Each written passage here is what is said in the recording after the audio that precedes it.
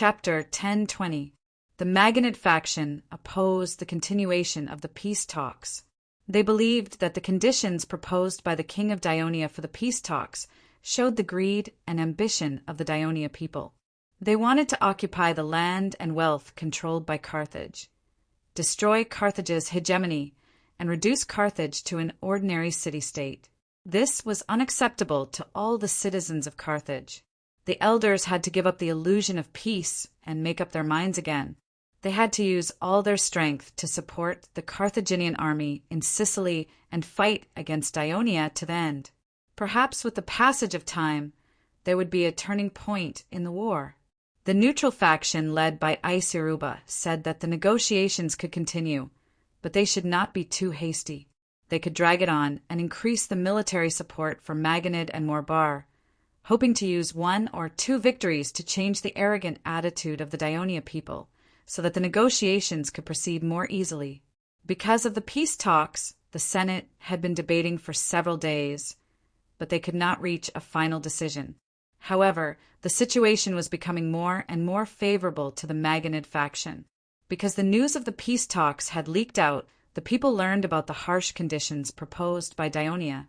In their anger, they forgot about the threat of the Dionian navy to Dionia and urged the Senate to continue fighting Dionia to the end. It could be said that the city of Carthage was very lively these days. People everywhere were denouncing the greed and shamelessness of Dionia. Therefore, when the Dionysian fleet attacked today, many Carthage merchant ship owners gathered and took the initiative to express their strong desire for war to Morbar. In the previous naval battle, although the Carthage fleet won, the Carthage merchant ships suffered heavy losses. More than half of the ship owners and crew could not return to the port. If we win this naval battle, then there's no need for peace talks. Our fleet can continue to fight and continue to win a second, a third, and finally regain control of the western waters of Sicily. Then Lord Maganid's army will no longer have to worry about food transportation and can fight the Dionysian army with all their might. Then the whole war will be in our favor. Pridicubus said loudly. Ecretan wanted to refute, but Hanno said in a serious tone, "We all hope so. May Bar Harmon bless Carthage." With that, he actually closed his eyes and began to pray. Seeing this, the surrounding elders also competed to pray devoutly. In an instant, the atmosphere of the entire city became solemn. However, their prayers did not seem to have much effect. The Carthage merchant ships had disrupted the formation of the Dionysian fleet, allowing the Carthage fleet to gain the upper hand in the initial attack. However, this advantage was not too big, because the usual starry sky formation of Dionia had always arranged for the Raven warships to be at the forefront. Today was no exception, although the forward speed of all the warships was affected due to the chaos in the formation. Using speed to collide was not the specialty of the Raven warships. What it excelled at was the 12-meter-long suspension bridge that could rotate flexibly. Even if the warship stopped moving, it would still pose a threat to the warships that approached it. Of course, the chaos in the formation would cause the warships at the rear to be unable to reinforce the Raven warships in time, especially when the suspension bridge of the Raven warship was hooked onto the enemy warships. Furthermore, the dual-column formation of the Carthage fleet was precisely to utilize speed to cut into the enemy's formation and constantly create a predicament for the enemy warships to outnumber them. Of course, this required the crew to have superb skills, and that was what the Carthage fleet was most adept at. Therefore, such a scene had occurred many times since the beginning of the battle. The suspension bridge of the Raven warship had just nailed onto a Carthage 3-decker warship. Not long after the infantrymen of the fleet rushed onto the enemy's deck, the Raven warship would be rammed by the next Carthage warship because its allies could not reinforce it in time, and the warship slowly sank. The Carthage oarsmen, encouraged by the heroic actions of the merchant ships and the ardent hopes of their families on the shore, were no longer afraid of the 40 infantrymen rushing into the ship's hold. They drew out the daggers that they had been equipped with not long ago, because only hanging daggers would not affect their rowing, and the daggers were cheaper and easier to equip and wooden oars and put up a strong resistance. Even though the infantrymen of the Dionysian fleet had gone through a long period of military training and were fully armed, it was almost impossible to defeat the nearly 200 high-spirited Carthage sailors and completely occupy the entire ship without spending a certain amount of time and casualties. The third fleet of Dionia was at a disadvantage at the beginning of the battle, but after years of arduous training and the tempering of the naval battle of Sardinia, the crew firmly believed that no matter how difficult the situation was, the final victory would still be theirs.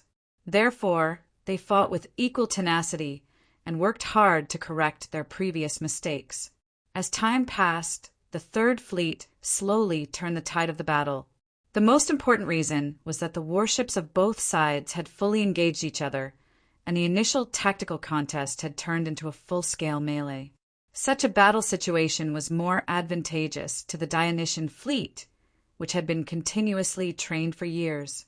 The Raven warship and the fast three-tiered warship were adept at jumping from side to side, while the other was adept at agile and swift assaults.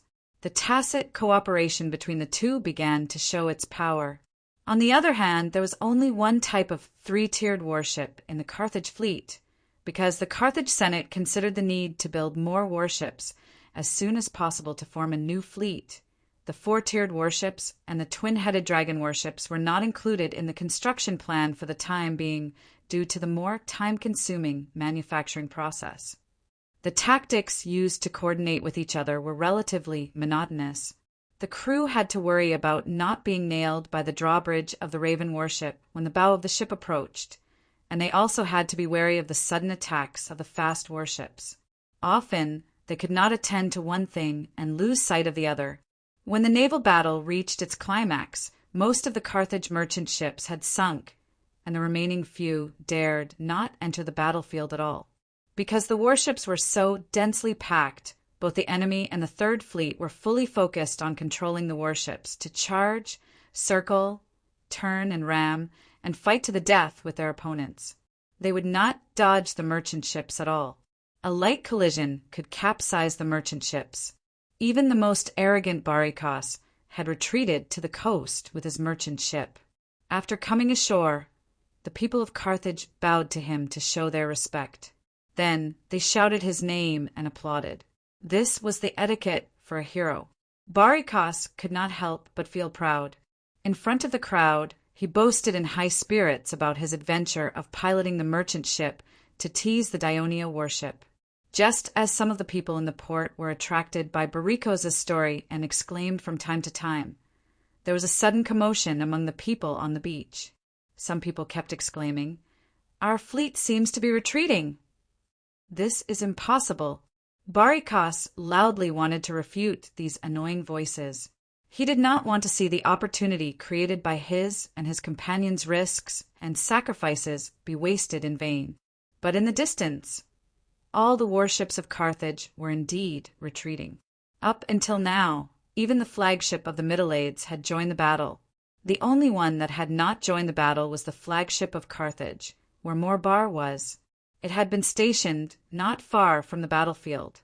The lookout on the mainmast had been describing the scene of the battlefield to Barikos on the deck. Morbar judged the development of the battle based on this. When he noticed that the Carthage fleet had lost the initial advantage and had entered a stalemate with the Dionysian fleet, he already knew that the battle had begun to turn against the Carthage fleet. Therefore, he decisively asked a dozen trumpeters to blow the horn to retreat. The captains of the Carthage fleet, who had been solemnly instructed by Morbar before they boarded the ships, immediately turned around and retreated without hesitation. Naval battles were different from land battles. Although both sides were engaged in a chaotic battle, warships needed enough space to fight. Therefore, the distance between ships was still relatively large. Once they chose to retreat, it would be difficult for them to be surrounded. Moreover, the Dionysian fleet had a not-too-big weakness. As the main force, the Raven warships were not as fast as ordinary three-tiered warships. If the enemy fled with all their might, it would be difficult for the Raven warships to catch up. The fast warships, which were known for their speed and agility, were relatively small and had weaker defense than ordinary three-tiered warships. Therefore, they did not dare to leave the Raven warships and chase after the enemy ships for a long time to prevent being counterattacked. Therefore, after paying a price, the Carthage fleet began to leave the battlefield and retreat eastward. After learning about the sudden change in the battle situation, the Middle-Aides, of course, would not allow the Carthage fleet, which had been lured out with great difficulty, to successfully escape to the port without suffering too many losses. Therefore, he ordered the fleet to basically maintain its formation and give chase with all its might. The Carthage fleet was retreating, and the Third Fleet was in hot pursuit. There was no time to stop at all. The original battlefield was full of crew members floating on the sea, broken boards, some oarsmen killed by the infantry of the fleet, and warships whose hulls were obviously damaged and could not move. Barikos looked at the situation from the seaside. Although he was worried that the fleet would encounter another defeat, he was more worried about his compatriots in the sea. So he raised his arms and shouted, "Follow me! Let's rescue our brave warriors!" After saying that, he took his crew and pushed the cargo ships that were docked on the beach back into the sea and sailed toward the battlefield ahead. The other remaining merchant ships quickly followed. Many people in the port were inspired and also drove their own fishing boats to the battlefield to rescue their compatriots. Chapter 10:21. For a moment, many Carthage citizens turned from spectators to participants in the war, which attracted the attention of all the people on the coast. The Third Fleet was hot on the Carthage fleet's heels, which made Middle-Aides very satisfied. He knew about Carthage port. Its military port was located inside the commercial port. The two ports were joined together, separated by a water gate. The commercial port outside also had a water gate. Its width could not allow so many warships to enter at the same time. In order to enter the port, the Carthage fleet had to slow down, which gave the Third Fleet a great opportunity to deal them a heavy blow. "General, the Carthage fleet is not turning around. They are continuing to retreat eastward." The lookout's shout did not surprise Middle-Aides. He had already turned his head and saw his ship passing by Carthage port. This meant that the commander of the Carthage fleet had also realized that retreating into Carthage port was a huge risk, so he gave up and continued to escape. Middle-Aides' face darkened. He suddenly realized that if the Carthage fleet continued to retreat like this, the Third Fleet's previous efforts were likely to be in vain. Most of the Africa coast to the east were Carthage's allies. The Carthage fleet could find an opportunity to hide in their ports at any time, and the Third Fleet could not chase them to the end. By dusk, they would have to return to the base because the exhausted crew needed a lot of food and water. "Damn, Sicarian, what the hell are you doing now?" The more Middle-Aides thought about it, the angrier he got. He could not help but curse. At this moment, the lookout above his head exclaimed, "Carthage warships!"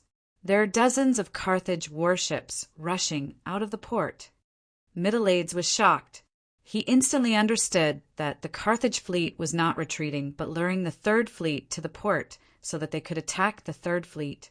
At this critical moment, he had no time to regret that he had let his guard down due to his eagerness to make a contribution, nor did he have the time to think about how the Carthage fleet came to have so many warships. In fact, after the naval battle near Eryx, the shipyards of Carthage and the Phoenician allies had worked hard to speed up the production and replenish dozens of new warships. He decisively ordered, "Blow the bugle and form a defensive circle." At this time, many Daionia warships already knew that there were enemy ships coming from behind. The crew did not panic too much. After seeing the flag signal from the flagship, they immediately began to form an orderly formation. For both Middle-Aides and the Third Fleet, this was not the first time they had encountered a similar situation in the naval battle of Sardinia. At that time, the situation was even more dangerous. Both the captain and the crew were experienced. Fortunately, Middle-Aides was cautious and kept the entire fleet in formation, so it was easier to change to a circular formation. When the Carthage warships in the port launched their attack, Morbar also ordered the Carthage fleet to launch an attack. The retreating Carthage warships turned around and charged at the Daionia warships. The Daionia Third Fleet was in a dangerous position of being attacked from two sides. As this battle took place right in front of the port, the Carthage elders on the breakwater could see it more clearly. They could see that the Dionysian fleet was trying hard to retreat, trying to curl into a group. The Carthage fleet, which had been premeditated, attacked swiftly and fiercely, like maggots on a bone, causing the Daionia warships to be tired of dealing with them. Some of the enemy warships that fell behind were even caught up by the Carthage warships. They quickly tangled with each other and were then rammed by another Carthage warship that caught up with them. In reality, these Daionia Crow warships had voluntarily sacrificed themselves to ensure that the entire fleet could get into formation smoothly. Now, not only did the Carthage fleet have the upper hand in terms of the number of warships, they also had the initiative on the battlefield. As they were fighting at home, the morale of the crew was not weaker than the enemy. Although the Dionysian fleet put up a strong resistance, they were completely surrounded. The elders' worries were gone, and they were all smiles. Even Esua praised loudly, as expected of Morbar. It seems that he will win another naval battle, and the result will be far better than the last time. That's right. With this victory, the Dionians won't dare to be so arrogant during the peace talks. Taipenlak immediately replied. With this victory, they still want to talk peace. We can totally increase our support for Morbar and let the Carthage navy regain their advantage at sea. Pretacuba retorted excitedly. We have to face reality. Even if we destroy this Daionia fleet, Daionia still has more warships than us. Peace talks are the best choice. Ekrodon retorted. The two sides began to debate on the wall again. My lords, don't celebrate too early. This Dionysian fleet won't be defeated so easily. Arnabas suddenly said with a cold smile. Could it be that the person who almost lost our fleet is jealous of Morbar's achievements and doesn't want to see the navy win? A Maganid faction elder mocked loudly, causing the anger of many people. It seems that the previous punishment for you was too light. The Senate should reopen your trial. Another elder looked at him fiercely and suggested loudly. Surprisingly, many people responded, scaring Anubis so much that he did not dare to speak again. When did the Senate become so timid and unable to listen to different opinions? Just then, Hanno stood up and expressed his support for Anubis. Up until now, we have been at a complete disadvantage in this war against Daionia precisely because some of us were arrogant and thought that we could easily defeat Daionia. We even arrogantly declared that within a year we will drive the Daionia out of Sicily. But in the end, we lost Corsica, Sardinia, and even Sicily is difficult to protect. Now, the Daionia are attacking right at our doorstep. It's time to listen to different opinions and sober up some of us who are hot-headed.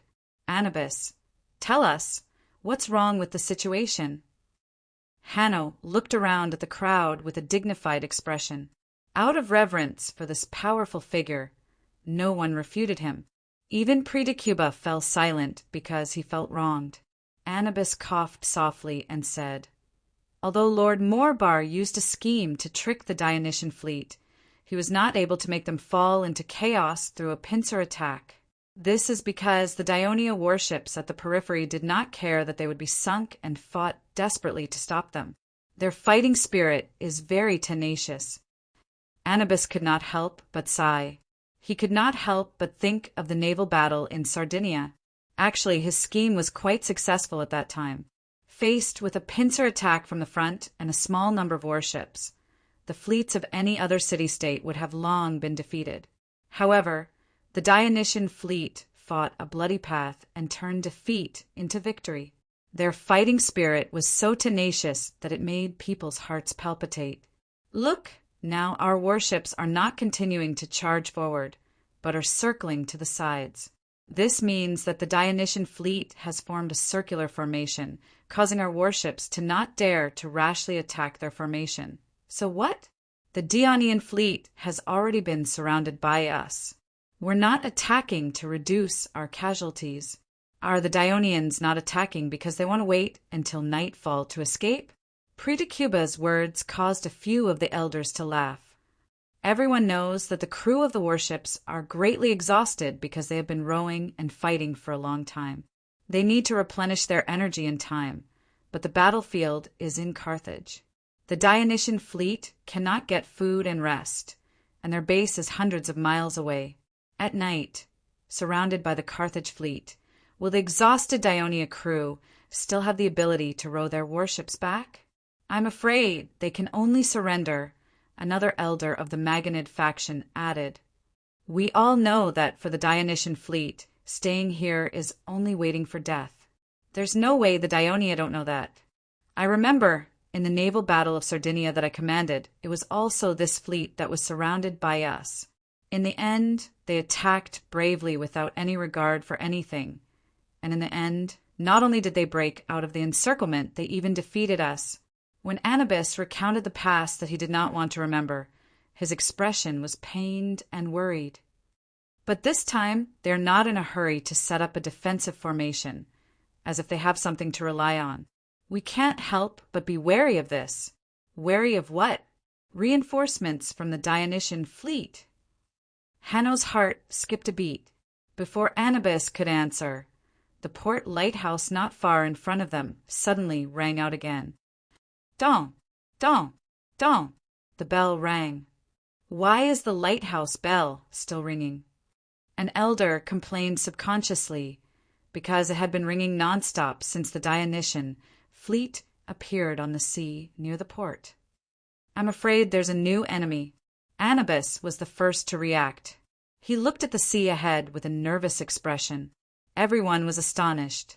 At this time, the lighthouse guard leaned his body out of the stone window at the top of the lighthouse and shouted to the people below, "Another fleet has appeared in front, and there are many black warships. Another Dionysian fleet." When the elders heard this news, their expressions instantly changed. They shouted in horror, "Quick! Go and inform Morbear. Ask him to withdraw the fleet back to the port." The soldiers on the wall quickly gathered together and shouted in unison toward the outside of the port, "Retreat quickly! The enemy's reinforcements are here! The enemy's reinforcements are here!" The two parties engaged in battle were right in front of the port. The crew of the warships nearby could faintly hear the bell of the lighthouse and the shouts of the sentries. Literary Hall. Chapter 10:22. When Morbear received the news, his expression changed drastically. He immediately ordered all warships to give up on attacking the Dionysian fleet in front of them and retreat to the port immediately. Although Middleades and the captains of the Dionia warships could not understand what the enemy on the city wall was shouting about, the ringing of the lighthouse bell and the sudden change in tactics of the enemy indicated that the situation of the battle had changed. What was this change? The Sicilian fleet must have arrived. This was a plan that Sicilian and Middleades had planned for many days to lure the snake out of its hole. Due to the position of the Third Fleet and the number of its warships, the Sicilian fleet had too many warships. The Carthage fleet might not dare to fight. The Third Fleet acted as bait. After the battle began, the Sicilian fleet that was lying in ambush between the western part of Sicily and the Carthage waters would judge the time and rush over to surround them. As the location of the battle was basically confirmed, there was no need to worry about getting lost and missing the opportunity to fight. The Third Fleet still insisted on a defensive strategy, but they widened the gap between their warships to cover more of the sea and prevent the enemy ships from bypassing them and approaching the port. What was ironic was that Morbear had deliberately lured the Third Fleet to the entrance of the port, so that their rear would be attacked suddenly. However, now that the Carthage fleet wanted to retreat into the port, they realized that the Third Fleet had formed a circular formation in front of the port and completely blocked their way back. Should they escape elsewhere, or should they force their way into the port? Morbear was faced with an important decision.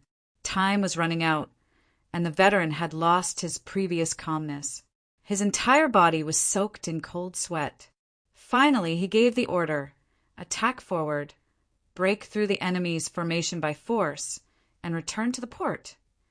Furthermore, he commanded the flagship to take the lead in charging forward. The reason why Morbail gave up on retreating was that he knew that Carthage's crew was already very tired after such a fierce battle. It would be difficult for them to escape the pursuit of Dionia's reinforcements. Moreover, there were a large number of soldiers on the warships of Dionia. Even if the warships of Carthage were to land on the nearby coast, the warships could easily fall into the hands of the enemy. Because at this time, Carthage had no military strength in the city, it was impossible to send enough soldiers to guard these stranded warships. 2 days ago, there was a secret report that the leaders of the Namibian tribes inland had secretly gathered to plot against the rule of Carthage. Therefore, the Senate hastily sent 7,000 public militia to suppress the rebellion. There were only 3,000 soldiers left in the city. With Morbair's flagship as an example, the other Carthage battleships also threw their previous caution and patience to the back of their minds, charging towards the Third Fleet one after another. At the same time, 3 red flags were raised on the flagship of the Third Fleet. The bugles sounded, expressing the determination of the Middle-Ages warships to fight to the death and not allow the enemy to open up a path. For the crew of the Third Fleet, they had paid too much for this battle. They did not want to fall short at the last moment. Everyone was on high alert, desperately trying to prevent the enemy from breaking through. The naval battle that had lasted on and off for 4 hours suddenly became white-hot. Unexpectedly, the first casualty was the flagship of Carthage's fleet. When it rushed towards the circular formation, the Raven warship that corresponded to it straightened its bow. Morbair ordered the helmsman to go straight ahead and not evade. When the deck of the flagship was hit by the enemy's drawbridge, Morbair led the few soldiers on the deck and rushed to the bow of the ship, followed closely by nearly 200 oarsmen. He wanted to use the advantage of numbers to stop the attack of the Dionysian fleet soldiers on the deck. The attack of the infantry of the Dionysian fleet, who had been recuperating, was ferocious.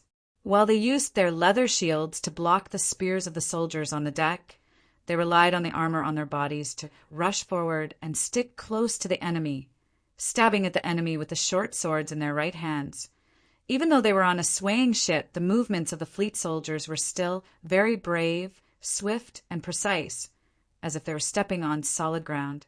This was the result of many years of arduous training. As a result, the few soldiers on the deck of Carthage's flagship were quickly stabbed to the ground. Morbair had lost the guards in front of him. Facing the menacing Dionia soldiers, the old commander of the navy did not retreat, nor was he afraid. He pulled out his sword with his skinny right hand and stabbed at the soldiers of Dionia. Immediately after, his sword was knocked away by the leather shields of the infantry of the Dionysian fleet. At the same time, the short swords of the infantry also pierced into his chest. When he fell, there was no pain on his face, only calmness. He was born during the era when Carthage was at its most powerful. He had spent most of his long life in the navy, contributing greatly to the prosperity of Carthage. In the end, he died in battle at sea. He had no regrets. Sir Morbair! Avenge Sir Morbair! After that, the sailors of Carthage who rushed to the deck from the cabin saw the old hero of the city they respected lying in a pool of blood. They were extremely furious, no longer afraid of the heavily armed infantry of the Dionysian fleet. They charged forward with wooden oars and daggers, blocking the advance of the Dionia soldiers. For a moment, the infantry of the Dionysian fleet were blocked at the bow of the ship. The space was narrow, and many infantry were even blocked on the drawbridge, unable to reach the deck. This also caused the drawbridge to be unable to be removed in time. Just as the two sides were engaged in a battle, a Carthage warship bypassed the flagship and charged straight at the Raven warship. As the Raven warship was connected to the Carthage flagship, it could not move. The crew could only watch as the hull of the warship was hit by the bow of the high-speed enemy warship. Amidst the loud rumble, not only was the Raven warship smashed open, seawater gushed in violently. Amidst the violent tremors, Many of the Carthaginian sailors and infantrymen on the deck of the Carthaginian flagship also fell into the sea. Screams and cries of shock filled the air. Amidst the chaos, the sailors on the deck of the Carthage flagship took advantage of the fact that the formation of the enemy was in disarray and the attack was weakened.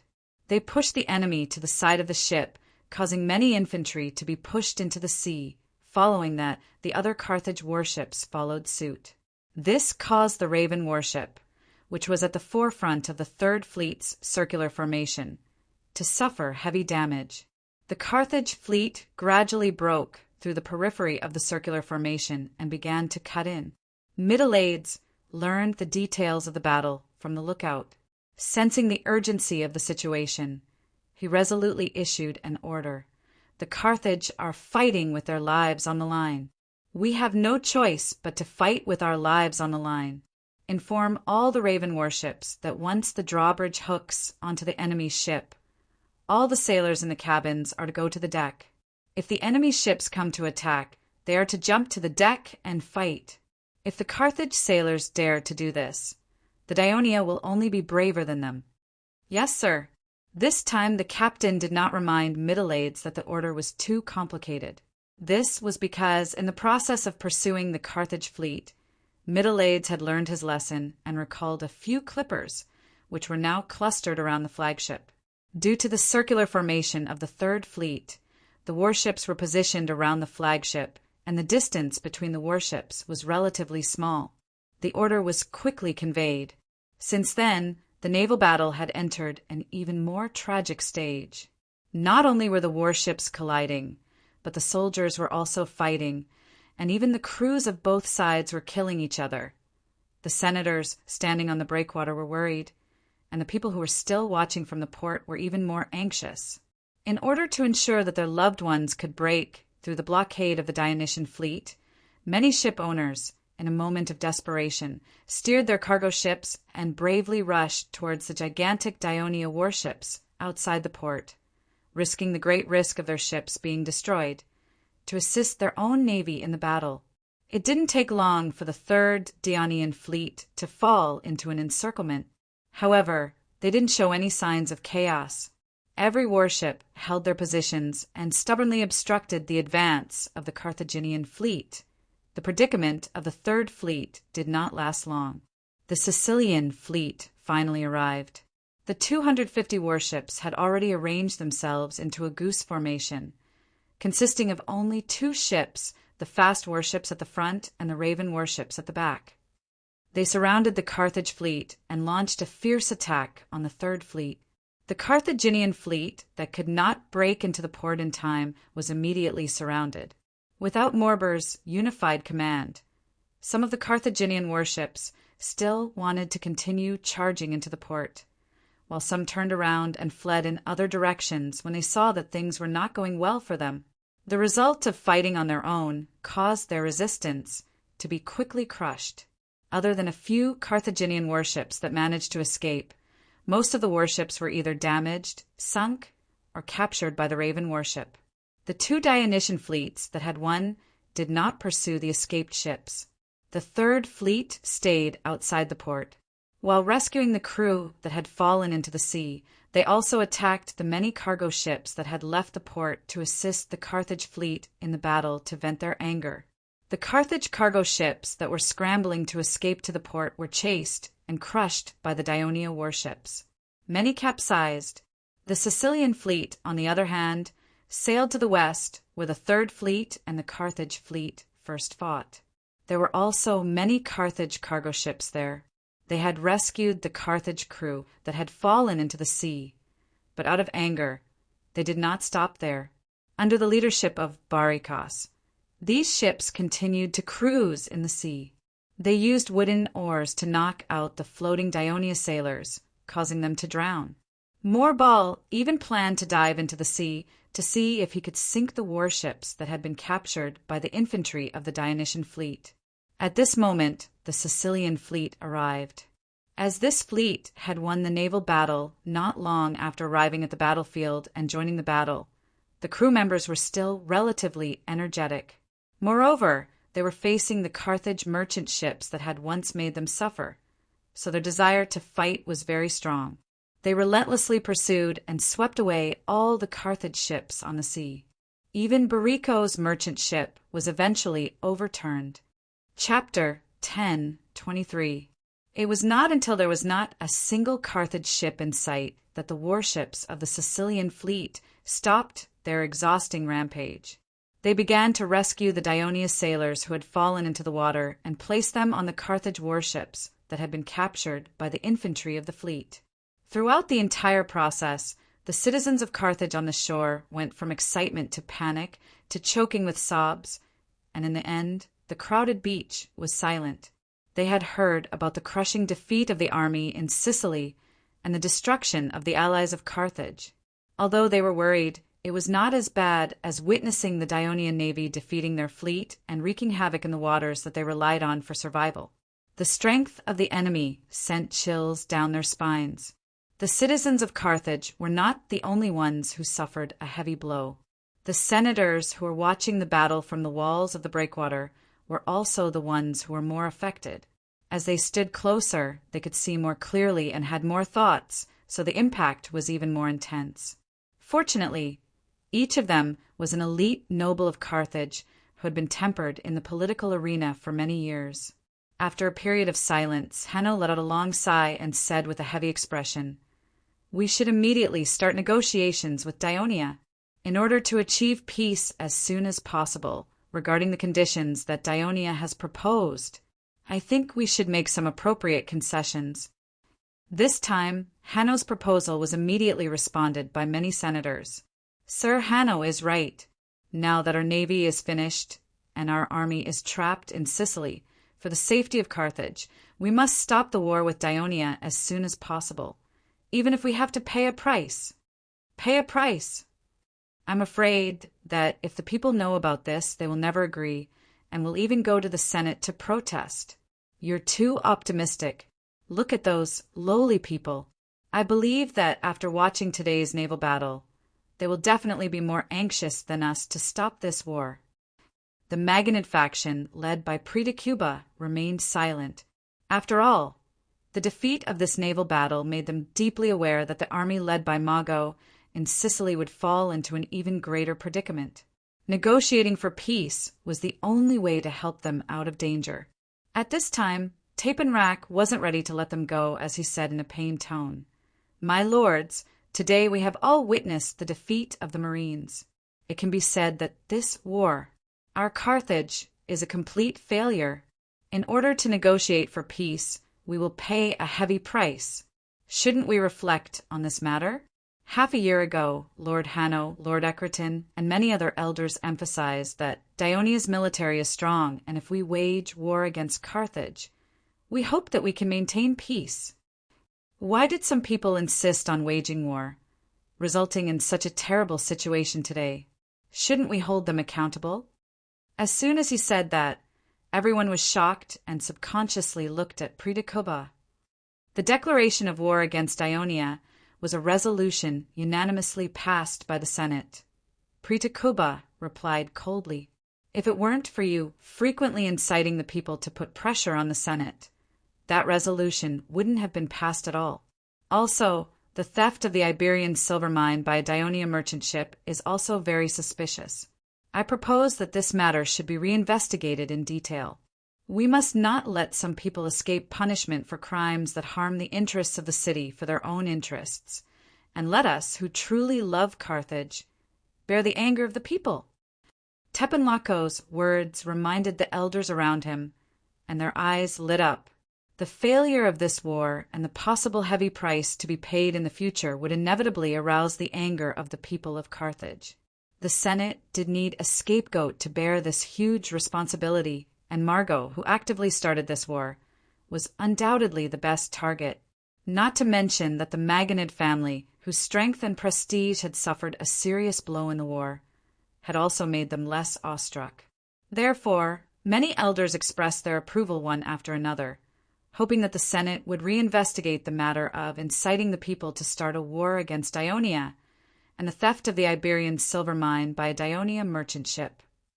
If there was a conspiracy behind it, they would be severely punished. As more and more elders agreed with Tipenraco's proposal, Pritacuba saw Hanno's cold stare. He suddenly understood. Ever since the war broke out, the biggest enemy of the Maginid family did not give Lord Maginid too much of a hindrance. Instead, he was waiting for the most critical moment to stab the Maginid family with the most ferocious knife. He panicked a little and loudly argued, "Have you all forgotten?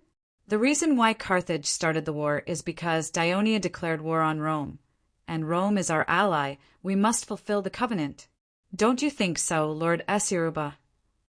In the face of Pritacuba's pleading gaze, the white-haired leader of the neutral faction coughed a few times, turned to look at the others, and said, "Everyone, we should immediately send people to rescue the sailors who fell into the water, repair the damaged warships, bury the warriors who died in the war, and comfort the people who lost their loved ones.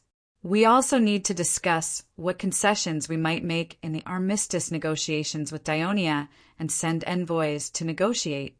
There are so many things that we need to do immediately. The things you just discussed can be discussed after these things are done." Pritacuba's heart sank to the bottom. Although Esiruba said it perfunctorily, he could hear his support for Tipenlaco's proposal. Hanno stroked his beard with his hand, and a sarcastic smile appeared on his face. As the sun set and night fell, there were still countless ships shuttling back and forth on the sea near Carthage.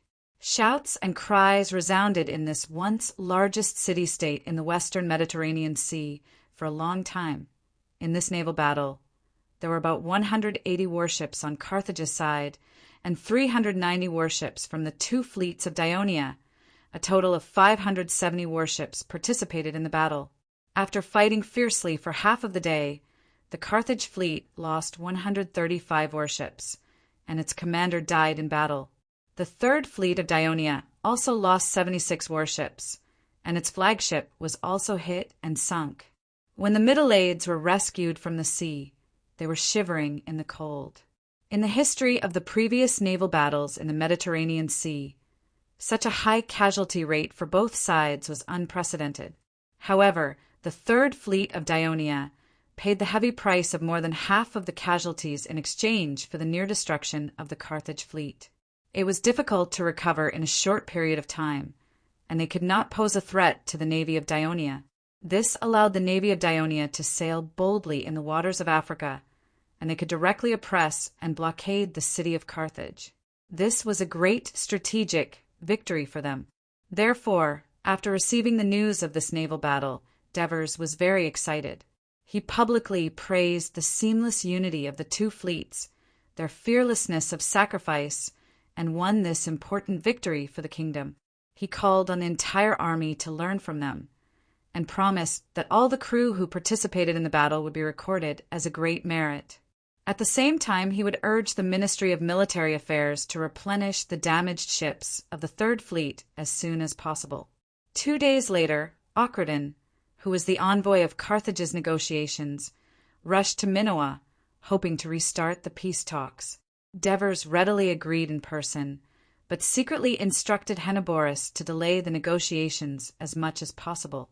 When the Senate of Carthage learned that the king of Dionia still welcomed the peace talks, it immediately passed a resolution and sent an envoy to the Carthage camp in Serinus to inform Margo to suspend the attack on Serinus to ensure the smooth progress of the peace talks. Unexpectedly, Margo received more news. Pritacuba had sent someone to remind him. These days, the people of Carthage not only strongly called for the war to stop and restore peace, but also expressed extreme dissatisfaction with the war against Dionia. The Senate was also turbulent, saying that it was responding to the people's demands and was ready to launch an investigation into the series of events that happened before the war. The target was obviously the Maginid family, led by Margo. After receiving this news, Margo realized the danger he was in. After discussing with his family's generals, he made a firm decision. He would never obey the decision of the Senate, stop the reorganization of the Namibians in the camp, and restart the attack on Serinus city. He decided to use a victory to restore the prestige of the Maginid family in Carthage. After the Devers received the news that Margot led the army to restart the attack on Serenus and learned the general reason through other channels, they immediately asked Henoborus to question Ocherdon. Since Carthage was already negotiating a truce with Dionia, why did he still order the Sicilian army to attack Serenus? Dionia doubted the sincerity of the negotiations and decided to suspend the negotiations until the Carthage army in Sicily truly eliminated their hostility to Dionia. Ocherdon wanted to refute Henoborus. While Dionia was negotiating, did they not let their fleet continue to cruise in the waters of Sicily?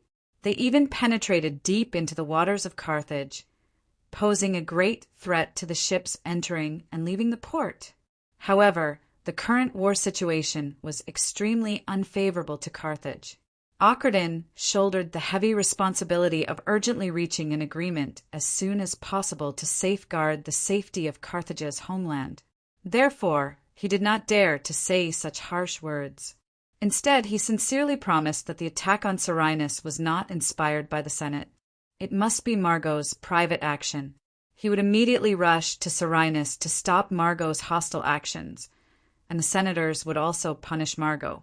He hoped that the negotiations could continue after this matter was settled. Henoborus, who had received the Devers' instructions, of course welcomed this.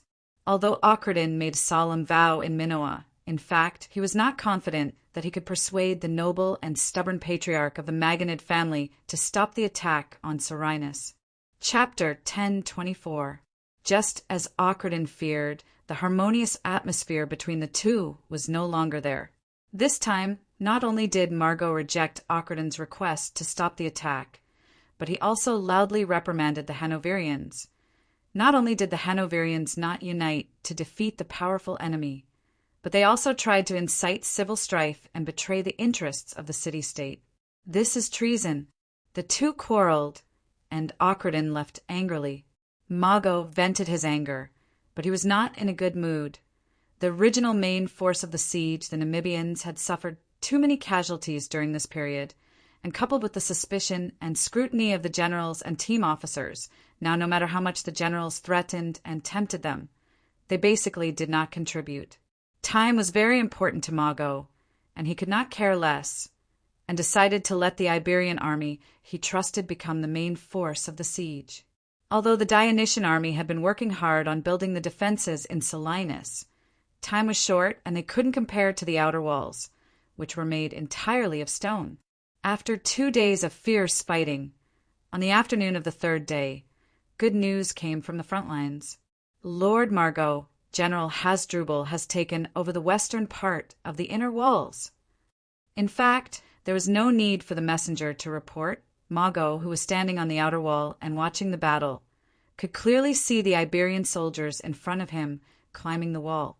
He immediately ordered excitedly, "Tell Hasdrubal, do not stop at the top of the wall, continue the attack, capture the port as soon as possible, and seize the whole city.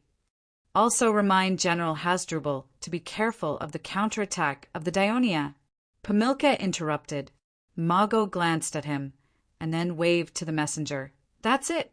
Pass the message to Hasdrubal. Go quickly." "Lord Margot, after we take over Serenus, you won't launch a new attack, will you?" Pamilka asked in a soft voice, worried about his gains and losses. The excitement on Mago's face quickly disappeared, and he snorted coldly and said sarcastically, "The Senate has already threatened me to stop sending us rations. How can I launch a new battle?" Pamilka sighed and said worriedly, "Our reserve rations can only last for less than 10 days. If Carthage stops sending us rations, then we'll—" Margot said calmly, "Our navy has been completely defeated. I heard that Dionia's warships have been cruising in Carthage's waters every day.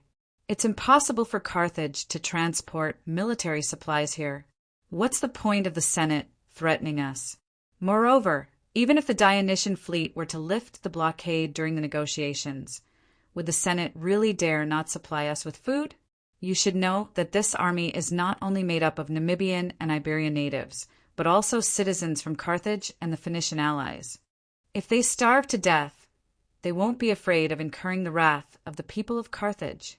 Mago, who held military power acted shamelessly, and the nursing home could not do anything to him for the time being. Pamilka was speechless. He sighed and said, "Lord Mago, if you do this, you will anger many senators. When you return to Carthage, I'm afraid you will be interrogated by the Senate." "I'm not afraid of their interrogation." Mago's face showed a hint of anger. He said in a low voice, "I'm worried that some people will put the name of the culprit who caused Carthage to be forced to negotiate on me, tarnishing the honor of the great Maganid family. I will never allow such a thing to happen. Think about it. Since we landed in Sicily, we have conquered Minoa, Agrigento, Iconium, and Gela, won the Battle of Gela, invaded Dionia's territory in Sicily, and even deterred the main army led by the king of Dionia from fighting us. On the contrary, Montenegro's army suffered a crushing defeat in the Battle of Minoa, and the navy led by Anubis suffered repeated defeats. Who recommended them? Now we have conquered the heavily guarded city of Serenus. If the Senate insists on putting the blame on you and me, the people will understand that the real sinner will not be us, who have been winning victories for Carthage, but some incompetent and shameless senators." At this point, Brother Ma took a deep breath and looked at the soldiers who were cheering for their victory on the city wall. He hesitated for a moment before saying, "Since Echrodon said that the Dionians are very willing to negotiate, our capture of Serenus will increase their willingness to negotiate. This will also give Echrodon more bargaining chips in the negotiations and reduce the price they have to pay." Mago's greatest fear was that if the Dionia stopped the peace talks and continued to fight, his army would collapse due to lack of food. But at this time he had fallen into a double dilemma of politics and military affairs. In order to defend the honor of himself and his family, he had no other choice. Pamilka obviously thought of this as well, so he was not completely moved by Mago's words. He said quietly and frankly, "I hope things develop as you say." The two of them quickly fell into silence, each holding on to the battlements and silently looking forward. After some time, a messenger rushed in. "Lord Mago, the Dionia have built a strong wall in front of the port. They have dug trenches and set up stables. The number of enemies on top of the wall is increasing, and our attack is blocked. General Hasdrubal is asking for instructions." Mago's heart tightened. He immediately asked, "What does Hasdrubal think?" "The general thinks that the soldiers are very tired after fighting for so long, and they don't know the enemy's defense. He hopes that the soldiers can retreat and regroup and attack tomorrow when they are fully prepared." "Damn those Dionia! How many walls did they build?" Mago, who was eager for victory, lost his composure and cursed. "This should be the last line of defense of Dionia in Serenus." Pamilka comforted. "Time, oh time." Mago muttered in his mind. He had wanted to end the battle as soon as possible and stop the war against Dionia so that the truce negotiations could continue and win a chance of survival for the army. However, things did not go as smoothly as he had imagined. Let Hasdrubal retreat with his troops for the time being. Mago said angrily and slammed his palm on the battlements. At this moment, from the corner of his eyes, he noticed that there seemed to be black smoke rising from the far right behind him. He immediately turned around and saw that northwest of the Carthaginian camp outside Serenus city, not only were there flames flashing and black smoke billowing, but if he listened carefully, he could also hear the sounds of battle. "What's going on over there?" Pamilka exclaimed. "Send someone to check it out." Mago's intuition, honed from 10 years of experience in the Iberian battlefield, told him that the situation was not good. He decisively ordered his adjutant to immediately send someone to inform Stichemo, the general in charge of 10,000 Carthage's militia and responsible for guarding the camp, that there has been a change in the northwest camp. Let him lead the army to quell the rebellion. Also, send someone to inform Kisego. Kisego is currently leading more than 6,000 Phoenician soldiers as a reserve force for the siege and is on standby in Serenus. Tell him to immediately lead the troops back to the camp and assist Stichemo. "Yes, my lord." The adjutant immediately went to arrange for the messengers. "Is there a rebellion among the Namibian cavalry?" Pamilka asked worriedly as he pointed to the place where the thick smoke was rising.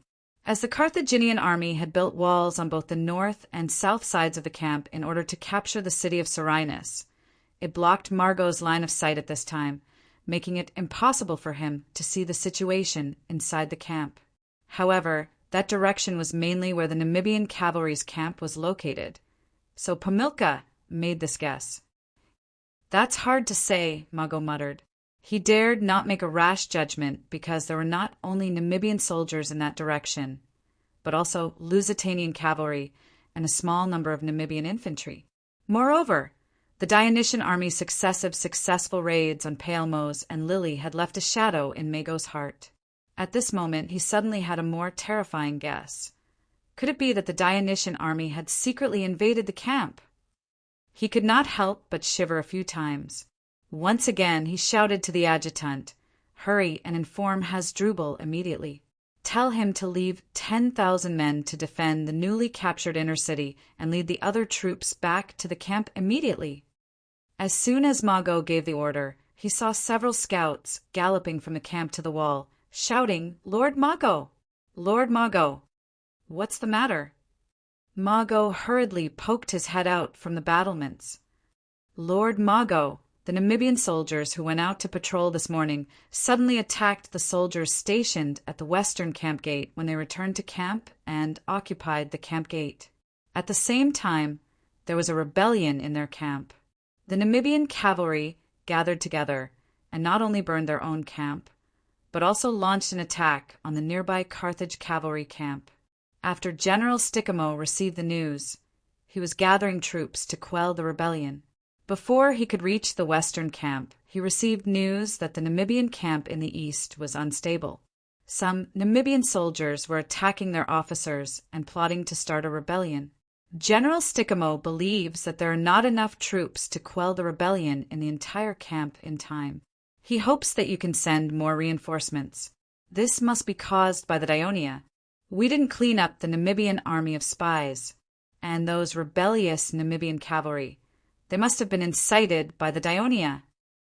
Pamilka said, cautiously at this time, his expression filled with regret.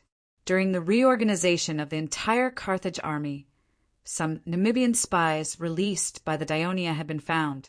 If it were not for Mago's haste to attack Serenus, Pamilka believed that a few more days of reorganization would be enough to ensure the stability of the Namibian army. However, both of them had neglected the Namibian cavalry. The reorganization and review of them were not strict because when the rumors about the Namibian army were spreading, the Namibian cavalry camp was very calm. In addition, the Namibians in the east and west were relatively independent and did not have much contact. Therefore, both Margot and Pamilka had the illusion that the Namibian cavalry was trustworthy. After hearing the cavalry's request for help, Margot was relieved at first. The movement in the camp was not caused by the Dionysian army's raid. Chapter 10:25. Then, Margot's heart was in his throat again. The cavalry was the biggest reason why he was confident that he could defeat the main Dionia army in the battle. Now that the Namibian cavalry, which made up the majority of the entire cavalry army, had rebelled, he could not help but feel anxious. Did the Mauritanian cavalry and the Lusitanian cavalry also participate in the rebellion? This was the first question that came to Margot's mind. Their camps have remained quiet. They did not participate in the rebellion, but they also did not assist us in suppressing the rebellion. These damn barbarians, Margot cursed under his breath. In fact, he knew very well that temporary hired troops like the Mauritanian and Lusitanian cavalry could not be very loyal to Carthage. However, their attitude of being bystanders made him feel the urgency of the situation. He immediately said, "Go tell Stickamo immediately and let him lead the army to quell the rebellion of the Namibian cavalry. Do not let them escape the camp as much as possible. In addition, he also needs to separate a group of troops to guard our supply camp. And tell him not to worry, the reinforcements led by Kisco will soon return to the camp." Brother Margot anxiously watched the scout ride away. After a while, he saw the army led by Kisco coming out of the gate. Just as he took a breath, he saw another cavalry galloping to the foot of the city. Reporting to Lord Margot, the Dionysian army has been found in the east, and they are approaching the camp. The east of the camp. The Dionysian army entrenched in Minoa finally came out. This had always been Margot's expectation, but now it made him nervous. Obviously, the Dionia wanted to take advantage of the chaos in Carthage's camp to launch an attack. How many of them came? Margot asked anxiously. We didn't get the report from the scouts in advance. This was discovered by the sentries at the top of the camp wall. We can't make an accurate judgment, but it seems that there are a lot of them. The scouts sent out by Carthage's army were basically the Namibian cavalry. Now that they had rebelled, I'm afraid that they have long colluded with the Dionia. When the sentries in the camp discover the traces of the Dionysian army, it means that the enemy is already very close to the camp, so the situation is a little critical. Margot thought of this and said eagerly, Go find Kisego immediately and let him lead the reinforcements to defend against the Dionia's attack on the camp. Then he said to his aide, Send someone to inform Hasdrubal. Tell him to bring the army back to camp. After giving the order, Margot was no longer in the mood to stay on the city wall. He and Pamilka led a group of people down the city and rushed to the camp. As the commander of the army, he had to stay in the camp, stabilize the army's morale, and thwart the enemy's plot. When they were about to enter the camp, Margot suddenly stopped his horse. He looked at the towering mud wall in front of him, then at his entourage around him. All of them looked anxious, including Pamilka.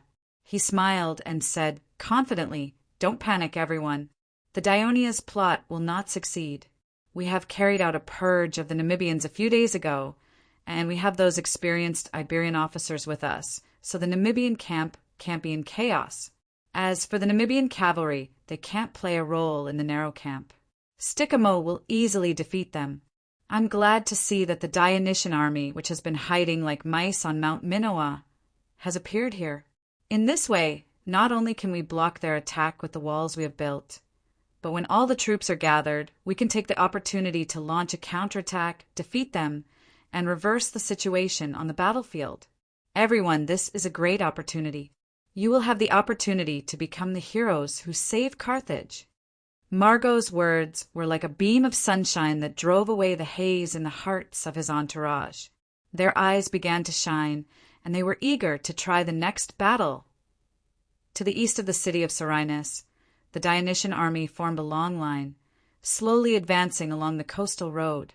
In the middle of the line, under the two glittering royal flags, was the king of Dionia, Devers. He rode on a horse, talking and laughing with Henoboris beside him, as if he was on an outing and not participating in a battle. Tormid, who was behind him, could not help but remind, Your Majesty, we are about to enter Serenus territory. Should we not approach Carthage's camp first? In case the Carthage army attacks us, it will be convenient for us to retreat. Hasn't the Mountain Reconnaissance Brigade already figured out the enemy's situation? Today, Margot has already sent his main force to attack the inner city of Serenus, and there are not many troops left in Carthage's camp. Besides, Devers pointed at the black smoke rising in the sky ahead and said with a straight face, The Namibians have already started to act according to the agreement. Of course, we have to follow the agreement to attract the attention of Carthage's people and make Margot make a wrong judgment. That's right. His Majesty has always kept his promises. Henoboris interjected.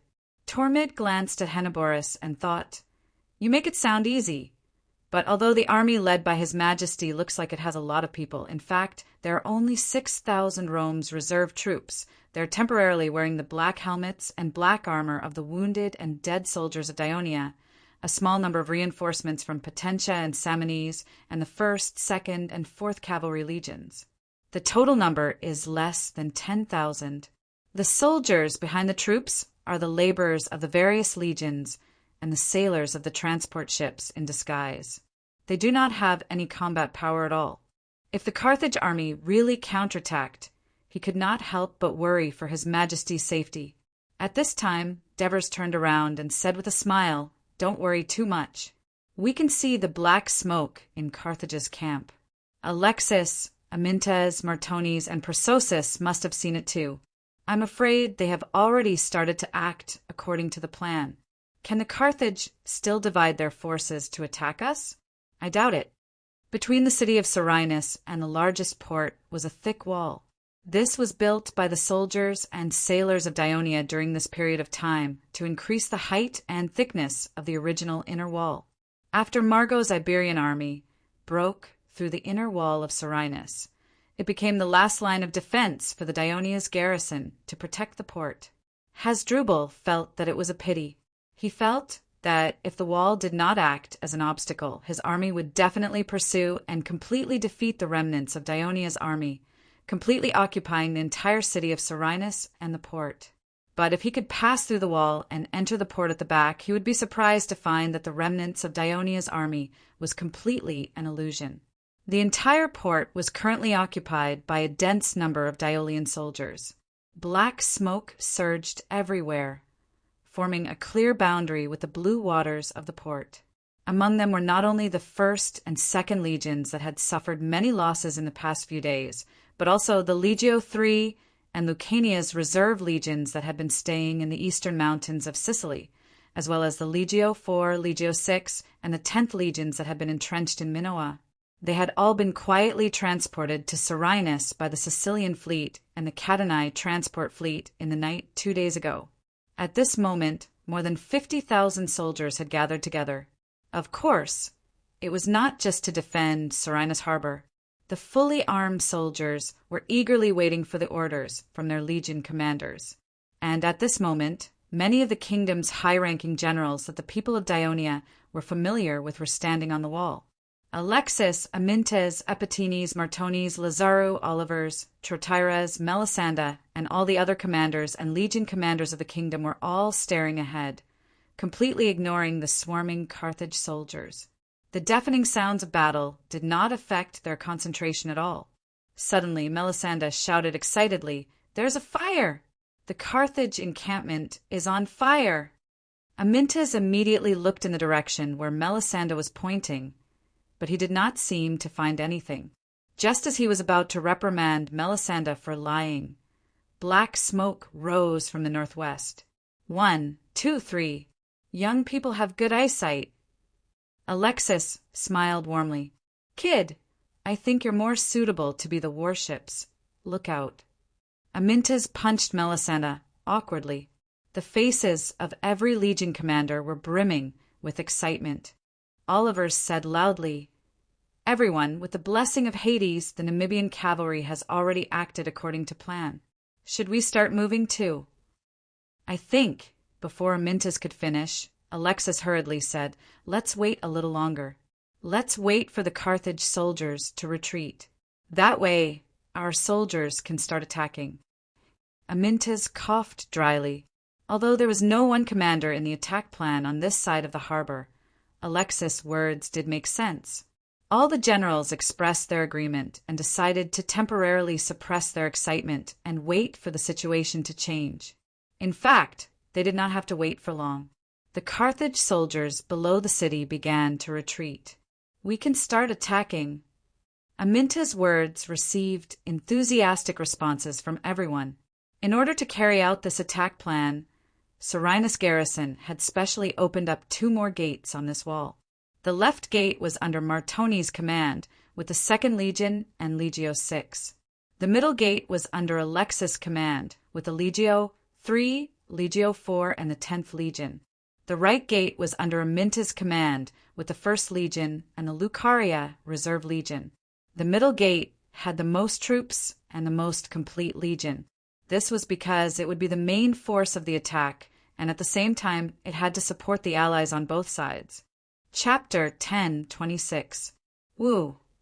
When Hasdrubal heard the loud bugle call from the Dionia garrison behind him, he was ordering his generals to gather their troops as soon as possible and retreat in better order.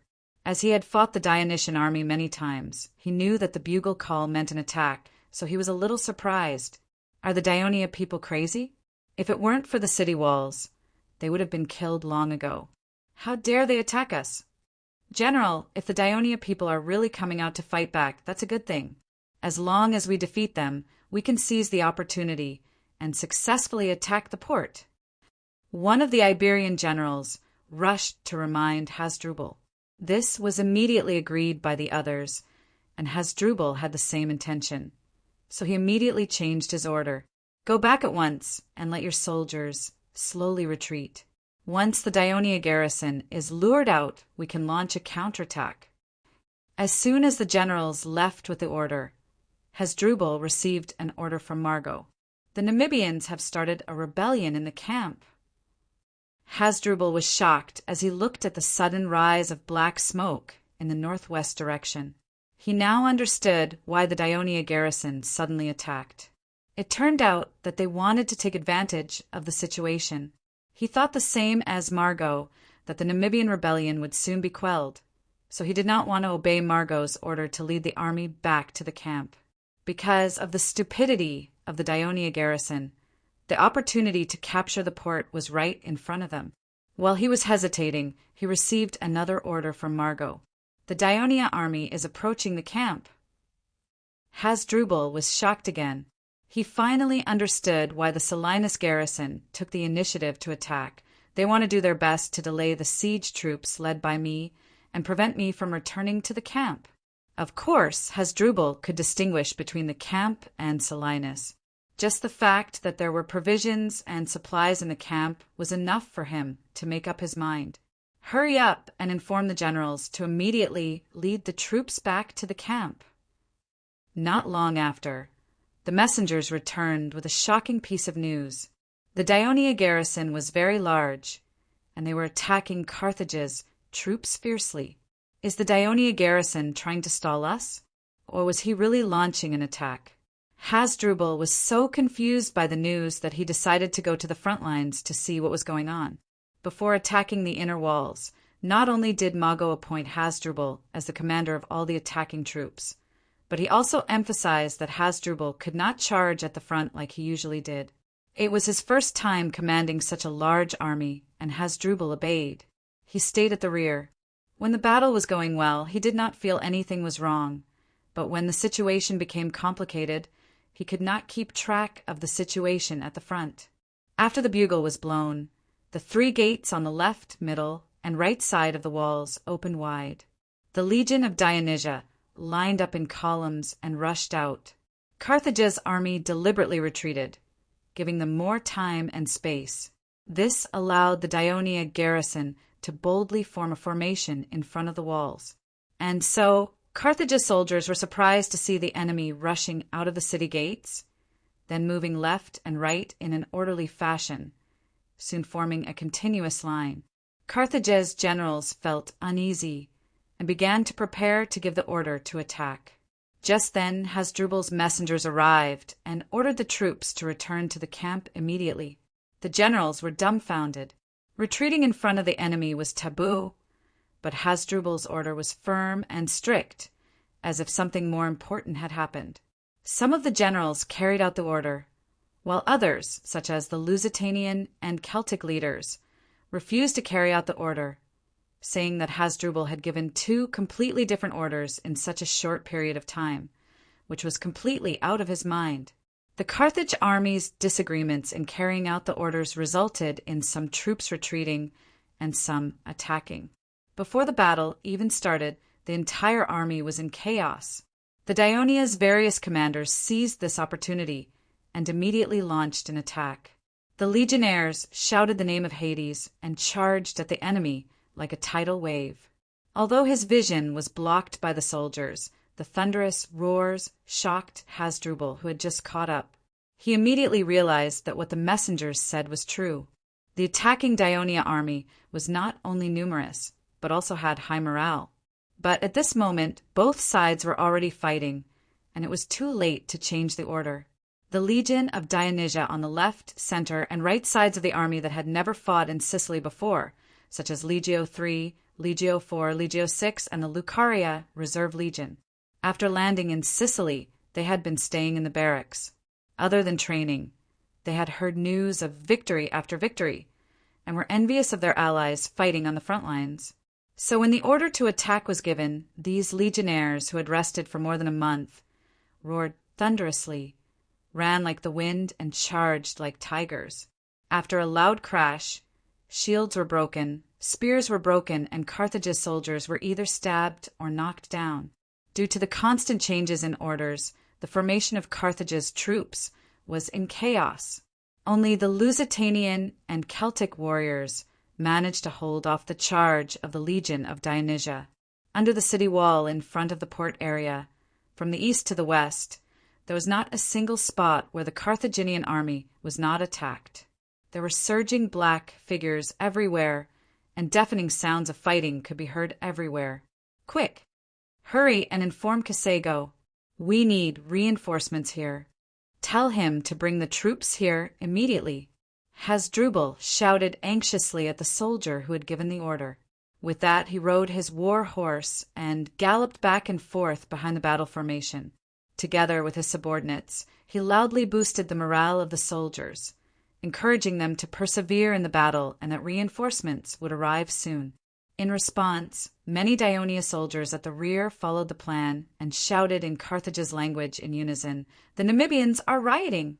They're burning down your camp. Run, or you'll be surrounded." When the Carthage soldiers heard the enemy's shouts, they became more and more panicked. They had indeed seen black smoke rising from the rear and wondered what was going on. Moreover, they had been fighting for most of the day and were almost exhausted. Even the Philip infantry, who were known for their tenacious fighting spirit, did not have the mood to fight anymore. Their morale plummeted, and the soldiers began to retreat. Only the Lusitanian and Celtic warriors were still fighting tenaciously. But when the neighboring allies began to flee and the enemy began to attack their flanks, preparing to surround them, these fierce natives of Iberia had no choice but to put down their pride and turn to flee. This large-scale assault battle lasted for less than 20 minutes before the outcome was decided. The Iberian army was completely routed, and the Dionysian army was in hot pursuit. The Carthage army had more than 40,000 soldiers, and the Dionysian army had more than 50,000 soldiers. Nearly 100,000 people were chasing and killing each other in the city of Selinus. The whole city was like a boiling kettle that was about to explode. Dust filled the air, and the noise was deafening. The continuous screams from behind made the Carthaginian soldiers run for their lives, even pushing and shoving each other.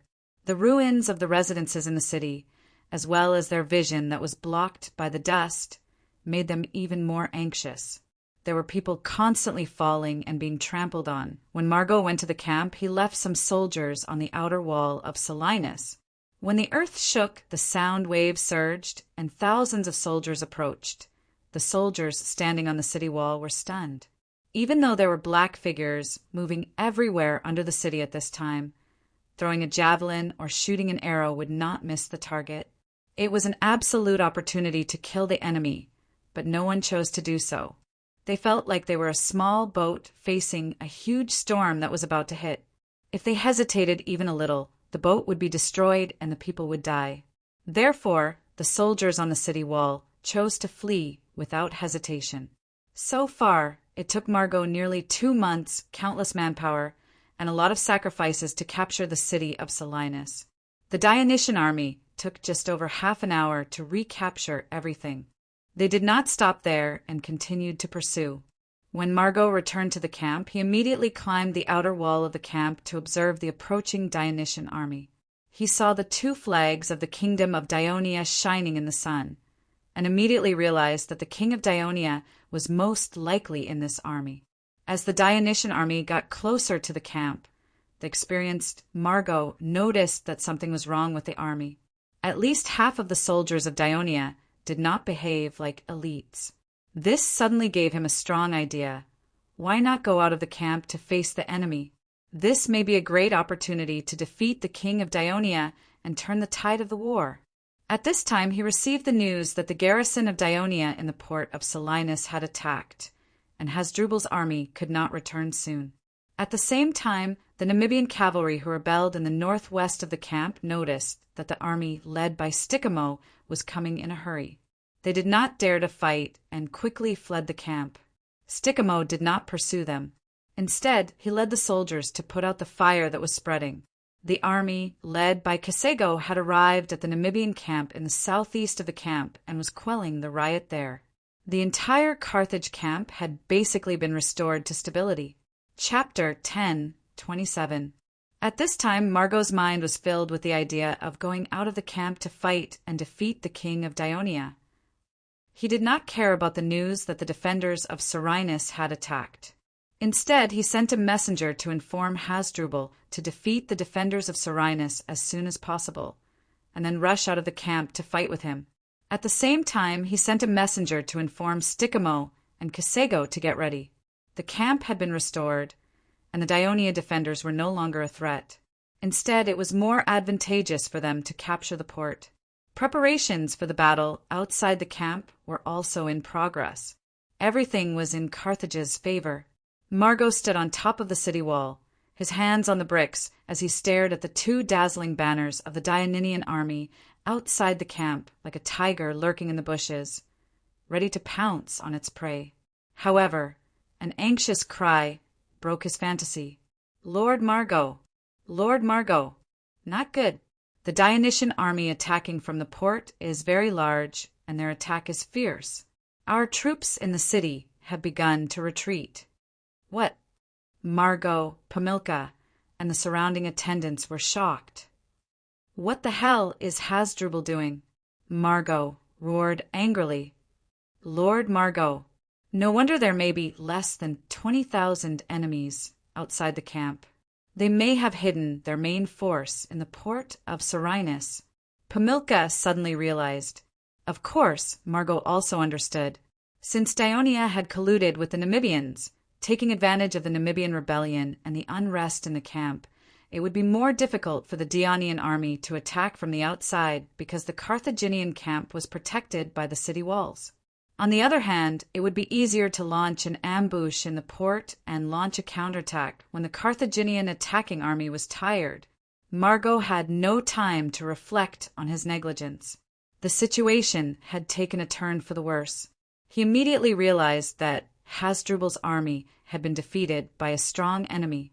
Now that the troops in the camp were scattered, it was probably too late for them to rescue Serenus. The only thing he could do now was to focus on defending Carthage's camp. He made up his mind and decisively issued an order. Immediately informed Kasego and Stikamo to lead the army to defend the inner wall of the camp. Stop the Dionysian army from attacking the camp and guide. Before Margot could finish, the deafening sound of fighting came from the south of the camp. Everyone's expression changed again. It turned out that Carthage's army had been defeated too quickly, and the Dionysian army's pursuit was also very fierce. By the time Carthage's messengers rushed back to the camp and reported to Margot, Carthage's defeated troops had been driven out of the city and were running wildly toward Carthage's camp, which was only a mile away from Serenus. The soldiers of the Legion of Dionysia were in hot pursuit. In order to capture Serenus, Margot had painstakingly built the earthen wall connected to the outer wall of Serenus. Now, it was convenient for the Dionysian army. Some of the legion's soldiers rushed along the earthen wall. As Carthage's army had advanced to the inner wall of Serenus, there was no garrison at all on the inner wall of the camp, allowing the Dionysian army to easily rush into Carthage's camp from many directions. The Carthage's defeated troops and the Dionysian army soon turned the entire camp into a mess. Margot stood on the wall and looked at the soldiers who were running around in the camp. What he heard the most was, "Help! Hurry up and run! We lost!" Margot had completely lost control of the Carthage's army. For a moment he was at a loss.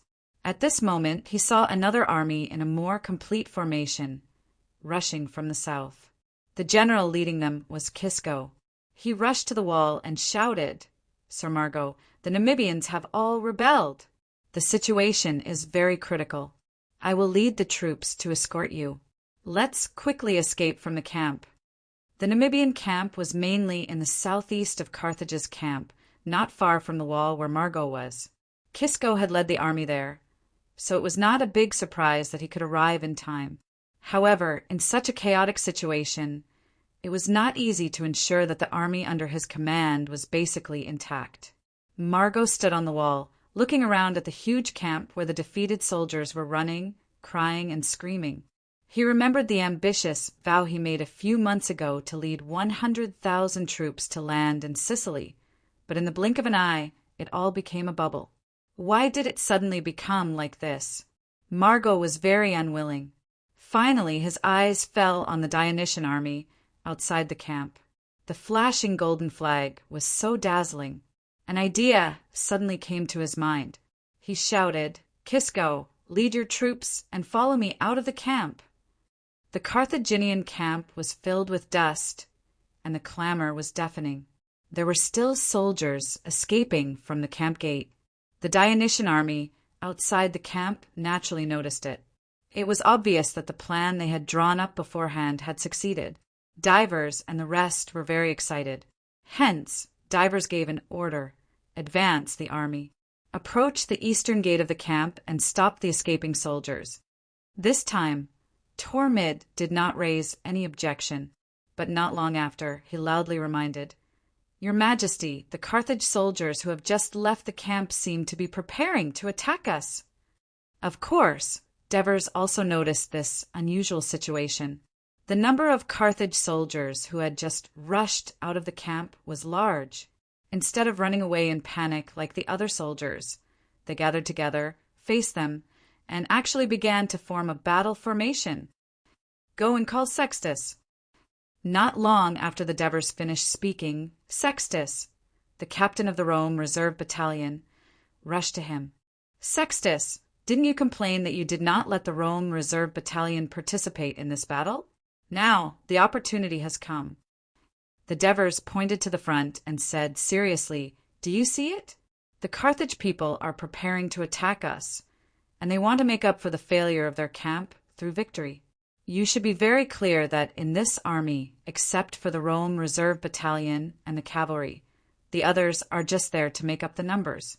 It seems that the other side has more people than us, but I hope that the Rome Reserve Battalion will be the main force to attack the enemy and completely destroy their illusion.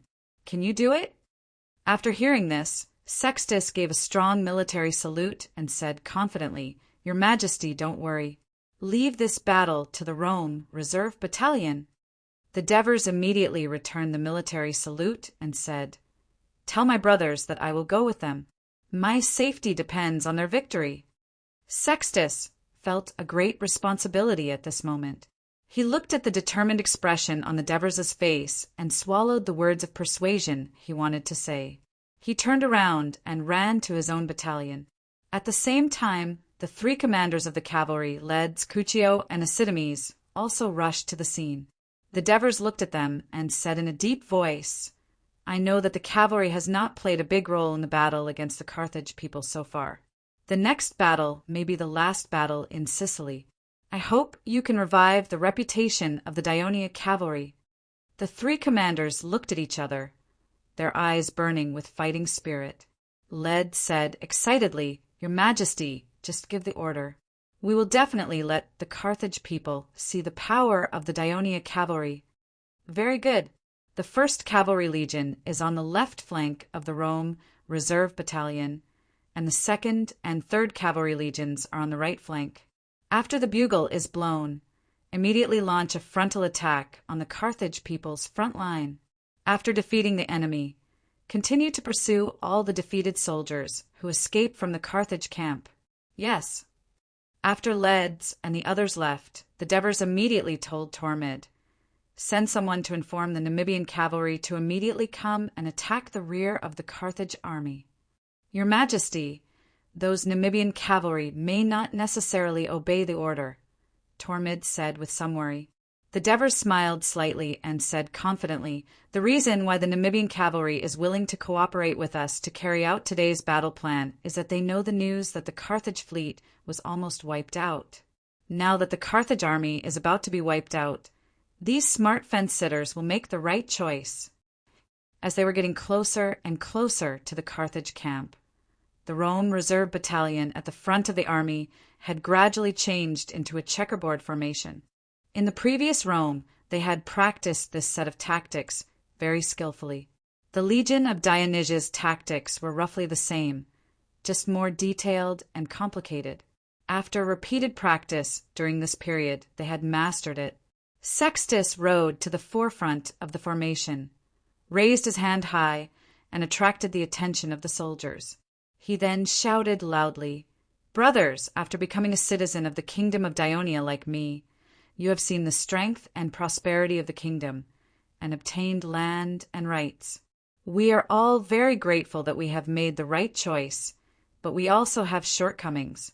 Many citizens of Dionia are full of contempt for us because we were once defeated and did not make any outstanding contributions to this powerful kingdom. Yet we enjoy the same rights as them. Now the opportunity is here.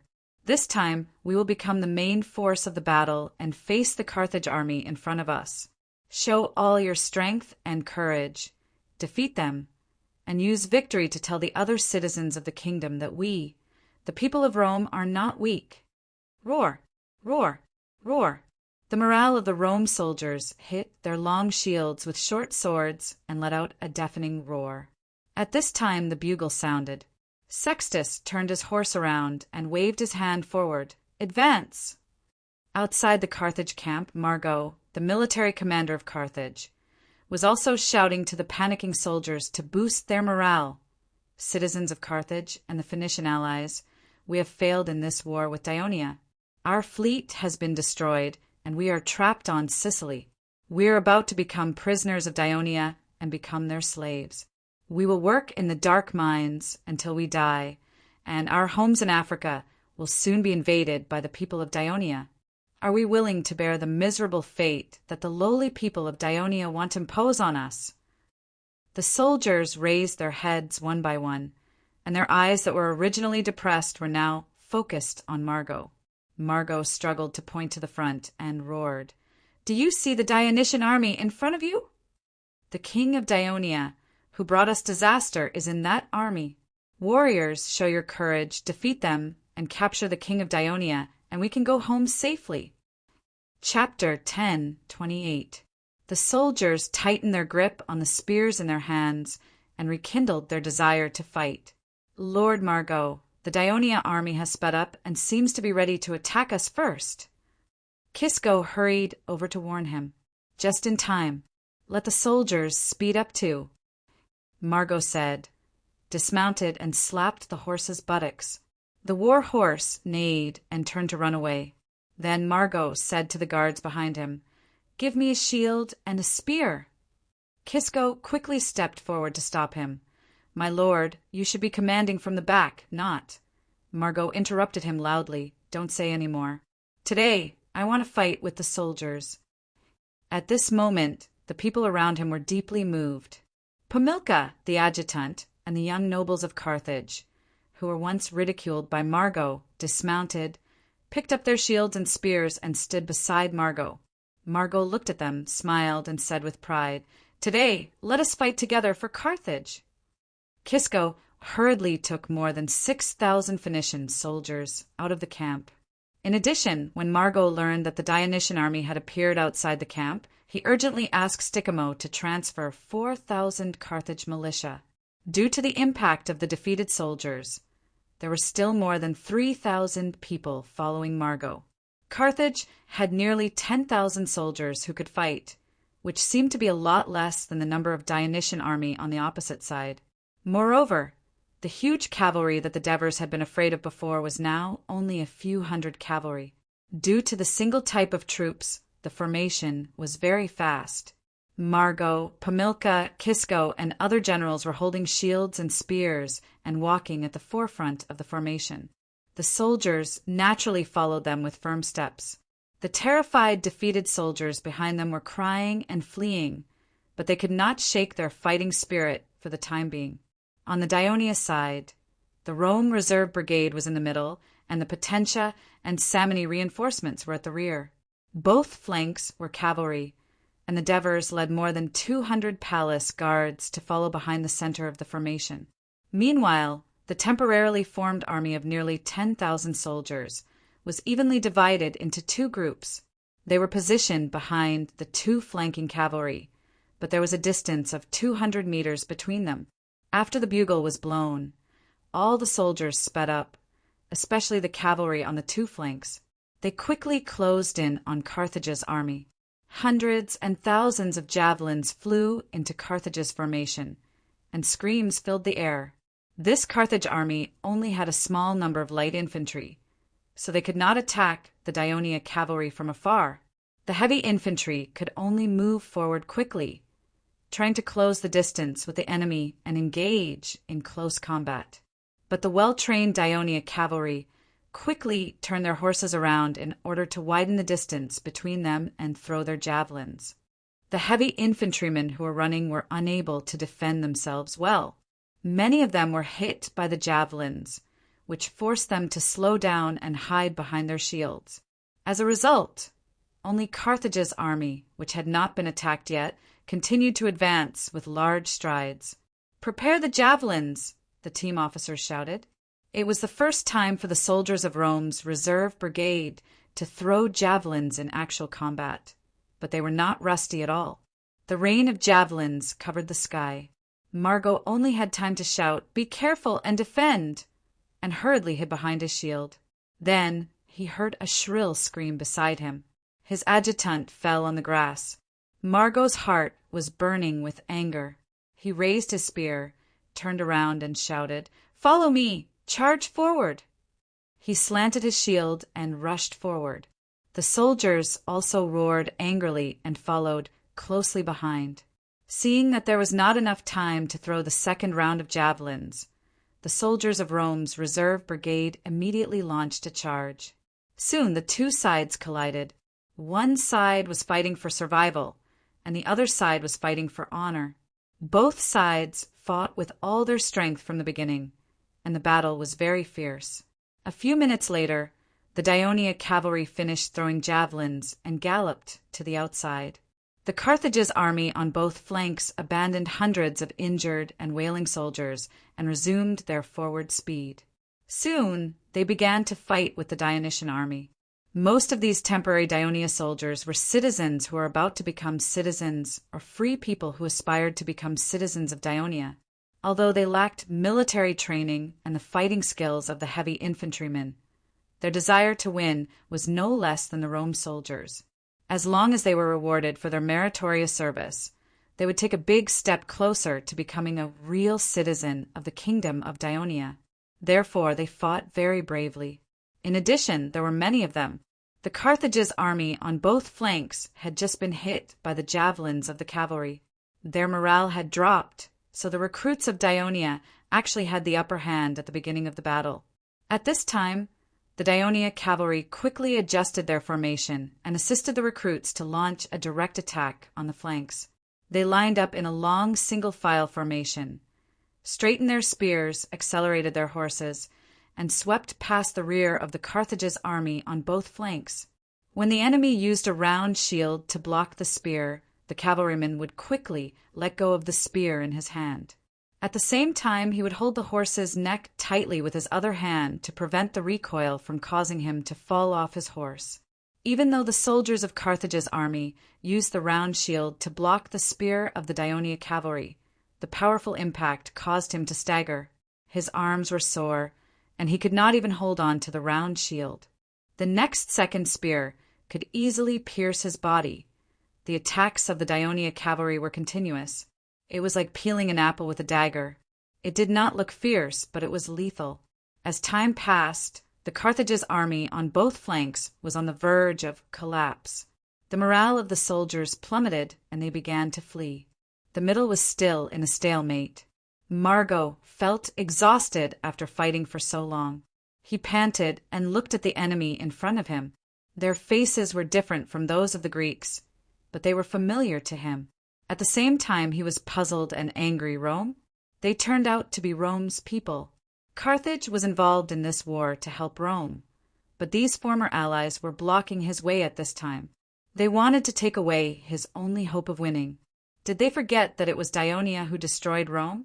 How could they become the lackeys of Dionia? Margo roared and gathered his strength again. He slammed the round shield forward desperately and then stabbed the spear in the middle of the enemy's chest. Unexpectedly, the spear broke. Margo, who was caught off guard, immediately fell forward. Lord Margo! The soldiers on both sides desperately rescued him from the enemy's spear. Margo struggled to stand up. Due to exhaustion, his arms were sore and his vision was blurred. He raised his head with difficulty. The Dionia flag that was raised high behind the enemy was so dazzling, and it was so close to him. Why are we fighting so hard? But we can't break the formation of Rome and kill the king of Dionia. If my Iberian army is here, we can do it. We can catch that damn king of Dionia. At this time there was a sudden commotion behind Margo, and it spread rapidly. He heard the panic shouts of the soldiers. Oh my God, it's the Namibian cavalry! He looked back subconsciously, only to see the sky full of arrows flying toward him. And then there was a sharp pain on his cheek. There were defeated soldiers everywhere outside the Carthage camp. The soldiers of the Legion of Dionysia were in hot pursuit. Coupled with thousands of cavalry sweeping back and forth, not only did these defeated soldiers fail to regroup, but it also posed a threat to the Dionysian army, which was scattered due to the pursuit. Many Carthage soldiers also surrendered because they had no hope of escaping. This time, Devers did not let the army chase after the victory. When dusk came, he quickly issued an order: withdraw the troops back to the city. On this day, in the battle at Serinus, the Dionysian army joined forces with the Namibian cavalry and purposely retreated inside the city to attract the main force of the Carthaginian army to continue attacking. Then they coordinated with the Carthaginian army and launched a fierce counterattack. At the cost of only 2,000 casualties, they completely defeated the Carthaginian army.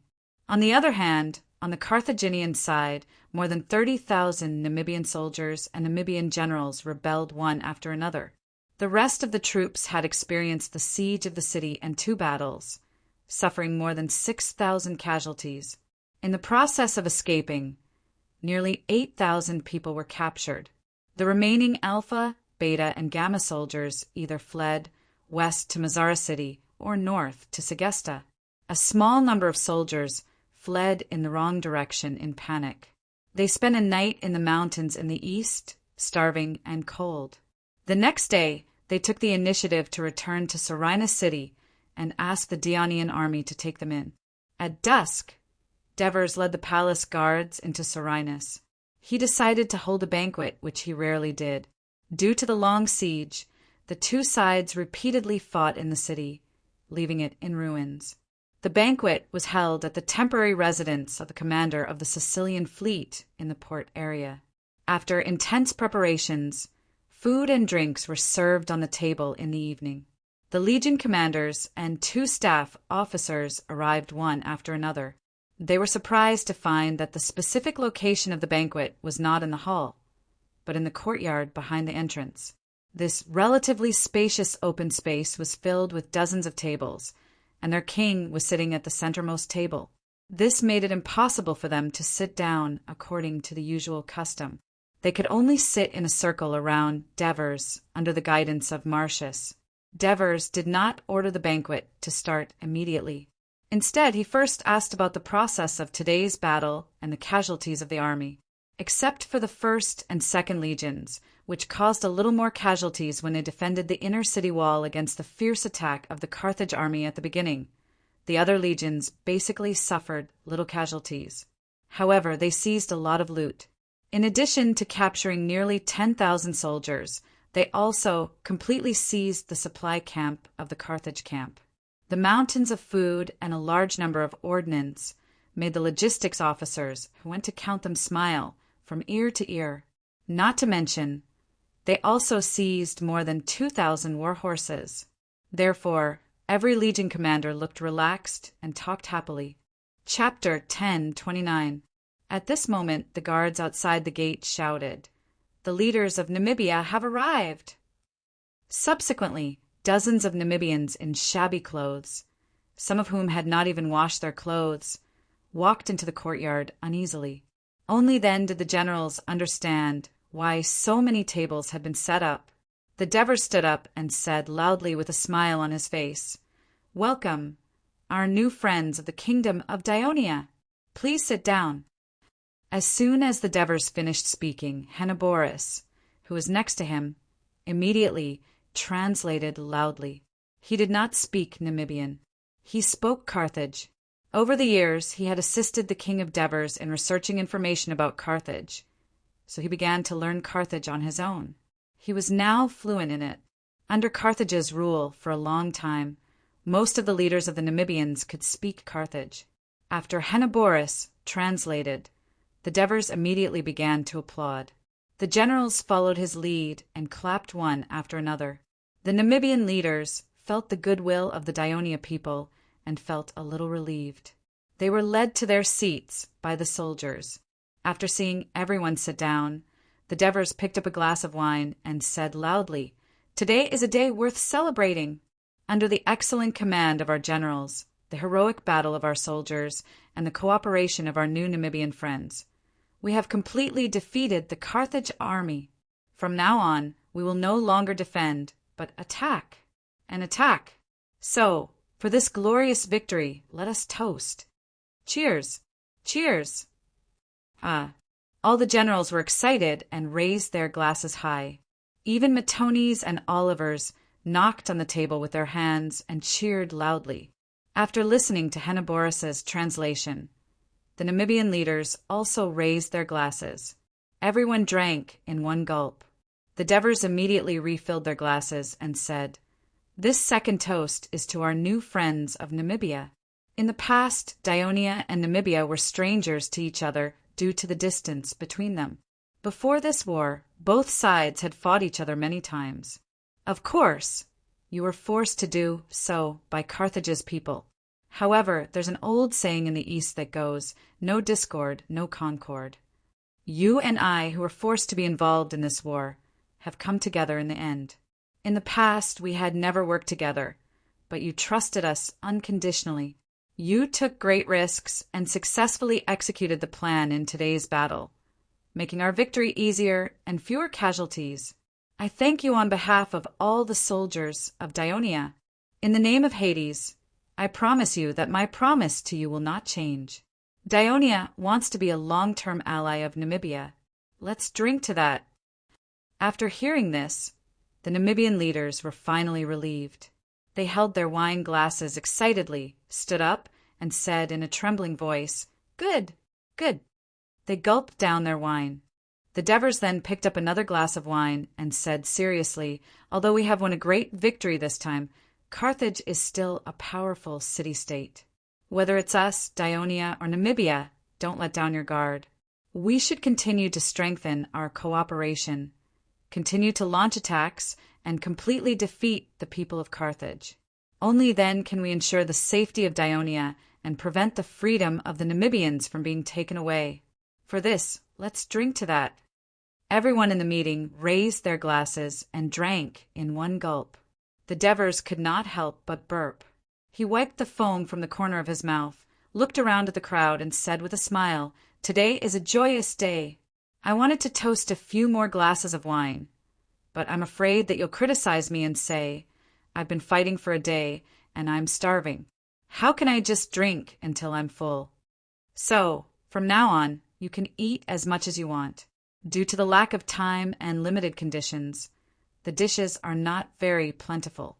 However, with Carthage as our military rations, we won't limit it tonight." The generals understood the mockery in the Devers' words and laughed. When Henipolis was translating, he was worried that the Namibians would not understand, so he added his own explanation, which made the Namibians laugh. In order to let the Namibians relax, the Devers specifically told Henipolis in advance, "Do not add water when preparing the wine." That was why the Tali wine tasted very sweet and delicious in their mouths. However, after drinking 3 large glasses of wine on an empty stomach, many of them were already a little tipsy. Their previous restraint and nervousness were gradually forgotten. In addition, they were really hungry. One by one, they grabbed the food on the table and gulped it down. The courtyard was filled with chewing sounds, and the atmosphere began to warm up. Although the Devers was a little hungry, he was over 40 years old and had been paying more attention to taking care of his body in recent years. He had been chewing slowly. After a while, a Namibian stood up, and with the help of the alcohol, he said loudly in the Carthage language, "Oh, honorable King of Dionia, we believe in your promise to us, to let us Namibians regain our independence. But we have completely betrayed the Carthage people. They must hate us very much, and the greedy Carthage people have always coveted our land. Even if we chose to retreat because of our defeat this time, the Namibian tribes are still very weak compared to the Carthage. When the Carthage recovers from their defeat, they will definitely retaliate against us double. When that time comes, what can Dionia do for us?" His words resonated with some of the Namibian leaders, and they all agreed. After listening to Henipolis's translation, the Devers did not answer immediately. Instead, he asked, "Are you from East Namibia or West Namibia?" "I'm from the Sarmu tribe in East Namibia. I'm the son of the chief Krieg." The Devers nodded.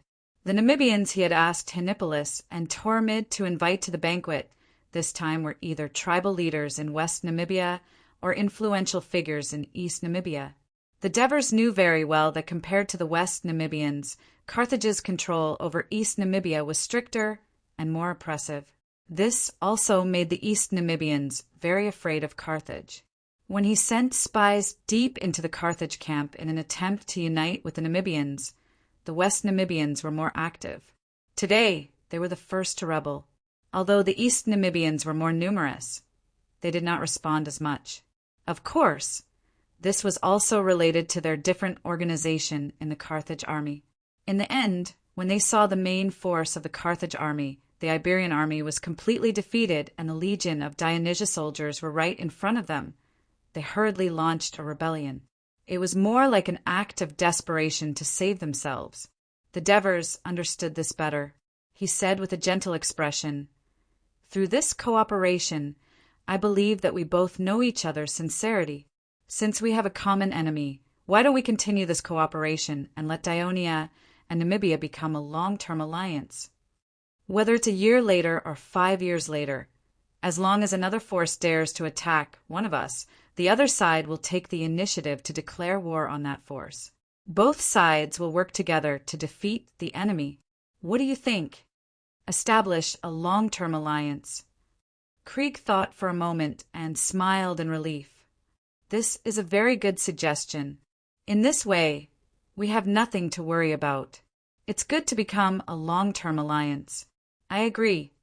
"Agree. When will we become allies?" Many Namibians expressed their agreement excitedly. At this time, another Eastern Namibian stood up and asked, "Respected King of Dionia, we Eastern Namibians live in the interior of Africa. The coast is controlled by Carthage and his Phoenician allies, and Dionia is far away in Italy and Sicily. If Carthage sends troops to invade our territory in the future, we won't be able to inform you in time. By the time you find out, I'm afraid that many tribes will have been captured and destroyed by Carthage. In that case, an alliance doesn't seem to be of much use." The excitement on the faces of the Namibians quickly faded, especially the Eastern Namibians. The words of this compatriot made them suddenly realize that an alliance with Dionia did not seem to be able to eliminate the danger they were facing. Devers laughed and said loudly, "You don't have to worry. After Dionia annihilates the Carthage army in Sicily, they're not going to stop. We are also going to land in Africa and attack Carthage's Phoenician allies, and eventually launch an attack on Carthage city. Only by completely defeating Carthage, this greedy city-state will sign the agreement and agree to return your land and release your compatriots who have been enslaved by them. At the same time, we Dionia will also build a few towns on the coast of Africa so that we can monitor Carthage closely, strengthen our ties with you, and at the same time we can conduct fair trade with you and improve your lives." At this point, the Devers noticed that the Namibians were looking at them with bright eyes, and their faces were once again filled with excitement. The surrounding Dionysian generals were astonished. After all, apart from telling Helleboris part of the plan in Davos' mind, he did not reveal it to anyone else.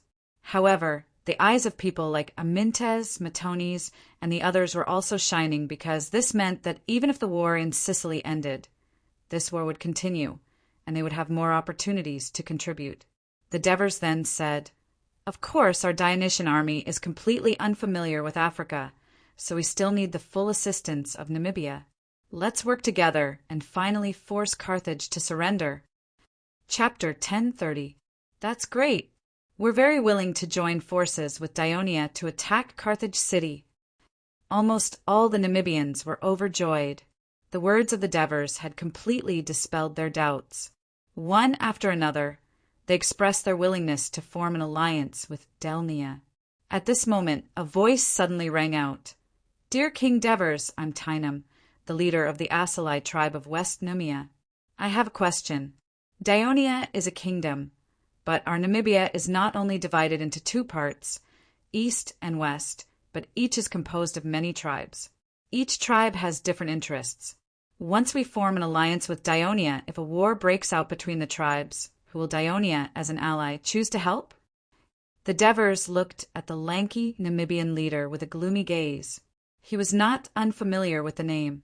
He immediately said, sincerely, "Leader Tynum, I've heard that you played a great role in bravely resisting the army of Carthage this time. I'm very grateful for this, and I won't forget the contribution of your tribe." The Devers looked straight at him. Although he did not explicitly say that the promise would not be changed, he believed that he could understand the meaning behind the words. Sure enough, a smile appeared on Tynum's face. He bowed, slightly in return. "The question you just raised is very good. What I want to emphasize to you is that the alliance between Dionia and East and West Namibia is not like the alliance between Carthage and the Phoenician city-states. I'm sure you all know that the other Phoenician city-states must obey the orders of Carthage. What I hope to establish is an equal alliance. Every tribe in Namibia, big or small, strong or weak, is equal to Dionia. Therefore, you can rest assured that Dionia will respect each of your tribes according to the covenant and will not interfere in your internal affairs. Of course, if there is an internal conflict and you take the initiative to ask for help from Dionia, we will try our best to mediate for you. However, we will never be biased towards one side, nor will we provide supplies or send troops, so you can rest assured. As far as I know, you Namibians are a relatively united race. There are basically no major conflicts between tribes." Devers praised the unity of the Namibian tribes and the lack of conflicts. This was only the surface truth. But the underlying reason was that the East Namibian tribes were struggling to cope with Carthage's relentless advance. With survival being a problem, they did not have the energy to pursue the development of the tribes. As for the West Namibian tribes, Carthage's control over them was also relatively tight. As the leader of the alliance, it vigorously attacked and weakened the ambitious tribes who dared to initiate conflicts. For example, the Masalai tribe had learned a few lessons and had no choice but to follow the rules. As a result, many tribes in the Namibian region huddled together for a long period of time.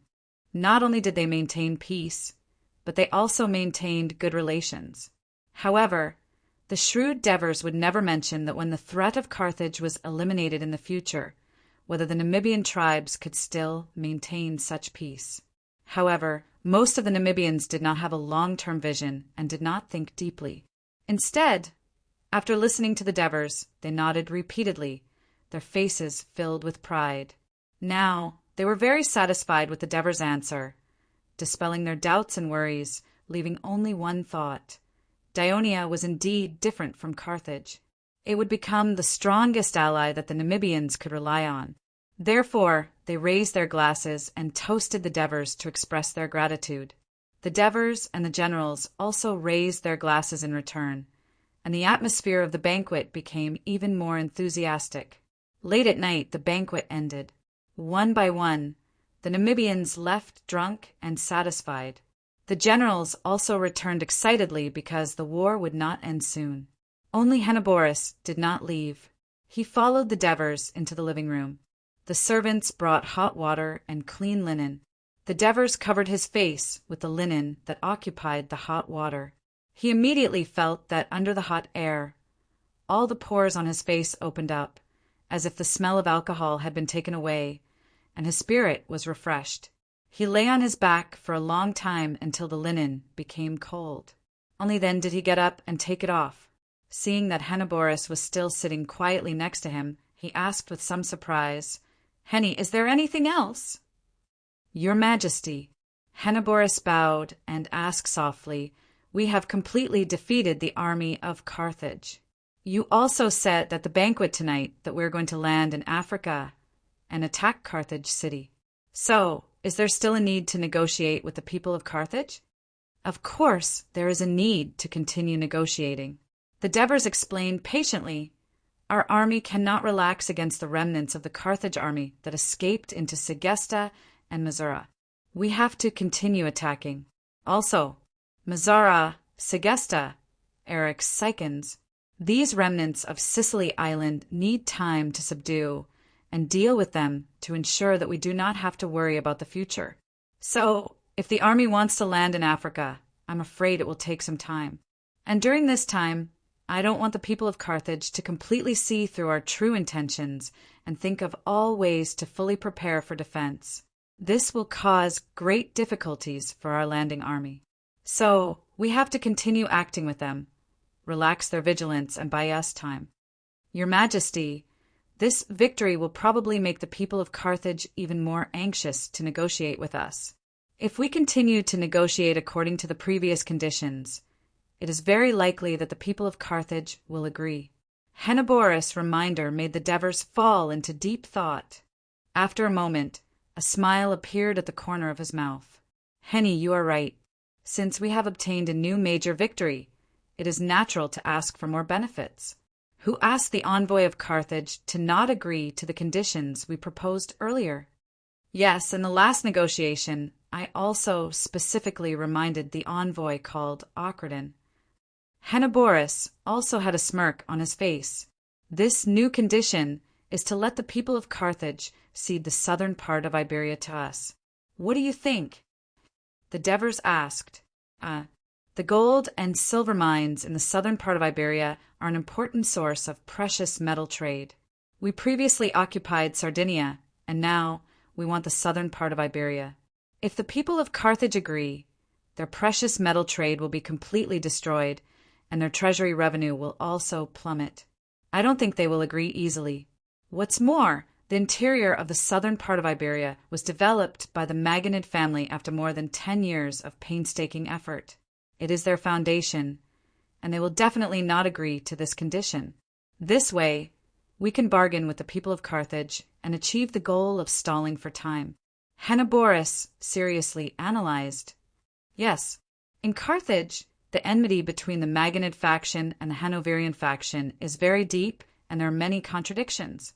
It is precisely because they are hindering each other in the war that we have created a lot of conditions for victory." Divers said with a sigh. There were some words that he did not say out loud, but hid in his heart. The Devers remembered that in the history of his previous life, after the First Punic War, Carthage ceded Sicily to Rome. Sardinia was later ceded, but the Hannibal family mainly relied on the financial and manpower accumulated from developing the southern part of Iberia to cause a huge disaster to Rome in the Second Punic War. Therefore, the condition he proposed was not just to stall for time, but he was determined to completely occupy this treasure land and not give Carthage a chance to make a comeback. "Your Majesty, are we really going to attack the city of Carthage and completely destroy Carthage?" Henoboris' voice brought the Devers back from his thoughts. Looking at the court clerk's worried face, the Devers smiled. "Why, you can't bear to? I'm worried that attacking the city of Carthage will cause a lot of casualties to our army." Henoboris did not completely tell the truth. Although his attitude towards the envoy of Carthage during the negotiations was bad, as a highly educated citizen of Daionia, he had gradually developed a considerable interest in the culture created by the people of Carthage through his research on Carthage over the years. He did not want such an ancient and glorious city to be completely destroyed.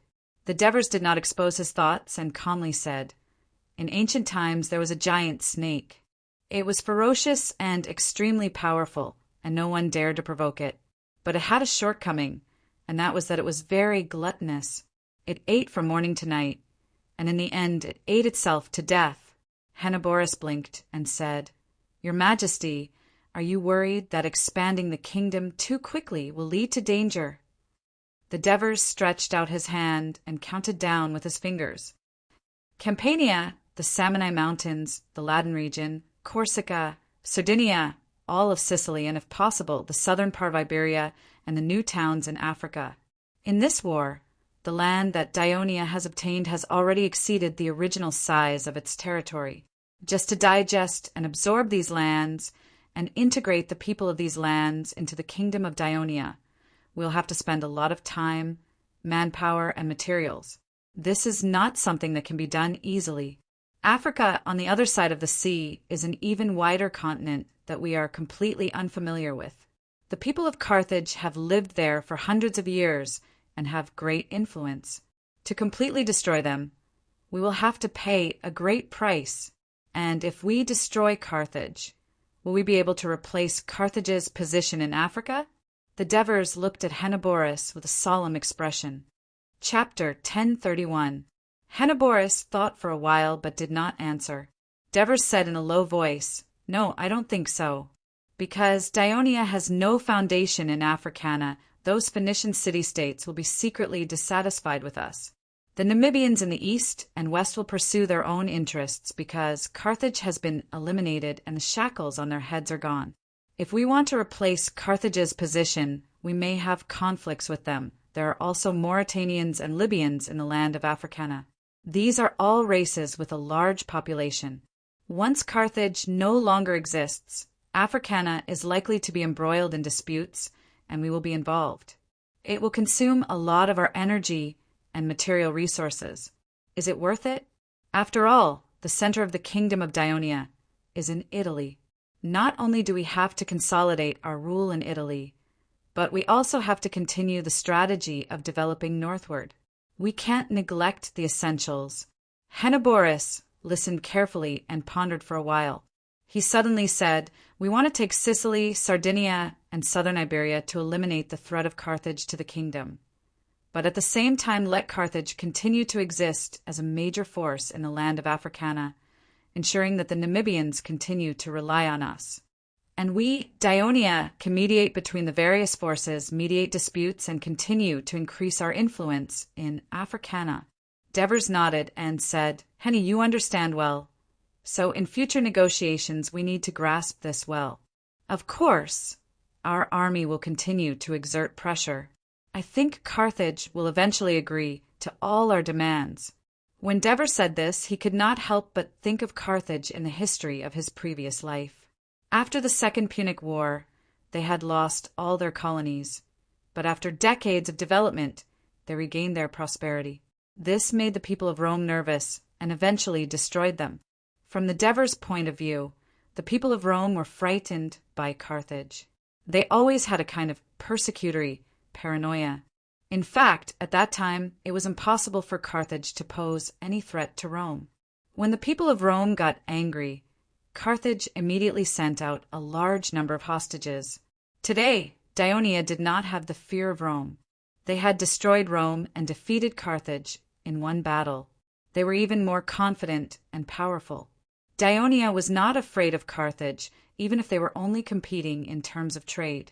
Even after Rome won the Punic War and became the overlord of the western Mediterranean Sea, it was still a city-state that mainly focused on agriculture and was not very developed in trade and commerce. However, under his guidance, Daionia had already developed both agriculture and commerce. After acquiring the colonies of Carthage, the trade and commerce of the entire kingdom would only grow faster. 2 days after the victory at Selinus, the Dionysian army mainly stayed in the city of Selinus and the original Carthage camp to rest and reorganize. The Devers did not send troops to besiege the remnants of the army. They only ordered the 2 fleets to no longer patrol the waters of Carthage. Instead, they focused on sealing off the ports of Mazara and Eryx. At the same time, they also sent Daionia cavalry to patrol around the two towns and report back immediately if they found any abnormalities. The Devers believed that there were more than 10,000 remnants of Carthage's army hiding in these two towns. Without food supplies, it would be difficult for the people of these two towns to provide for them. Besides, the army led by Persosus had wantonly destroyed the farmlands in the western region, causing a sharp decline in the wheat harvest of these towns. It was hard to say whether the two towns could survive the winter, so how could they have any surplus food to support the remnants of the army? It would not be long before these two cities fell into chaos because of the food problem. In these 2 short days, there were no major movements in Mazara and Segesta. Instead, the leaders of the Sicans came to Serinus together. The Sicans who lived adjacent to Segesta were the first to receive the news that the Carthage army had been defeated. When they saw the once arrogant Carthage soldiers fleeing into Segesta in panic, they were shocked to the core. In addition, hundreds and thousands of Daionia cavalry and Namibian cavalry appeared at the edge of the Sicans' territory from time to time, scaring the weak mountain race of the Sicans. They quickly decided to surrender to Daionia. They even captured the leader of the Sicans' Tannic tribe, Arcones, and his cronies. They begged for forgiveness from the Daionia. Divers accepted their surrender and comforted them with gentle words that put the leader of the Sakais at ease.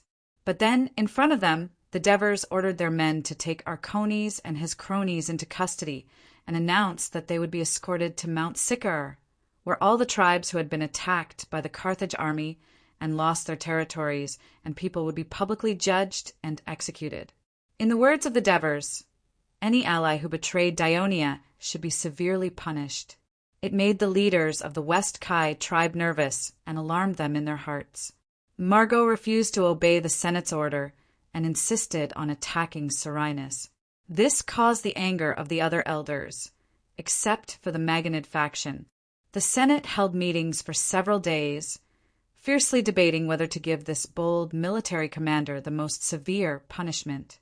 In fact, many of the elders secretly hoped that Carthage's army could take down Serinus, so that Carthage could regain some of his disadvantage in the following negotiations.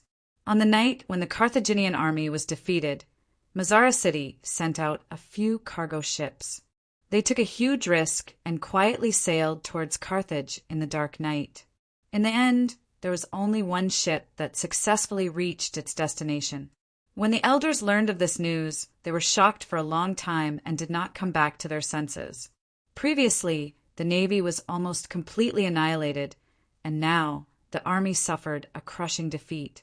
The defeat of both Carthage's army and navy made the elders grieve, completely destroying any remaining arrogance in their hearts.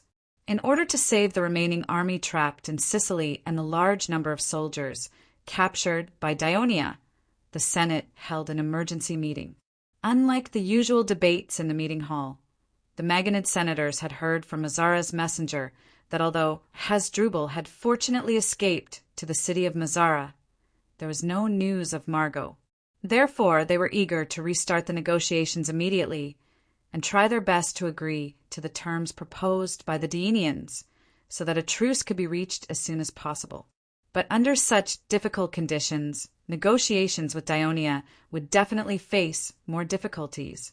Therefore, the elders actively discussed where they should make concessions, where they should insist, and what new demands Daionia might put forward. After spending 2 days, they finally came up with a more complete diplomatic negotiation plan. It was the first time for Carthage to pass a resolution on such a major issue in such a short period of time. During the meeting, the Senate also spent some time comforting the citizens of Carthage, who were crying in anger when they heard the news. Ocradin once again acted as Carthage's envoy and sailed to Sicily. This time he felt a great responsibility. After entering the western seas of Sicily, Ocradin prepared to enter the city of Mazara and meet with Hasdrubal. He wanted to know more about the situation so that he could be prepared. Unexpectedly, when the ship approached Mazara, it was intercepted by Daionia warships. After learning that Ocradin was Carthage's envoy, they did not allow him to enter the port of Mazara. Instead, they suggested that he go directly to Serenus. Ocherdon, who was on the ship, saw many Daionia warships patrolling the port of Mazara. He felt the urgency of the situation and immediately ordered the ship to speed up to Serenus. The king of Daionia's encampment had moved from the Minoan west to Serenus. For the Dionysian army, this was a step of victory. However, for Carthage, this change meant that Carthage had completely lost this war. After Ocherdon arrived at Serenus, he requested to meet the king of Devers, but he was rejected. He requested to negotiate again, and this time he was granted permission. The negotiations were held in an empty house in the port area. Ocherdon had entered the living room early to wait. Henoborus had delayed for a long time before he finally arrived. Ocherdon suppressed his dissatisfaction and went straight to the point. In the past few days, we, the Senate, have discussed the conditions that you have proposed. We have decided to hand Corsica over to Daionia and Sardinia, except for Santa Iberia and Calaris, to Daionia. As for Sicily, we hope that Daionia can return it to us, and we, Carthage, will give up our responsibilities towards the other city-states and territories in western Sicily. Arax, Mazara, Segesta, Palermos, and so on are all independent city-states. Whether Daionia wants to annex them or make them its subordinates, Carthage can negotiate with them on its own. Carthage will not interfere in any way. After that, Ocherdon looked at Henoborus, but he was a little nervous. In fact, the bottom line that the Senate gave him for the negotiation was to agree to all the conditions that Daionia had put forward. However, since it was a negotiation, he could not show all his cards at the first meeting. He had to bargain for a while. Now, Ocherdon was most worried that Daionia would use this victory to once again demand an exorbitant price and put forward new conditions. Sure enough, after listening to Ocherdon's words, Henoborus sneered repeatedly. Lord Ocherdon, when you first came to negotiate, I said, if Carthage does not agree to our conditions as soon as possible, we may have to increase the price in the next negotiation. In the end, you took a chance and not only delayed the negotiation, but also let your army attack Serenus during the negotiation. Chapter 1032. At this point, Henoborus crossed one leg, tapped the negotiating table with his right hand, and said mockingly, and the result? The Carthage army in Sicily suffered a crushing defeat. More than half of the 100,000 troops were lost, and the rest are not far from destruction. At this time, it is a little inappropriate to use this condition to negotiate. Echerton's heart sank. Henoborus straightened his face and said coldly, because the main force of the fierce attack on Serenus this time is the Iberian army. His Majesty is worried that even if the two countries reach a peace agreement, the southern part of Iberia ruled by the Maganid family will become the biggest threat to the peace between the two countries. Therefore, we have added 2 more conditions to the original negotiation.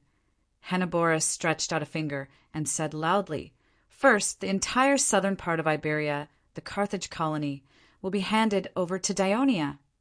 He then stretched out a second finger. Second, Carthage must return all the land occupied by Namibia and grant independence to the Namibians. They must no longer invade the territory of the Namibians and interfere in the internal affairs of their tribes. When Echerton heard this, his expression changed drastically. He did not expect the demands of Daionia to be so greedy and fierce. It had far exceeded the imagination of the Senate. Agreeing to the conditions of Daionia would undoubtedly shake the foundation of the Carthage people. He did not dare to negotiate these 2 new conditions without authorization. This trip was in vain again. Master Publius, Turiae is almost here. The Roman agricultural official, Tibulus, pointed to the front and said to the former great noble of Rome, now the newly promoted senator of Daionia, Publius Manlius, who was already panting a little from exhaustion. In fact, there was no need for his reminder. Through Publius' own observation, he had already felt that Turiae was not far ahead. As the road became wider and smoother, the number of pedestrians increased sharply. Many of them were farmers carrying farm tools and covered in mud. The The houses on both sides of the road became denser and taller. Sir Publius, there are still 4 or 5 miles from here to the inner city of Tali. You'd better get on your horse first and save some strength. You can come down when you reach the inner city gate. Tiberius kindly advised when he saw Publius gasping for breath. 4 or 5 miles? Publius was a little surprised. Looking at the density of the houses on both sides of the road and the bustling crowd, it was not much compared to the inner city of some Latin city-states. It was actually so far away from the real inner city of Thurii. How huge was this central city of the kingdom of Dionia? Publius had always thought that the city of Rome was the largest city-state in this land. Now that he looked ahead in disappointment, he suddenly felt his own insignificance. This strengthened his previous insistence. I don't need to ride a horse. I can walk, and I can take my time to enjoy the scenery of Thurii.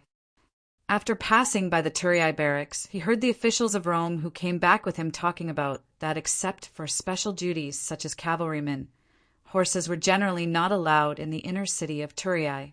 Although it was allowed in the outer city, strangers would be questioned and reminded by the patrols. The main reason was that they were worried about hurting pedestrians. Publius, who had just arrived, quickly dismounted and walked in order to keep a low profile. At that time, he also used similar words to explain. Tibullus could more or less guess what he was thinking, so he did not persuade him anymore. Tibullus! Suddenly, a shout came from behind him. Tibullus looked back and saw a young man dressed like a farmer striding towards him. He said excitedly, "Looking at your back, it looks like you. We were worried about you when we heard that you volunteered to go to Latin. Look at you now. You must be very tired in Rome. Are you on vacation this time? Or is it official business?" "Official business," Tibullus said simply. He then turned around and introduced, "This is the new senator of the kingdom, Lord Publius from Rome." The young man looked at him curiously. He was a little hesitant, then he moved closer to Tibullus' ear and whispered, "Can he understand what we're saying?" "Lord Publius is very fluent in Greek," Tibullus said loudly. He then introduced to Publius, "This is my former colleague, Asycharis, the agriculture officer of Demo in the northern outer city of Thurii." Publius immediately smiled and nodded in greeting. "Nice to meet you, agriculture officer Asycharis." Asycharis was slightly embarrassed. He quickly squeezed out a smile, stepped forward and bowed. "Lord Publius, welcome to Thurii. Tibullus and I are not just colleagues. We've been neighbors since we were young. We studied together in Thurii school, passed the exams together, and happened to be assigned to the agriculture department together. Do you think this is the blessing of Hades? Our friendship is very good," Asycharis said as he put his arm on Tibullus' shoulder and patted him excitedly. Although Publius did not quite understand what Asycharis said about Thurii school and exams, he still nodded politely. Tibullus pushed his hand away and scolded, "Your hands are dirty and you're rubbing them on me." Asycharis immediately put on an angry expression. "Tibullus, you've been in Latin for a while, and you're starting to dislike us agriculture officers. So what if I'm dirty? This is the proof of my hard work in guiding the people of Thurii to complete the spring sowing." Although he knew his good friend's lively character, his words still attracted Tibullus' attention. He could not help but ask, "How's this year's spring sowing going?" "Of course, it's not going well." Asycharis shrugged and sighed helplessly. "You should have felt it when you were in Latin. The war has lasted for such a long time, and the scale is so large. Our Thurii region has lost more than 40,000 young and strong citizens, and those who returned are all wounded. Think about how great the impact this has on Thurii's agriculture. Now, there's a shortage of labor here. Not to mention the spring sowing, the autumn harvest has already given our Thurii agriculture officers a headache. We've applied to Governor Lucius and used a large number of the kingdom's slaves. We've also promised to shorten the period of becoming a citizen of the kingdom and recruited many free people. The war between Sparta and the Thebes and Athens is getting more and more intense, causing the people of Greece to start migrating to the kingdom of Dionia under the guidance of some people. Under our supervision, we finally completed the autumn harvest in Turiae, but before we could take a breather, it's time for the spring sowing. Fortunately, this time, Asichorus looked at Publius and deliberately lowered his voice. He said to Tibullus, "Turiae has gained another batch of slaves from Latin and Syracuse. Originally, they were all going to be sent to Sardinia, but we Turiae intercepted some of them. These slaves are good at taking care of the fields. Coupled with the enemies from Greece captured in Apria, Turiae can ensure that there's no shortage of labor, and we can also provide help to the surrounding areas. However, it's very tiring to supervise the labor of so many slaves. Do you know why I have so much dirt on me? That's because I often have to go to the fields to personally demonstrate and teach them. If you had come to the outskirts of Turiae earlier today, you would have seen hundreds of reserve soldiers and cavalry patrolling the villages and fields to prevent these slaves from escaping or other accidents. It's quite a spectacular scene." Although Asichorus mentioned the slaves of Rome, which made Publius feel a little awkward, he listened very carefully and learned a lot about Dionia. After listening, Tibullus said with some worry, "Always using the slaves of the kingdom to solve the problem of labor shortage is not a solution in the long run. Of course, this is only temporary." Asichorus immediately took over the conversation and said in a low voice, pretending to be mysterious, "Last night, a fast ship from the south docked at the port, and a messenger sped into the inner city of the Senate. This morning, I received insider news. After our navy completely defeated the Carthage fleet in the waters of the Carthage a few days ago, His Majesty the Devers led the main army to completely defeat the 100,000 troops of Carthage at Selinus. The Carthage people have suffered repeated defeats. I'm afraid this war will end soon." Hearing this, Publius was shocked. The ally of Rome, known as the wealthiest and most powerful city-state in the western Mediterranean, Carthage, was defeated so quickly. Tibullus asked what he wanted to ask. "Is what you said true?" "Of course, the news is absolutely reliable." Asichorus said with certainty. However, the Senate did not announce this good news to the public today. "I guess this good news may be announced at the Kingdom Assembly tomorrow.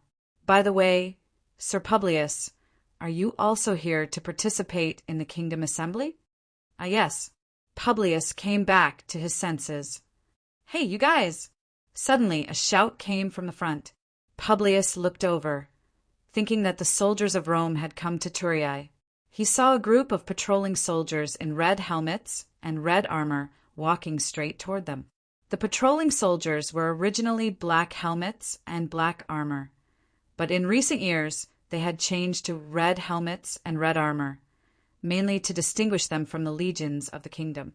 At the same time, the red color was more eye-catching, making it easier to carry out official duties in a city with a large population. The leading officer looked at the group of people and the horses behind them suspiciously, then said with a serious expression, "Don't you see that there are a lot of pedestrians? You are still blocking the middle of the road and blocking the traffic. Hurry up and go." Chapter 1033. Tibullus quickly said, "We're leaving right away." "Right away." "Wait, where did you come from? What are you doing in Turiae?" Under the stern gaze of the patrol officer, Tibullus quickly took out the official document issued by the Rome City Hall and handed it over. After reading the official document, the inspector was very surprised. "You are officials of Rome, here to attend the Kingdom Assembly." "That's right. The governor of Rome, His Excellency assists, originally did not plan to attend the assembly because he was busy. However, considering that the Senate and the councilors of the towns might be eager to know the details of Rome and the Latin region, he sent me to attend the assembly in his place. At the same time, the new senator, His Excellency Publius, also attended the assembly on behalf of Rome. Since this decision was made a little late and the journey was long, I only arrived in Turiae today." After Tibullus finished speaking, The inspector hurriedly hit his left chest with his right fist, saluted, and said solemnly, "Sirs, I'm really sorry. Now is the time of war. In order to ensure the safety of the assembly, the Senate has asked us to strictly interrogate any outsiders who enter Turiai during this period, so we had no choice but to delay your time. This is your duty. We should cooperate," Tibulus said indifferently. "You, Tibulus!" Asycharis pointed at him in surprise and dissatisfaction. He shouted, "You can attend the kingdom assembly, and you still hid it from me." Tibulus explained embarrassedly, "His Excellency is too busy to attend the assembly. The officials of the other departments also have a lot of work to do. Only the Ministry of Agriculture of Rome has assigned the land, and the people there are very cooperative. The spring sowing is also going well. I'm relatively free, so he gave me this task." "That's pretty good," Asycharis said with envy and regret. "You are now the city's agriculture officer, and I'm still the agriculture officer of Demo. If I had known this, I would have gone to Latin with you. You can't compare it like that." Tibulus quickly comforted him. "You are in charge of Demo in the central city of Turiai. Whether it is rank or influence, Rome can't compare." When Publius heard this, he felt slightly uncomfortable. "I'm sorry, sirs." The patrol officer loudly interrupted their conversation and reminded them, "The Turiai City Hall issued an announcement this morning. To ensure the smooth convening of the kingdom assembly tomorrow, the inner city gate will be closed early at sunset. There's not much time left." As he spoke, he pointed to the sky. Tibulus immediately became nervous and cast a reproachful look at Asycharis. Asycharis immediately defended himself. "You can't blame me. I went outside the city early in the morning to supervise the slaves' work. How could I have time to read the announcement? Don't worry. I suggest you ride your horses and speed up. You will be able to get there in time." The patrol officer returned the document to Tibulus and suggested, "If you encounter another patrol team on the road, quickly show them this. Also, please control your horses well and don't hurt any pedestrians." Tibulus immediately expressed his gratitude and then instructed Aeschylus, "Go back and tell my parents that I'm going to the inner city to participate in the convention first. I'll go home to see them after the convention. Don't worry, I will pass on the message. Hurry up and go." After Tibulus and Publius bade farewell to the other attendants, they immediately mounted their horses and went to the center of the main road, rushing towards the inner city. On normal days, pedestrians would walk on the sidewalks on both sides of the road, and the streets were filled with carriages, wagons, and riders, so it was relatively smooth. However, on special occasions, not only would the flow of people increase, but the traffic would also increase sharply, causing congestion on the roads. Therefore, before various celebrations and festivals, the Turin Town Hall would always send more patrols. For this year's Kingdom Assembly, the traffic in the outskirts of Turin was much better than in previous years. There were significantly fewer carriages and wagons on the main road. This was due to the effects of the long war. If not for the continuous news of victory, the increasing confidence of the kingdom's people and merchants, and the rapid recovery of the vitality of the trade market, Publius and the others would have seen a bleak scene. Publius and the others finally arrived at the west gate of the inner city before sunset. After the city guard checked the official document, he let the two enter the inner city. As they passed through the outskirts, Publius had a rough look due to the lack of time, but it also left a deep impression on him. Although the city of Turin was large and had a lot of people, the streets were relatively clean and tidy, and the various buildings and residences were planned in an orderly manner. The previous city of Rome could not be compared at all. It was no wonder that the Daionia had quickly begun to rebuild the city after occupying Rome. Obviously, they could not stand the filthy, narrow, and dense streets of Rome. But compared to the inner city of Turin, the outer city of Turin was a level lower. Publius walked on the 8-horse road, paved with slabs of the same shape. The ground was extremely flat and clean, with not a speck of rubbish in sight. Tall trees and verdant herbs grew on both sides of the road, while water flowed from the gutters. There were not many people on the road, but all of them looked leisurely as they strolled and conversed softly. Publius was shocked by the road itself, because it embodied a civilization more advanced than Rome, and he could not help but feel that it was only natural for Rome to be destroyed by Dionia. That is the main temple of our kingdom, the Temple of Hades. It is a rare double temple in the entire Mediterranean Sea, and the temple also enshrines the statues of the sages and heroes who have made great contributions to our kingdom, as well as the souls of the warriors who died in battle.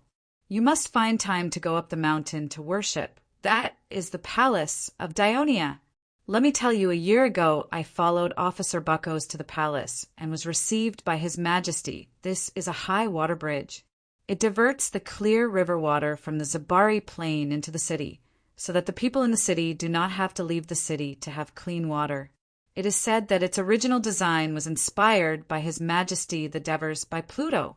Tibullus proudly introduced the scenery of the inner city to Publius as he walked. Ever since Publius entered the city, he had been enjoying the scenery of the inner city, and the surprise on his face had not diminished for a moment. Look, that is the great council hall of the kingdom. Tibulus's shout drew Publius's gaze away from the high water bridge that stretched across half of the city. A huge, round, white building stood in front, immediately attracting Publius's attention. How is it? It's magnificent, isn't it? Tibullus said with envy and pride. That is the place where the kingdom assembly will be held tomorrow. That is also where you will work in the future, Sir Publius. It is indeed much bigger than the Senate of Rome. Publius composed himself and strode forward. Although the sky was already dark, the door of the great council hall was still open, and candles were lit. After the two of them identified themselves to the guard at the side door, the guard led them to the duty room in the middle hall. Seeing the person who was writing on the wooden table, Tibullus hurriedly stepped forward and saluted. Dear Sir Antares, the agricultural officer of Rome, Tibullus pays his respects to you. A few days ago, the Senate had received news from a messenger from Rome. So Antares stood up and looked at the two people in front of him. He was not surprised at all. Finally, you two are here. Only the two of you are left. It has been a long journey. After that, he looked at Publius and said with a smile, You must be Senator Publius from Rome. It is a pleasure to meet you. My name is Antares, and I am one of the 5 rotating presidents of the Senate of Dionia. Publius learned a lot about the politics of the kingdom of Dionia from Tibullus along the way, so he roughly knew what the position of the rotating president of the Senate meant. He hurriedly bowed and said, Greetings, Sir Antares. Antares saw that the man from Rome was a little nervous and reserved, so he did not continue to show his enthusiasm. Instead, he said with a straight face, I wanted to have a good chat with you and understand the current situation in Latin in detail. However, considering that you must be tired and hungry after a long and arduous journey, you need to have a good rest so that you can better participate in the kingdom assembly tomorrow. I won't take up any more of your time. We will find time to talk in detail during the conference. Without waiting for the two to respond, he immediately shouted, Prozaenus! Sir, please give your orders. The disciplinary officer of the Senate appeared at the door. This is the newly promoted elder, Lord Publius. This is the agricultural officer of Rome, Tibullus, who is representing Sir Assists to participate in the Kingdom Conference. Bring them to the Royal State Guest House and arrange everything for them. All right. Lord Publius, we really welcome you to Tali. This, Antares pointed his finger upwards and said sincerely, will be your new home. I hope we can work well together in the future. Sir Antares, Turiae is a beautiful and magnificent city. I have fallen in love with it. Publius said solemnly and bowed to Antares.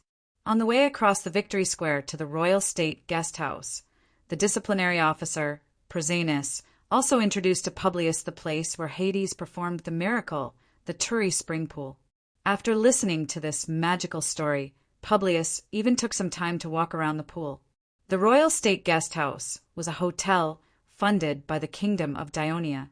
As the name suggested, it was used to receive guests from the kingdom, such as envoys or VIPs from other countries.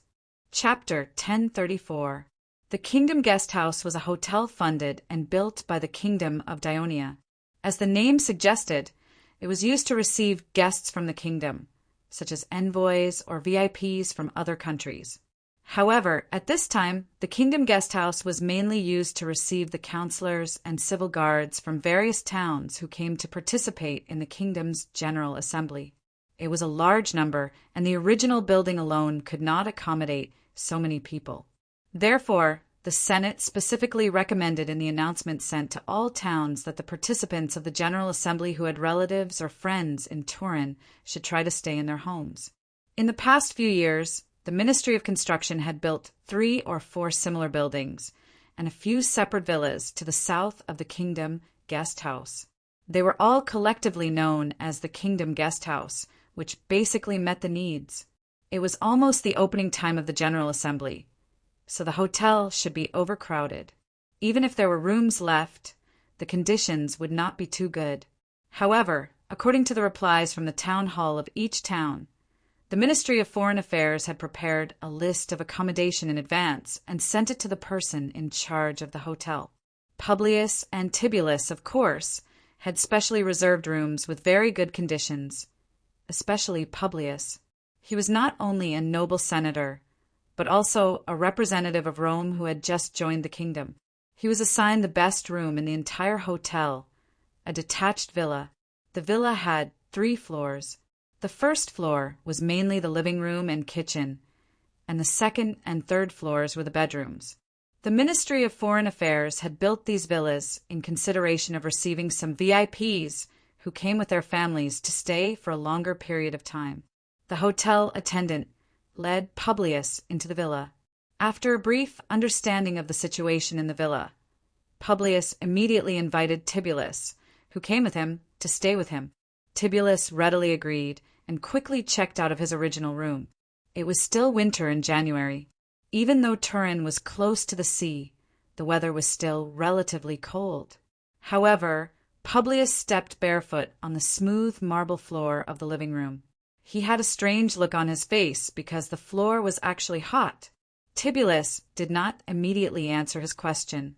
Instead, he pointed to the door and said, "Sir, do you see the big house next to it that has been steaming? That's a bathroom. It's the place where people can take a bath that you mentioned to me on the way here." Publius was a little curious. Although Tibullus had never stayed in the Kingdom State Guest House before, he knew that there was a relatively large bathing area in the middle of the Kingdom State Guest House. Therefore, he explained based on common sense.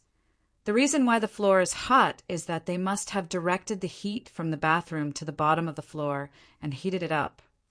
It drew the heat down here. Publius stomped on the floor and was even more shocked.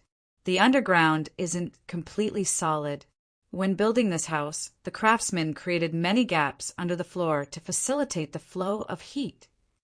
Nowadays, the construction of bathrooms had become common knowledge in Turii. Tibullus explained fluently. "After dinner, let's go to the bathing area." After listening to Tibullus' introduction, Publius said eagerly, "Sirs, you don't need to go to the bathing area. There's a bathroom in this house." The waiter who had just delivered dinner immediately introduced the place to them. Therefore, after dinner, the two entered the bathroom connected to the villa. Although the bathroom was not big, it had all the facilities that a general bathing area should have. In advance, the waiter had already informed the central bathing area. The hot water and steam passage leading to the small bathroom had been opened. By the time the two of them took off their clothes in the changing room and changed into wooden slippers, the bathroom was already ready. The two of them passed through the changing room and entered the first small room. The room was relatively cool. It was meant for people who came to take a bath to relax and slowly transition to the bathing state. However, Publius was obviously more anxious. He did not stay there for long.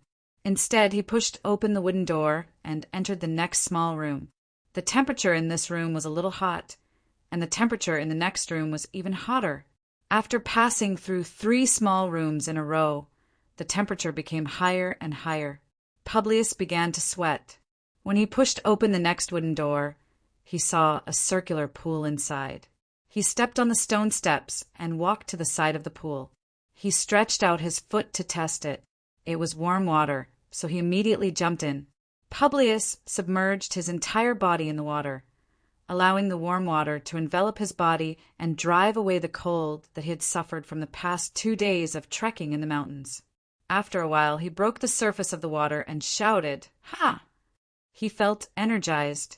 Then he saw Tibullus soaking in the bath, leaning against the wall with his arms on the edge of the pool, looking very pleased. As Tibullus rubbed his body with his hands, he said, "This bath is indeed not bad, but there's nothing special about it. It's just a little bigger than the bathtub at home." Tibullus smiled and said, "Lord Publius, you've only completed half of the bathing area. Don't jump to conclusions. Is there more behind?" Publius was somewhat surprised. Tibullus did not say a word as he pointed to a wooden door at the side. Publius got up and walked out of the bath. He pushed open the wooden door doubtfully and immediately felt a wave of heat hit him.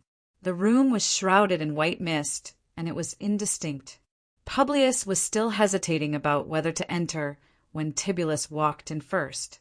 He sat on the wooden stool in the room and said, "This room is called the fumigation room. It's the most important place in the entire bathing area, and also the place closest to the stove that boils the water. They even sprinkle hot water on the ground and turn it into mist from the heat, making it the hottest room.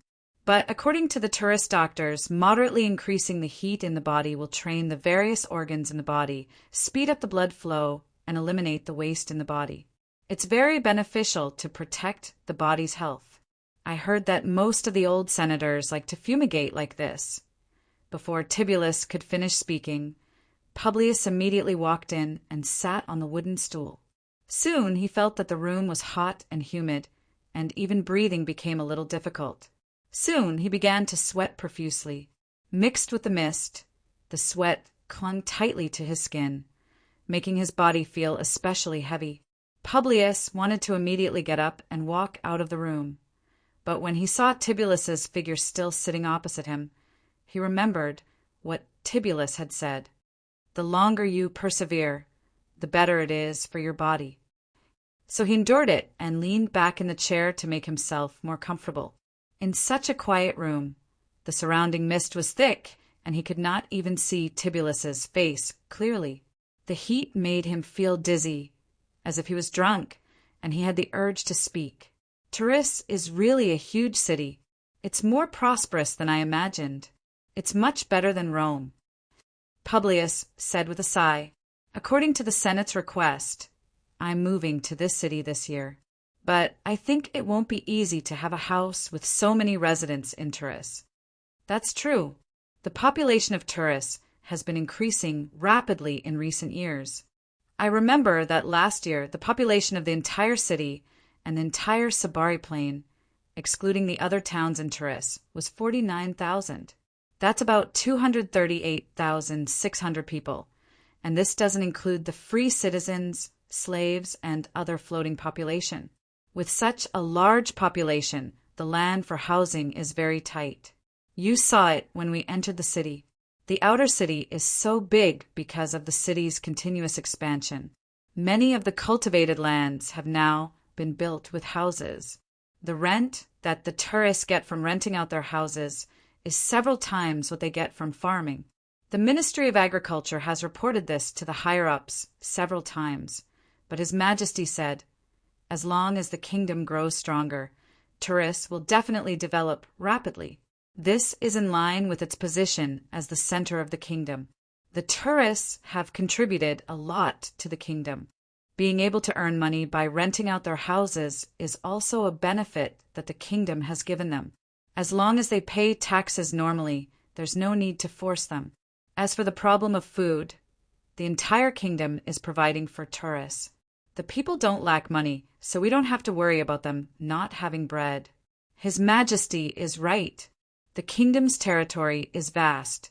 The Catania Plain, the Orfemia Plain, the Capilia region, the Crotone region, and now the newly acquired eastern plains of Campania the fertile lands of southern Sardinia, and Tibullus paused. The Latin plain. Besides, we can also obtain a large amount of cheap food from our ally, Egypt. Indeed, we don't have to worry too much about food. The tourists have contributed a lot over the years.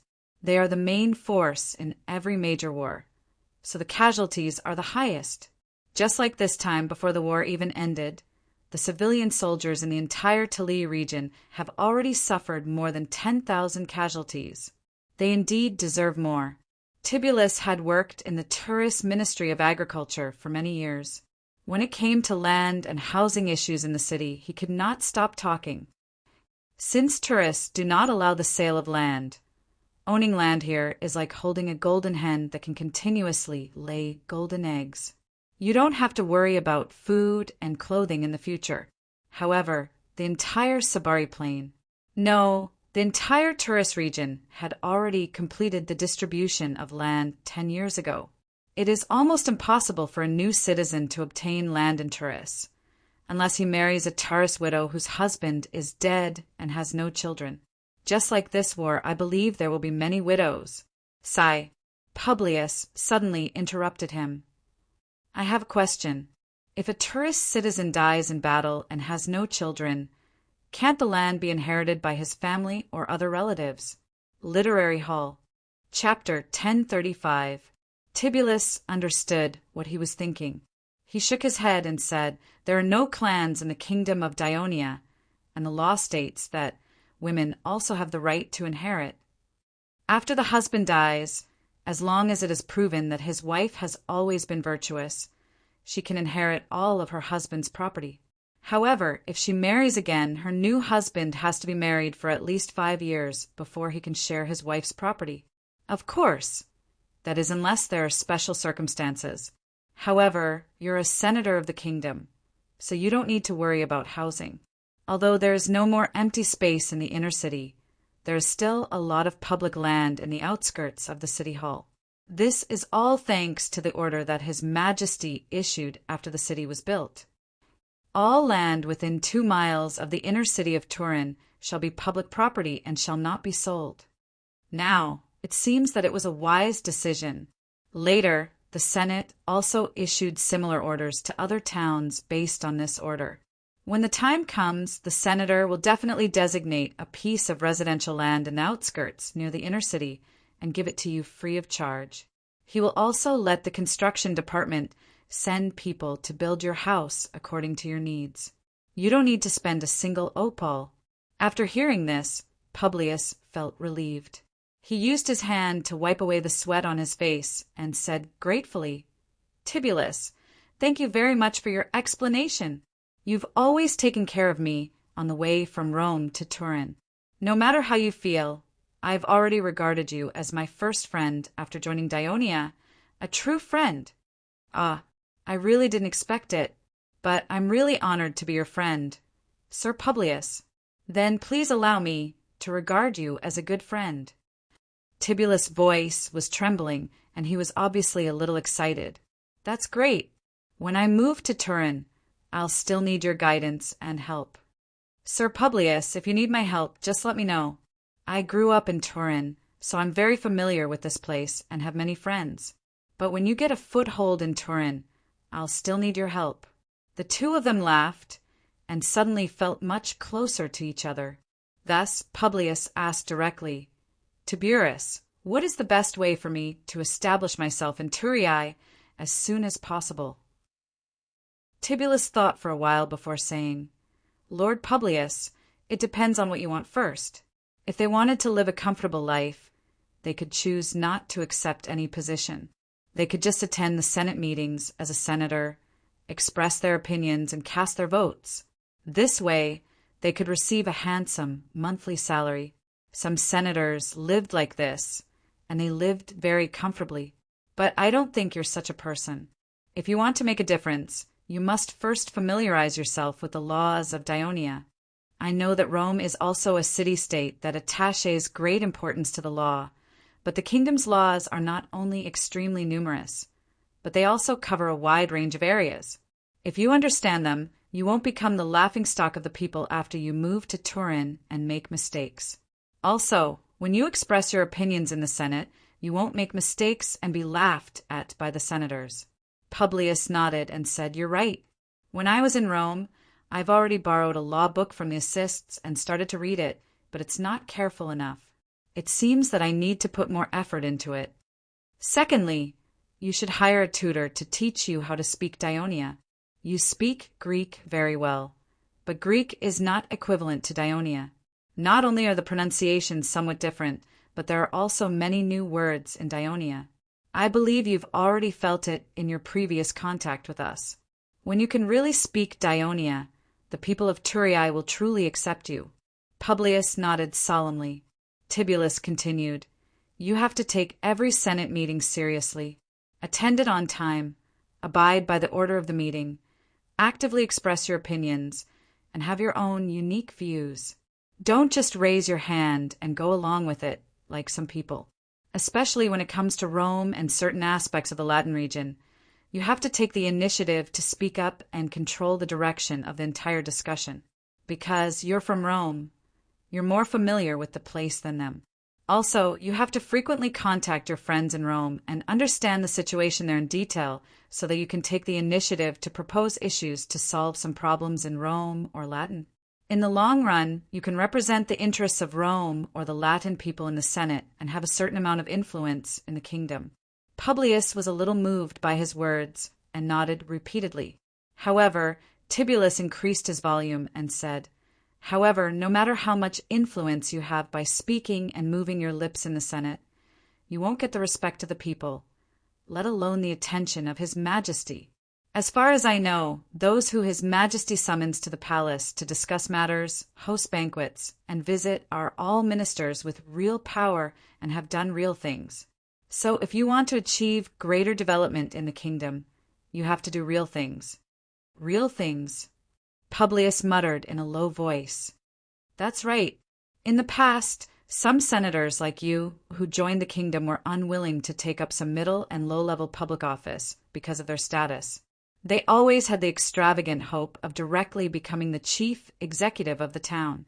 It seems that they have never been approved by the Senate. You have just joined the kingdom and are not familiar with the situation in the kingdom. His Majesty and the senior senators do not understand your ability, so they will not give you heavy responsibilities. So you have to lower your status and fight for some lower positions first. However, in the city of Turin, even the middle and low-level positions are always full and not easy to obtain. However, you can go to Abyssinia, Castellan, and Mandola in the greater Turin region. These places are relatively easier. Serve as the sub-officials of the Finance Department, Commerce Department, Agriculture Department, Construction Department, Supervision Department, and other departments in these towns' city hall.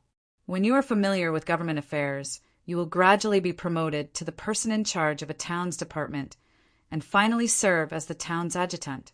At this step, you can take the initiative to apply when the Senate elects a new town's chief executive.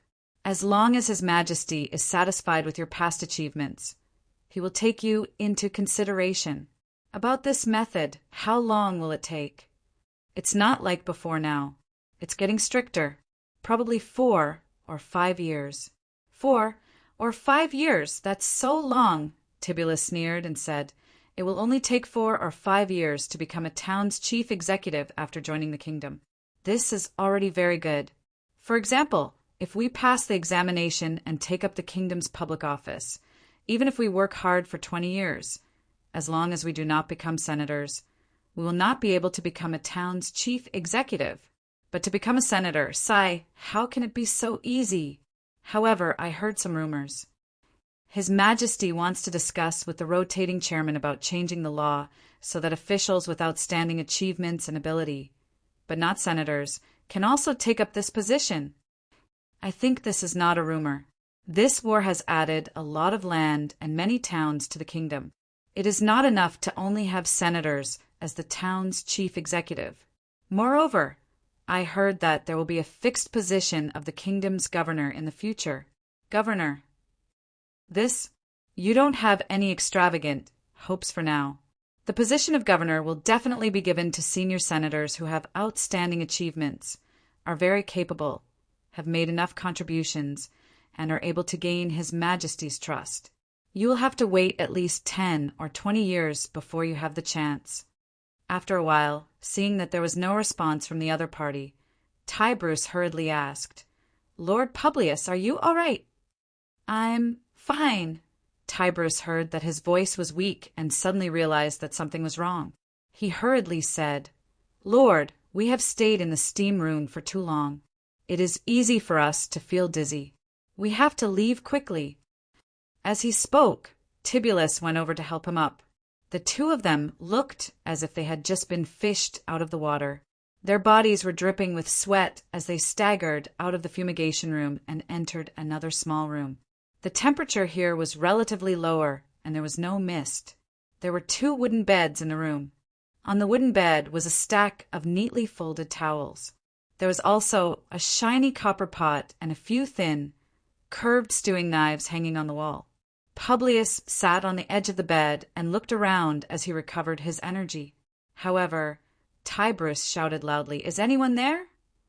Just as he finished speaking, the wooden door opposite him was pushed open, and 2 bare-chested servants entered. They bowed respectfully and said, "Sirs, what can I do for you?" "You should be waiting here and checking the fumigation room at any time." "What if we faint?" Tibulus criticized. "Lord, we were originally waiting in this room, but we heard you talking loudly inside, so we temporarily retreated to another room. Also, the manager of the bathing area told us that there is a lord who is a Turii, so we thought that there should be no problem." One of the servants quickly explained. Tiberius' face was slightly red. He had only been focused on chatting and had almost made a mistake. He quickly coughed a few times and said, "Give us a massage." Massage? This was another new word that Publius did not understand. The 2 servants immediately diligently wiped the sweat off their bodies. Then they let them lie on the narrow wooden bed and began to massage their backs. Publius saw the man repeatedly pat Tiberius' body with both hands. Tiberius looked comfortable and enjoyed it, and it seemed to be very good. However, when he was being massaged, the servant's fingers seemed to have a magical power. Every time they pressed, he would feel a strong sense of numbness and swelling. He had originally wanted to lie down and continue the previous topic with Tiberius, but now he could not help but scream, "Ah, ah," non-stop, and he could not continue talking at all. Obviously, the servant had seen this too many times. He did not stop moving, and his strength did not decrease. Ancient Greece Hegemon of the Mediterranean latest chapter link. Ancient Greece Hegemon of the Mediterranean full text reading link. /2936 1/Ancient Greece Hegemon of the Mediterranean. TXT download link. Ancient Greece Hegemon of the Mediterranean mobile reading link. /29361/ to make it easier to read next time. You can click favorite below to record this time. Chapter 1032, How to be a Senator in Dionia, to read the record. You can see it next time you open the bookshelf. If you like Ancient Greece Hegemon of the Mediterranean, please recommend this book to your friends, QQ, blog, WeChat, etc. Thank you for your support. Chapter 1036. As he massaged, Publius began to gradually get used to it. His voice became softer and softer, and it produced a pleasant tiredness similar to that after exercise. He could not help but want to fall asleep. At this moment, the servant began to pat his back with both hands, immediately waking him up. After a while, he turned to the head massage. Publius closed his eyes slightly, reveling in it once again. When the man stopped massaging, he actually felt like he had not had enough. "My lord, I'll scrub your back next." After saying that, the servant spread a clean towel on his back and began to rub it forcefully. This was a completely different feeling from the previous massage and patting. As Publius felt it carefully, the dirt on his body was also rubbed away from his skin. The servant turned to take down the copper pot from the wall, opened the lid, and poured the liquid inside onto Publius's body bit by bit. Publius smelled the familiar smell and asked, "Is this olive oil?" "Yes, my lord." The servant explained to him, "Because you just soaked in hot water and went through a fumigation, although it helps blood flow and removes dirt, it also causes a large amount of water in your body to be lost. Applying olive oil will protect your skin." After hearing this, Publius sighed. "I didn't expect every step in this bathroom to be so knowledgeable. It's been almost 20 years since His Majesty established the hot spring. Bathing has become a part of the tourist's life, and it's still constantly being developed and perfected." Tibullus said proudly, "Take their previous massages, for example. They didn't just do it randomly. They were all trained by the tourist hospital and passed the examination before being stationed here." Oh, Publius's original judgment was shaken by Tibulus's words. "Aren't they slaves?" "They're slaves, but not ordinary slaves." Tibulus's deliberately mysterious answer made Publius even more curious. Before he could ask, the servant who was massaging him took the initiative to answer, "My lord, we're from Egypt. We're descendants of Egyptians and Greeks." As the servant spoke, he used another clean towel to massage Publius so that the olive oil could spread throughout his body as soon as possible and seep into his skin. Because his movements were much gentler than before, it did not affect their conversation. Although he had never been to Egypt, Publius knew of this distant country. He had heard that the people there had dark skin, but these two had normal skin tones. Obviously, they were of mixed blood. At this time, Rome had not yet stepped out of the Western Mediterranean. Even the patriarch of a large clan like Publius had never owned Egyptian slaves, so he did not understand. Why were Egyptian slaves not ordinary? However, if he were to stroll around the daily bustling slave market in the east of the outskirts of Turia, he would know that the price of ordinary Egyptian slaves was much higher than that of slaves of other races. This was due to demand. First, Egyptian male slaves were excellent farmers and herdsmen, while female slaves were smart and obedient, knowing how to teach people how to dress up. Second, Egyptian slaves worshipped the gods very much. They were gentle and obedient, so they were relatively safe. Third, Egypt and Ionia were far apart, and there had never been any conflict between the two, so naturally there could not be any hatred.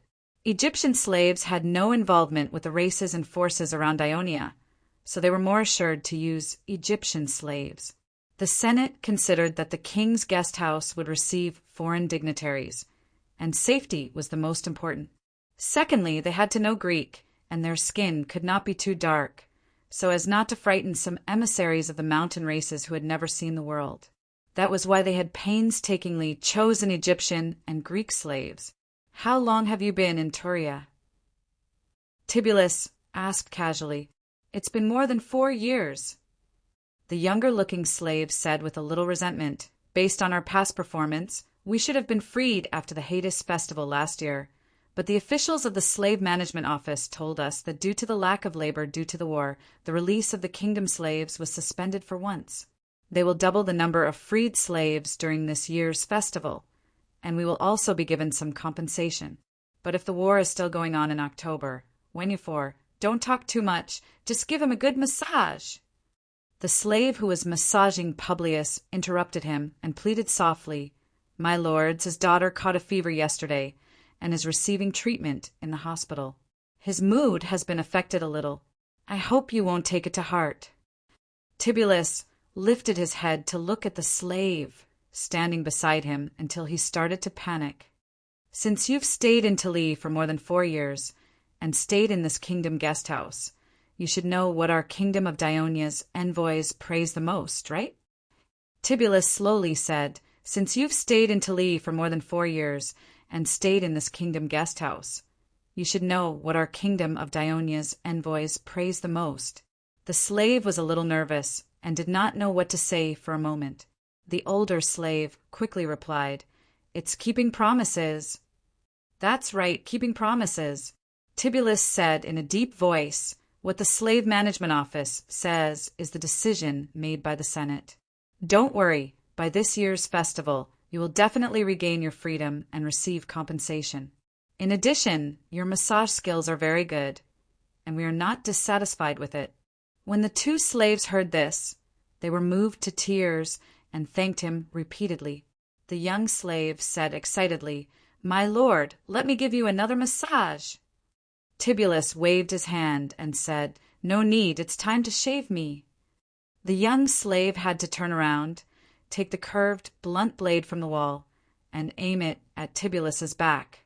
Publius was shocked and shouted urgently, "Stop! What do you want to do?" Tibullus laughed and said, "Don't be nervous, Lord Publius. This thing is used to scrape off the grease and dirt on the body. This is the last step of the bathroom massage." "Is that so?" Publius was skeptical, but soon he experienced that using this blunt blade to scrape his body, not only did it not hurt, but it also felt comfortable. After the massage, the slave helped the two of them to stand up and open the wooden door at the side. Before leaving the room, Tibullus specially said to the young slave, "May Hades bless your daughter and restore her health as soon as possible."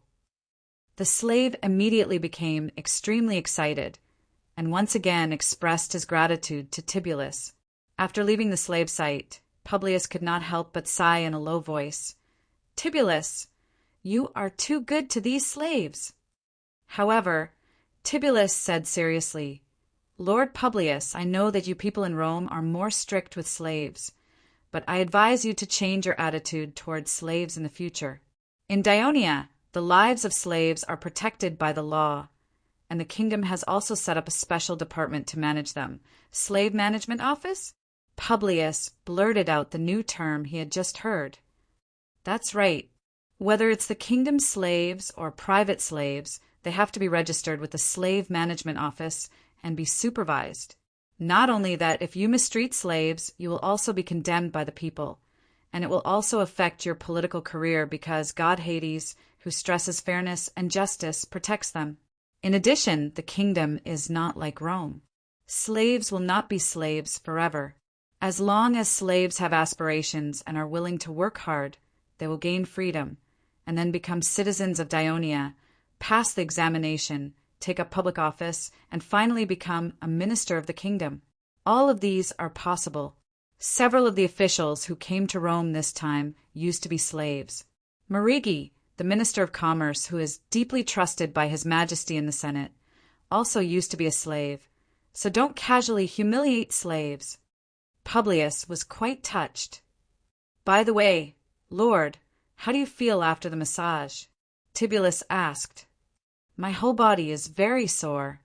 Publius moved his hands and feet and said, "But it's really comfortable. I almost fell asleep just now. Now I feel much lighter. From what you said, according to the doctors, your body is stiff and lacks exercise. You have to have frequent massages in the future to ensure your health." Tibullus said half jokingly and half seriously. Publius listened but asked seriously, "Is it expensive to go to the baths in Turiae?" The public baths are not expensive. The entrance ticket is about 1 or 2 obeirs, but if you want to have a special massage, the cost is much higher, about 10 to 15 obeirs. However, some of the kingdom's senators, ministers, and wealthy merchants specially spend money to let their slaves go to the hospitals and baths to learn, and then come back to give them a massage. This has become a trend. Publius listened and was greatly moved. Then he asked with some reluctance, "Our baths are over, right?" "There's one last item." Tibullus pushed open the wooden door, and there was another pool in the room. Cold bath. Cold water. If it was before entering the bathroom, Publius would definitely avoid it. But now that he had been fumigated and massaged, not only was his body hot, but his skin was also bright red, like a steamed shrimp. Thus, when he heard the word cold water, he strode into the pool without hesitation. The cold water immediately drove away the heat in his body, and all the pores on his body rapidly tightened, giving him an indescribable sense of comfort. He could not help but say, "How nice it would be to have a glass of wine to drink at this time." Tibullus also walked into the pool and said today was too rushed. "Tomorrow night I'll bring you a jar of the best wine in Turiae." Let's drink in the bathroom. That's great. Publius praised loudly as he scrubbed the remaining oil stains on his body with water. The baths in Turiae are better than you said, and Turiae is much more prosperous than Rome. I can't help but want to move here quickly. Tibullus smiled. It seemed that his efforts had not been in vain. Literary Hall. Chapter 1037. Tibullus, thank you for the advice you gave me just now. I've learned a lot. Publius then expressed his gratitude to Tibullus. Tibullus hurriedly said humbly, Sir Publius, you're welcome. I've only grown up in Turiae since I was young. I've seen and heard a lot of things, so I know the kingdom better. But understanding is one thing. It's easy to talk about it, but it's hard to do it. People like us still have to be down to earth and develop step by step. But sir, you're very qualified. You've been a senator the moment you joined the kingdom. You just need to strengthen your foundation, and you'll be able to achieve greater things. Publius nodded and said with a solemn expression, You're right. Rome is a thing of the past. I should pull myself together and develop better in a more powerful kingdom like Daionia. At this point he paused and asked humbly, Tibullus, you were the one who gave me the suggestion just now. Do you have any suggestions for my children? I remember you said you have an 18-year-old son, a 10-year-old son, and a 6-year-old daughter. Tibullus pondered for a moment and said, Your eldest son is 18 years old. According to the laws of Daionia, he's already of age, but the kingdom has already assigned you a piece of land, so he won't be assigned a piece of land for the time being. If he doesn't want to help you take care of the farm at home until he inherits your property in the future, there are 3 paths for him to choose from: politics, business, or military service. Tibullus counted with his fingers and patiently analyzed for him. I believe that with your family's power, your eldest son must have received a good education since he was young. But if he wants to become a civil servant, he must pass the kingdom's examination. In the first few years of the kingdom's establishment, the examination for civil servants was easy, but now it's difficult because there are more and more young people graduating from schools in various towns. The competition is getting more and more intense. Not only must he be literate, write, and calculate, he must also have a rough understanding of some laws of Daionia and Hades canon. After passing the examination, he must work as a civil servant intern in the town where his household registration is located for a year. After his performance is up to standard, he will be registered with the kingdom's officials' management committee and become an official member. Then the committee will assign him to a certain department in a certain town as the lowest level civil servant. What is this kingdom's official management committee? Publius interrupted. Oh, the Kingdom Officials Management Committee was originally an organization under the Senate. It manages the appointment, promotion, reward, and punishment of all mid-level and low-level officials in the kingdom. Now, it is under the direct control of His Majesty. The main person in charge is composed of 3 elders, 1 principal and 2 deputies, and dozens of officials and clerks. The current person in charge is also the head of the 5 rotating presidents of the Senate, Lord Cornelis. Oh, then which department is in charge of the high-ranking officials of the kingdom? Publius immediately thought of another question. Their appointments are recommended by the Senate, such as the chief executive of a town or the main officials of the various departments of the kingdom. In the end, it's up to His Majesty to make the final decision. It seems easier than us middle and low-level officials, but it's said that the debriefing in the Senate during one's term of office is a huge test, and it's not that easy to pass. Elders with poor performance are often humiliated, and it's difficult for them to take up another position in the future, such as cough, cough. Tibullus coughed twice and stopped talking in time. Anyway, it won't take long for you to know about this, so I won't say more. Let's talk about your child. Your eldest son has never received a royal school's education, so it's impossible for him to pass the examination and enter politics the moment he comes. If he's in a hurry to enter politics, he can first go to the Turin City Hall to apply to be a handyman. Handyman? It's a public servant with no rank at all, such as clerks, scribes, messengers, bookkeepers, administrators. They also have to go through an assessment and receive a salary, but generally they won't be given a bigger share. There's also a part-time job. When the city hall is busy and short of manpower, they will recruit volunteers to help out. When they're free, they'll be dismissed and sent home. Although the salary of a part-time job is low, it'll be recorded in their household registration file, which will be beneficial to their future development. Your eldest son can first be a handyman or a part-time job to train his ability to handle things and become familiar with the various affairs of the kingdom. At the same time, he can take some time and spend some money to hire a teacher or attend the adult study class in the Turin school to learn knowledge. After 2 or 3 years, he can take the kingdom's public service examination. Because he has practical political experience, he'll have an advantage over those young citizens who have just graduated and take the examination. It'll be easier for him to pass. Tibullus paused. When he saw that Publius was listening carefully, he continued, "If your eldest son is willing to go into business, you can sponsor him with some money first. Let him go to the business department of the Turin City Hall to register and obtain the qualification and certificate to do business." Why does one have to register with the business department to do business? Can't they do business freely? Publius asked curiously. Although Rome's trade was not developed, the people could buy and sell freely. Tibullus explained, "The main purpose of registering with the business department is to facilitate the kingdom's collection of taxes and the management of the household registration department. As for merchants, with this business certificate issued by the kingdom, it would be easier for them to obtain more loans from Cristonia's bank. They could also use this to apply to join the Chamber of Commerce in various regions and obtain more help, more information, and more channels, which would be beneficial to their development. But the kingdom doesn't prohibit others from buying and selling. For example, farmers in the towns of the kingdom don't need to apply to the business department. They can take their surplus produce to the designated area of the market in the town where they are to sell it, and they don't have to pay taxes. But the things they sell must be small, and they can't be sold in other towns. Otherwise, if they're found out, the consequences will be very serious." Publius was just a little curious. But in fact, the people of Rome were not a race good at business. He was not interested in it.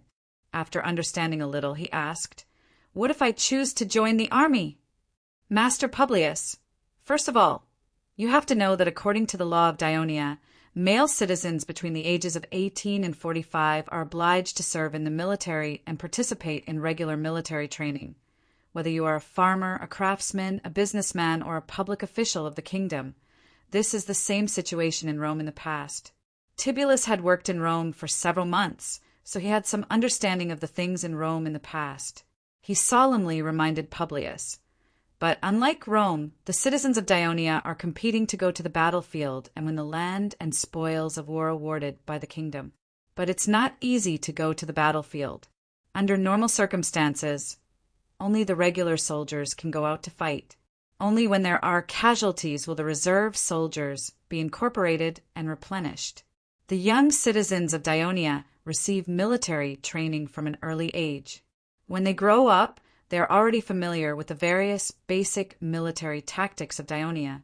But your son knows nothing about it. It'll be difficult for him to become a regular soldier in at least 3 or 4 years. If he wants to advance, the best way is to take the initiative to apply to serve as a garrison soldier in several fortresses in various territories. Although it's tough, he can become a regular soldier after 1 or 2 years. As long as he participates in a few more battles, it's very likely that he will become a squad leader. But to become a squad leader, he has to perform well, and it's not easy. And becoming a squad leader means that he has entered the ranks of the kingdom's military officials and will also become a target of attention from the Ministry of Military Affairs.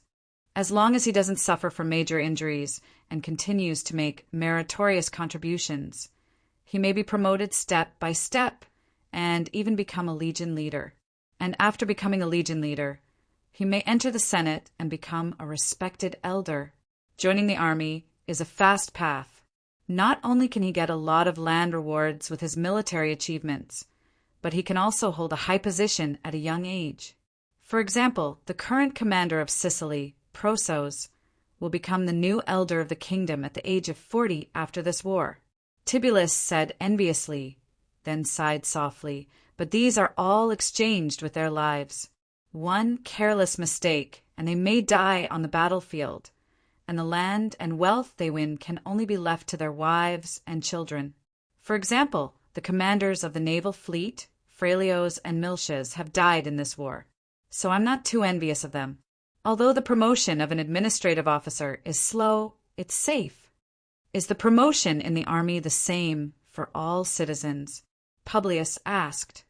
What? Tibullus was stunned, but he quickly understood what he meant. With a serious expression, he said, Sir, you have to understand that Daionia is not like Rome in the past. The children of nobles can become platoon leaders as soon as they enter the army. This is not feasible in the kingdom of Daionia. All citizens must start as ordinary soldiers. Even His Majesty's adopted son and son-in-law have slowly become platoon leaders and platoon leaders through their own efforts. If you want to take other shortcuts, it's best to give up on that idea. According to the law, the army is under the direct control of His Majesty. All the promotion and appointment of officers must be approved by him, and the Senate cannot interfere. Anyone who wants to interfere in the affairs of the army will inevitably incur His Majesty's wrath. The Laodicean incident more than 10 years ago taught everyone a good lesson. The Laodicean incident? Publius asked curiously. This matter is very complicated. I'll tell you in detail when I have time in the future. Tibullus said quickly, in addition, your eldest son can also choose to become a farmer or a craftsman. But with your status, it shouldn't be an option, so I won't say more. Chapter 1038. Oh, there's another profession with a respected status, which is to become a scholar, but it's too difficult. I don't think you'll consider it. You can discuss the 3 paths I've mentioned with your child and choose carefully. As for your youngest son, he's only 10 years old. After you move to Turin, let him attend a Turin school as soon as possible. This way, when he comes of age in the future, his development will be smoother than his elder brothers. Also, let your daughter go to school as soon as possible. When Tibullus said this, he saw Publius frown slightly, so he said, I know that you Romans, like the Greeks, are more traditional and conservative in the education of your daughters. But let me tell you, our Daionia is different. We will let girls study and exercise together with boys, and try our best to cultivate her talents so that she can find a good husband when she grows up. This is because our Daionia believes that only a healthy mother can give birth to a healthy child, and only a talented mother can give birth to a smart child. In the kingdom, not only do women have the right to inherit property, but there's also a law that says if a citizen only has daughters and no sons, he can discuss with his son-in-law and choose one of the children born to his daughter to inherit his surname. Therefore, women have a higher status in the kingdom. When Tibullus said this, he could not help but smile. I have 2 daughters now and no son, but with these legal provisions, I'm not worried at all. Publius did not know how to respond, so he remained silent for a while. However, Tibullus stood up and said, In this season, don't soak in cold water for too long or you'll easily catch a cold. As he spoke, he walked out of the bath, took the cloth towel hanging on the wall, and threw one to Publius. Tibullus wiped his body with the cloth towel, stretched his limbs, and said loudly, Take a bath, and you'll definitely be able to have a good sleep tonight. Tomorrow, you'll be full of energy to attend the kingdom's convention. Yes, the baths in Turin are amazing. I can't help but want to move to Turin earlier. Publius praised loudly again. He seemed a little excited, partly because of the bath, and partly because Tibulus's words made him confident about moving to Turin. The next morning, after breakfast, the guests of the Wang State guest house solemnly tidied up their attire and walked to the conference hall not far away. At the same time, many people gathered from other directions and soon formed 2 long lines in front of the assembly hall. On this day, the tourist patrol had sealed off the entire plaza of Victory and the Senate, forbidding any unauthorized personnel from entering. The inner city was also prohibited from entering and exiting in order to ensure that the kingdom assembly would proceed smoothly. As a newcomer to the kingdom's senate, Publius stood in the line. He didn't know anyone, so he looked at the people around him warmly greeting each other and telling each other about recent events. However, Tibullus, who followed him, was indeed at Thurii. Although it was his first time attending the kingdom conference, he knew many people, and he even took the initiative to introduce Publius to them. When these people learned that Publius was a new senator of the kingdom and came from Rome, they were all curious and asked about the situation in Rome. Publius also answered seriously, and everyone gradually became familiar with each other. Only then did Publius realize that these people were the local council members elected by the various towns in the kingdom of Dionia to attend the conference. Not long after, Publius and Tibullus stood in front of the main entrance of the conference hall. After the conference's disciplinary officer at the door asked for Publius' name, he looked at him with some doubt. "Sir Publius, you're a senator, so you can enter through the side door. Didn't the hotel staff tell you?" Publius glanced at Tibullus and said, "It's my first time attending the kingdom conference. I think it'll be more lively through the main door." "Oh, that's all right. Please come with me," the disciplinary officer said politely and led them into the hall. It was a huge circular dome with at least 10 steps from top to bottom. There were many wooden chairs arranged neatly and densely on each step, forming a semicircle around the center. In the center was a flat ground paved with white marble, and there were a few dark red wooden tables. At the back of the center stood a stone platform a few meters high, and on it was a wide and exquisite chair. Publius stared at it a few times, guessing that it was the seat of the king of Dionia. The few rows in front of these chairs were already filled with nearly 300 people. They wore white robes embroidered with exquisite black patterns, and most of them had white hair. They were whispering to each other. These must be the senators of the kingdom of Dionia, Publius thought to himself. Just as he was about to follow Tibullus and sit behind them, the disciplinary officer walked to the front and whispered a few words to the people in the center. Soon, 5 people stood up and walked towards them. Publius recognized one of them. It was Antares, who had received them before. Tibullus immediately bowed respectfully and said, "Lord Cornelis, I'm very grateful to you. Sir Lucius, Sir Sidorum, Sir Antares, Sir Vespa." As the governor of Thurii and once Tibullus' superior, Lucius nodded and said, "Tibullus, thank you for your hard work. Is everything ready?" "Yes, everything is ready. Have a good rest first. When it's your turn later, perform well." "Yes, sir." The disciplinary officer led Tibullus to the furthest side of the first row so that it would be convenient for him to speak on stage. Tibullus had already guessed that these 5 people were the 5 rotating presidents of the Senate of Dionia. He also noticed that they were different from the other senators in that they wore bolton robes with gold rims. One of them, a white-haired old man, smiled and said, "Welcome, Sir Publius. I'm Cornelis, the rotating president of the Senate of Dionia. This is—" Publius greeted them one by one. Both had smiles on their faces, and their movements were elegant and reserved. Although Publius talked and laughed freely with Tibullus along the way like an ordinary person, at this moment he deliberately displayed the bearing of a former senator of the Senate of Rome and the patriarch of a large clan. Then Cornelis led Publius to the center of the hall and said loudly to the senators below the stage, "Everyone, this is Senator Publius Manlius from Rome, who was newly elected to the Senate last year. Please give him a warm round of applause and welcome him as one of us." Immediately, there was a warm round of applause. Then Cornelis gestured to Publius to say a few words. Publius did not decline. He took a step forward and stood with his head held high. With a smile on his face, he slowly looked around at the crowd and said in a loud voice, "On my way to Thurii, I deeply felt the vastness of the territory of the kingdom of Dionia. When I arrived in Thurii, I was attracted by the prosperity of this huge city. I know that all of this is closely related to the efforts of you, the elites of the kingdom.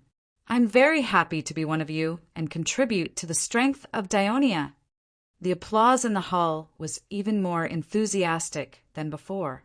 The 5 presidents looked at each other, and the meaning was self-evident. Over the years, they had held similar simple welcoming ceremonies for many senators who had just joined the kingdom in the Senate.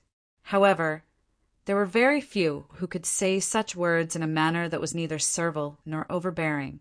This senator from Rome was not a simple person. So, the 5 presidents invited Publius to sit next to them. Normally, this seat was not meant for a newcomer, but today this seat was specially reserved for him. On one hand, it was to express the sincerity of the Senate of Dionia to the people of Rome. On the other hand, it was convenient for them to understand the current situation in the Latin region from Publius' mouth. So, as soon as Publius sat down, Cornelis and the others chatted with him enthusiastically. At the same time, the representatives of the local senators entered one after another, and the whole hall became more lively. After an unknown period of time, a disciplinary officer came over and reminded them in a low voice, "Sirs, all the participants have arrived." Cornelis stopped talking with Publius, looked at the other 4, and asked, "Everyone is here. Shall we begin?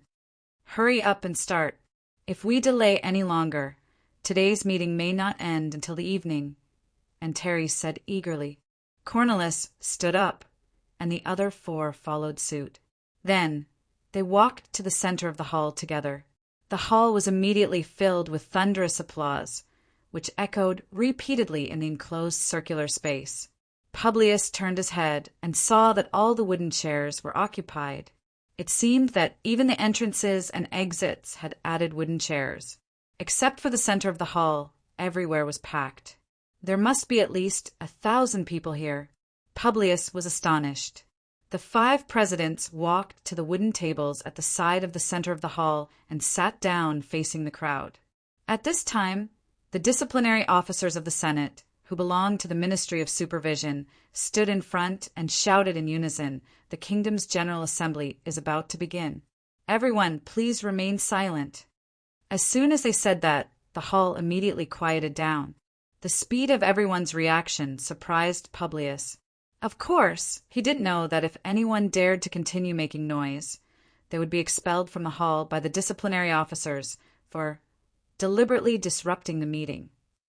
This was not only a matter of making a fool of themselves in public, but they would also be pursued by the Ministry of Supervision afterward. That would be a great loss.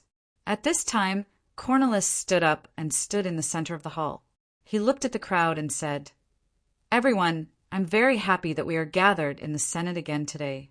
According to the rules, His Majesty the King of Devers should be the one to give the opening speech. But unfortunately, he is still in Sicily leading the kingdom's army to fight against the Carthage people. He can't be here, so he wrote a letter and entrusted me to read it to everyone." Chapter 1039. Cornelis was an old man. His voice was not loud and even trembling. It was impossible for the people at the back of the hall to hear him clearly. However, there were several voice messengers in front of him who repeated his words in a loud voice. At this time, he took out a papyrus scroll from his arms and carefully unfolded it. He coughed softly and began to read, "Respected senators of the Kingdom of Dionia, representatives of the local councils of the Kingdom of Dionia, I am deeply sorry that I am unable to attend the meeting when the Kingdom's General Assembly is about to be held. The war with Carthage, Rome, and Samni was not provoked by us, but we have to fight on because it concerns the survival of the Kingdom of Dionia and the fundamental interests of every citizen. Up until now, this war has lasted for a year. In this year, our soldiers have been fighting on the front lines, and you have been working hard to maintain the stability of the domestic order and tirelessly preparing a large number of materials needed for the war. We were able to defeat Rome and Samni one after another because of your painstaking efforts. Some time ago, our Sicilian fleet and the Third Fleet almost annihilated the Carthage fleet. And just yesterday, our land army severely damaged Carthage's 100,000-strong army at Serenus and captured Carthage's military commander, Margo. When Cornelis read until here, he deliberately paused. As he expected, thunderous cheers erupted in an instant. Great! Another great victory! We won! We won! We won this war! We won Carthage! We are the new overlords of the Western Mediterranean. The people danced and hugged each other. Their joy was beyond words. Carthage had dominated the Western Mediterranean for many years. Most of the people present, including the elders, did not have much confidence in this war.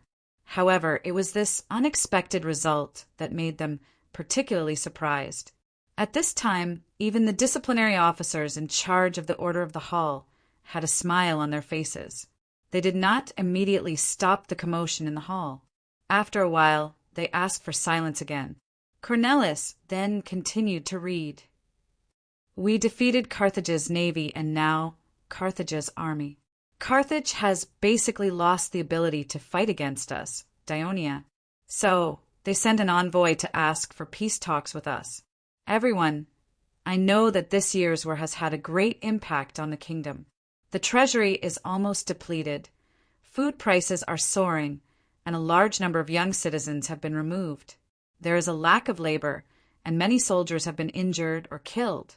Some territories have also been ravaged by the enemy and are in urgent need of reconstruction.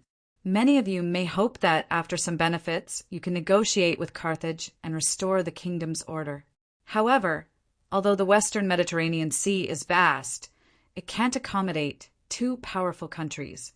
Do we hope to see the heavily injured Carthage learn a lesson, recuperate, and challenge us again after it regains its strength? I think your answer must be no. So, we can't stop at the current victory. We must continue to fight until we finally achieve the ideal result we want. That is, we, Dionia, must obtain an absolute advantage so that Carthage can never challenge us again. There will always be only one overlord in the Western Mediterranean, and that is us, Dionia. When Cornelis read this, his voice could not help but become loud. The eyes of the people present were bright, and they held their heads high. So, I hope that you will continue to unite and do your best to continue to appease the people, maintain the stability of the kingdom, and do your best to provide sufficient supplies for the army until we achieve the final victory.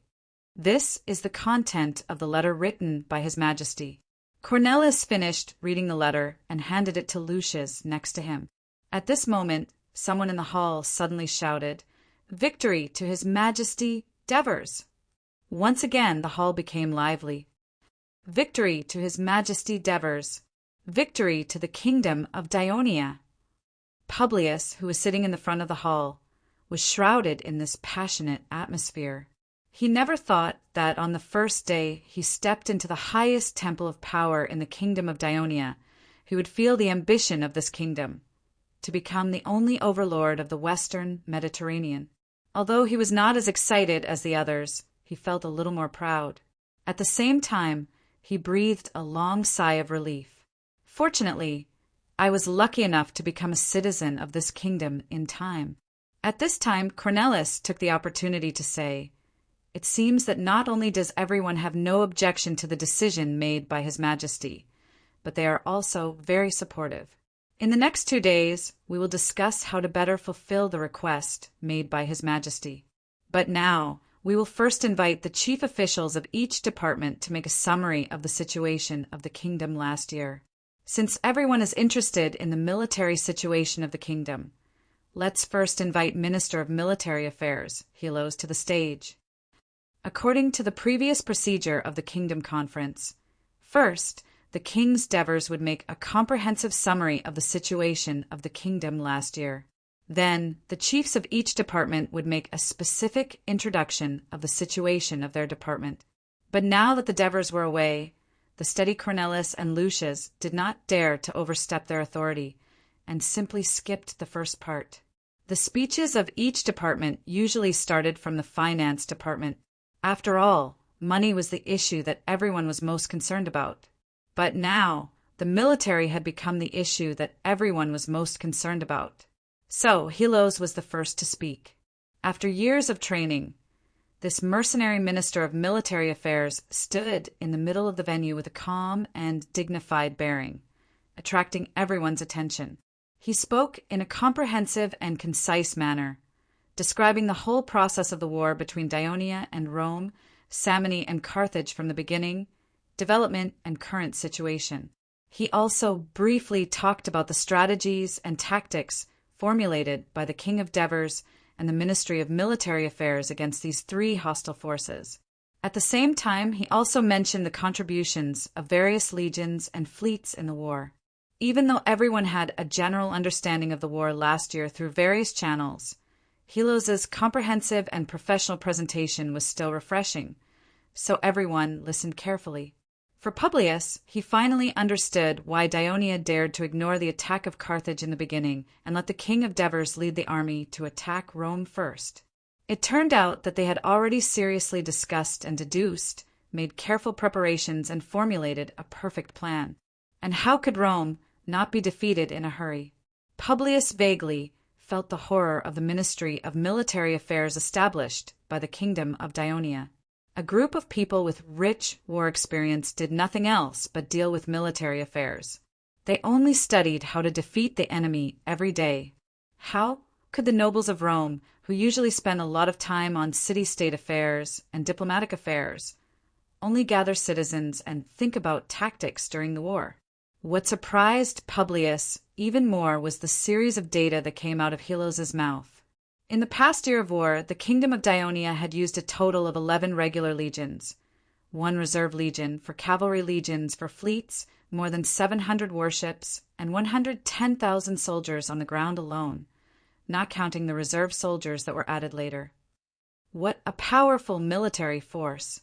And the fact that this powerful military force could operate normally for a year also showed the strength of the Kingdom of Daionia. Publius, who had been a senator of Rome for many years and had always been involved in the tedious government affairs, was deeply aware of this. Now that he thought about it, the Senate of Rome rejected the request of the Daionia's emissary to reach an armistice with Wolsey and arrogantly claimed that they were not afraid of Daionia joining the war. Now that he thought about it, it was ridiculous. Of course, at the end of the speech, Helos also mentioned with a heavy expression that although the Dionysian army had won a great victory in the war this year, they had also paid a lot of casualties. So far, a total of nearly 30,000 people had died, and more than 40,000 were injured, including the sailors of the Navy who accounted for the majority of the casualties. The Ministry of Military Affairs would try its best to arrange the funeral of the soldiers who died in the war, send pensions to their families as soon as possible, and properly solve the livelihood problems of the families of the soldiers who died in the war in the future, so that the soldiers who were still fighting would not have to worry about their families. When Helos finished his speech, basically no one asked any questions, and everyone responded with warm applause. The second person to go on stage to sum up was the finance minister, Merces. His style of speaking was obviously different from that of Helos. As soon as he opened his mouth, he complained that the war had turned the kingdom's national treasury into nothing. The heartache on his face was definitely not an act. Throughout the whole speech, he mostly complained about the large amount of gold and silver that the war had consumed. Even though he mentioned that they had obtained a lot of spoils from the conquered cities like Rome and Syracuse, as well as the precious metals that had been mined from the mines in Corsica and Sardinia, which in fact made up for a lot of the national treasury's deficit. However, his tone and his expression seemed to indicate that these were not worth mentioning at all. If the kingdom did not stop the war immediately, the kingdom would fall into trouble because of the lack of money this year. From the whispers of the people around him, Publius knew that this was the usual style of the greedy finance minister of the kingdom. He would always complain about the lack of money in the national treasury. However, Publius was still shocked by Mursa's statement. The monthly tax revenue of the Kingdom of Daionia was 700 to 800 talent, and this year it was close to 10,000 talent. This was also due to the impact of the war, which caused the tax revenue to drop significantly. Even so, compared to Rome in the past, its income was only about a fraction of the Kingdom of Daionia's. If in terms of military strength, Rome still had the strength to fight, but in terms of financial strength, it was not worth mentioning at all. Perhaps the destruction of the kingdom of Dionia was expected. Chapter 1040. What piqued Publius' interest was that the finance minister also explained in detail how the income of the treasury was used this year. Specifically, how much money was used for the salaries of the kingdom's officials, how much was used for public buildings, how much was used for the education of the kingdom schools, how much was used for the purchase of military rations, and how much was used for the manufacture of armaments. While Merces was on the stage, Publius was amazed. He was considered an experienced administrator, and from Merces' explanation, he realized that the management and use of the treasury in the kingdom of Dionia was very meticulous. What happened next surprised him even more. After Merces finished his explanation, some elders and representatives raised doubts about the use of a certain item of expenses. Although Merces looked impatient, he still explained everything in detail. He only returned to his seat when there were no more questions. Publius let out a long sigh. Even though he was just a spectator, he felt a little nervous. He realized that it was not an easy task to hold power in the kingdom of Dionia. Although such supervision and questioning existed in the Senate of Rome, it would not be as detailed. This required the person in charge to have good management skills and to avoid the backroom deals that were common in the city-states.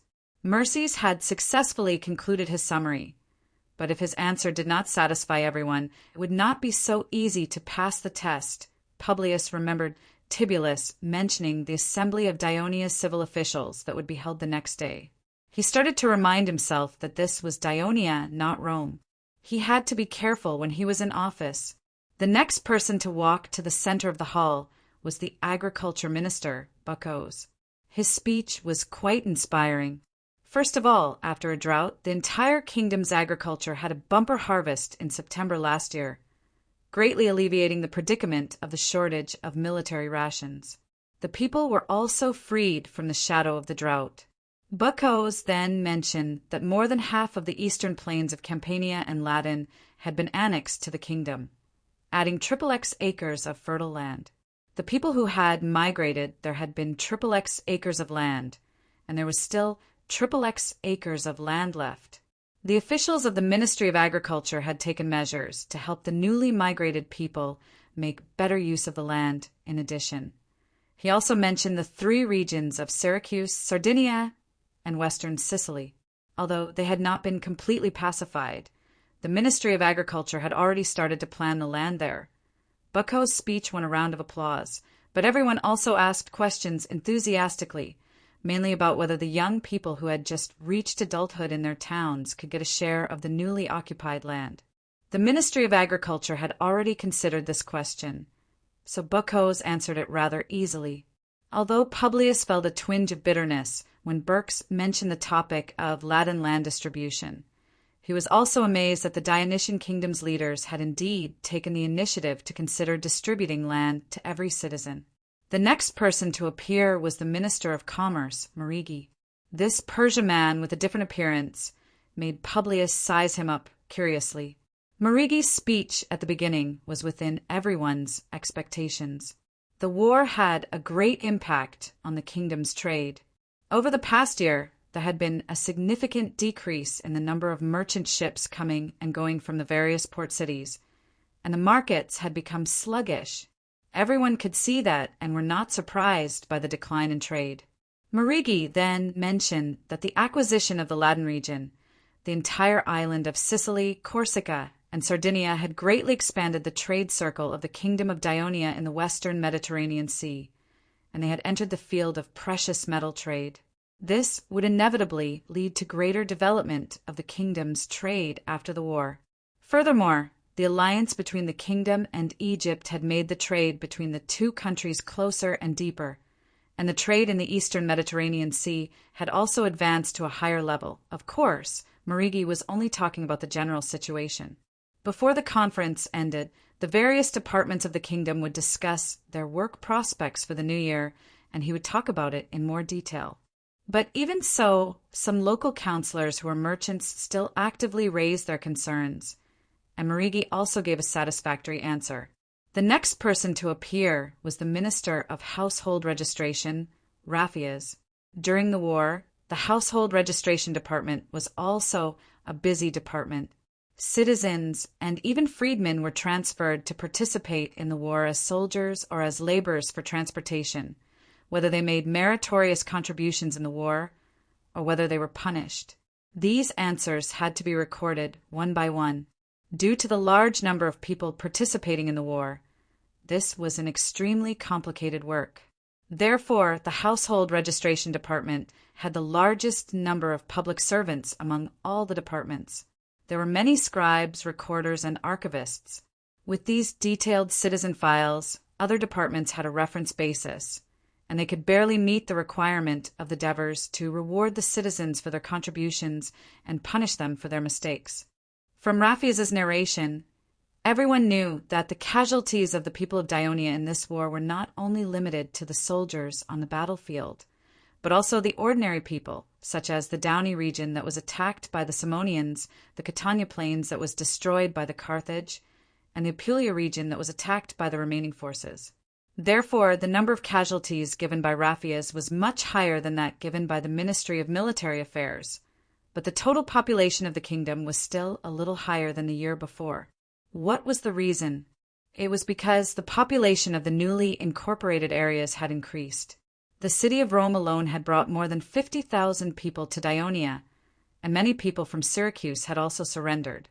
In addition, there were also the city-states that had surrendered, such as Vaia, Casrella, Alenia, and Santa Iberia. The new population had increased by more than 100,000 people. In addition, the number of slaves in the Slave Administration Office under the Household Registration Department had also increased several times over the past year. People from Rome, Latin, Syracuse, Carthage, and Phoenicians had become slaves of the Kingdom of Dionia, greatly alleviating the problem of labor shortage in the kingdom this year. But at the same time, it had also brought great pressure to the management of slaves by the Household Registration Department. Raphias also talked about the riots caused by the slaves and the casualties of the officials of the Household Registration Department without any taboo.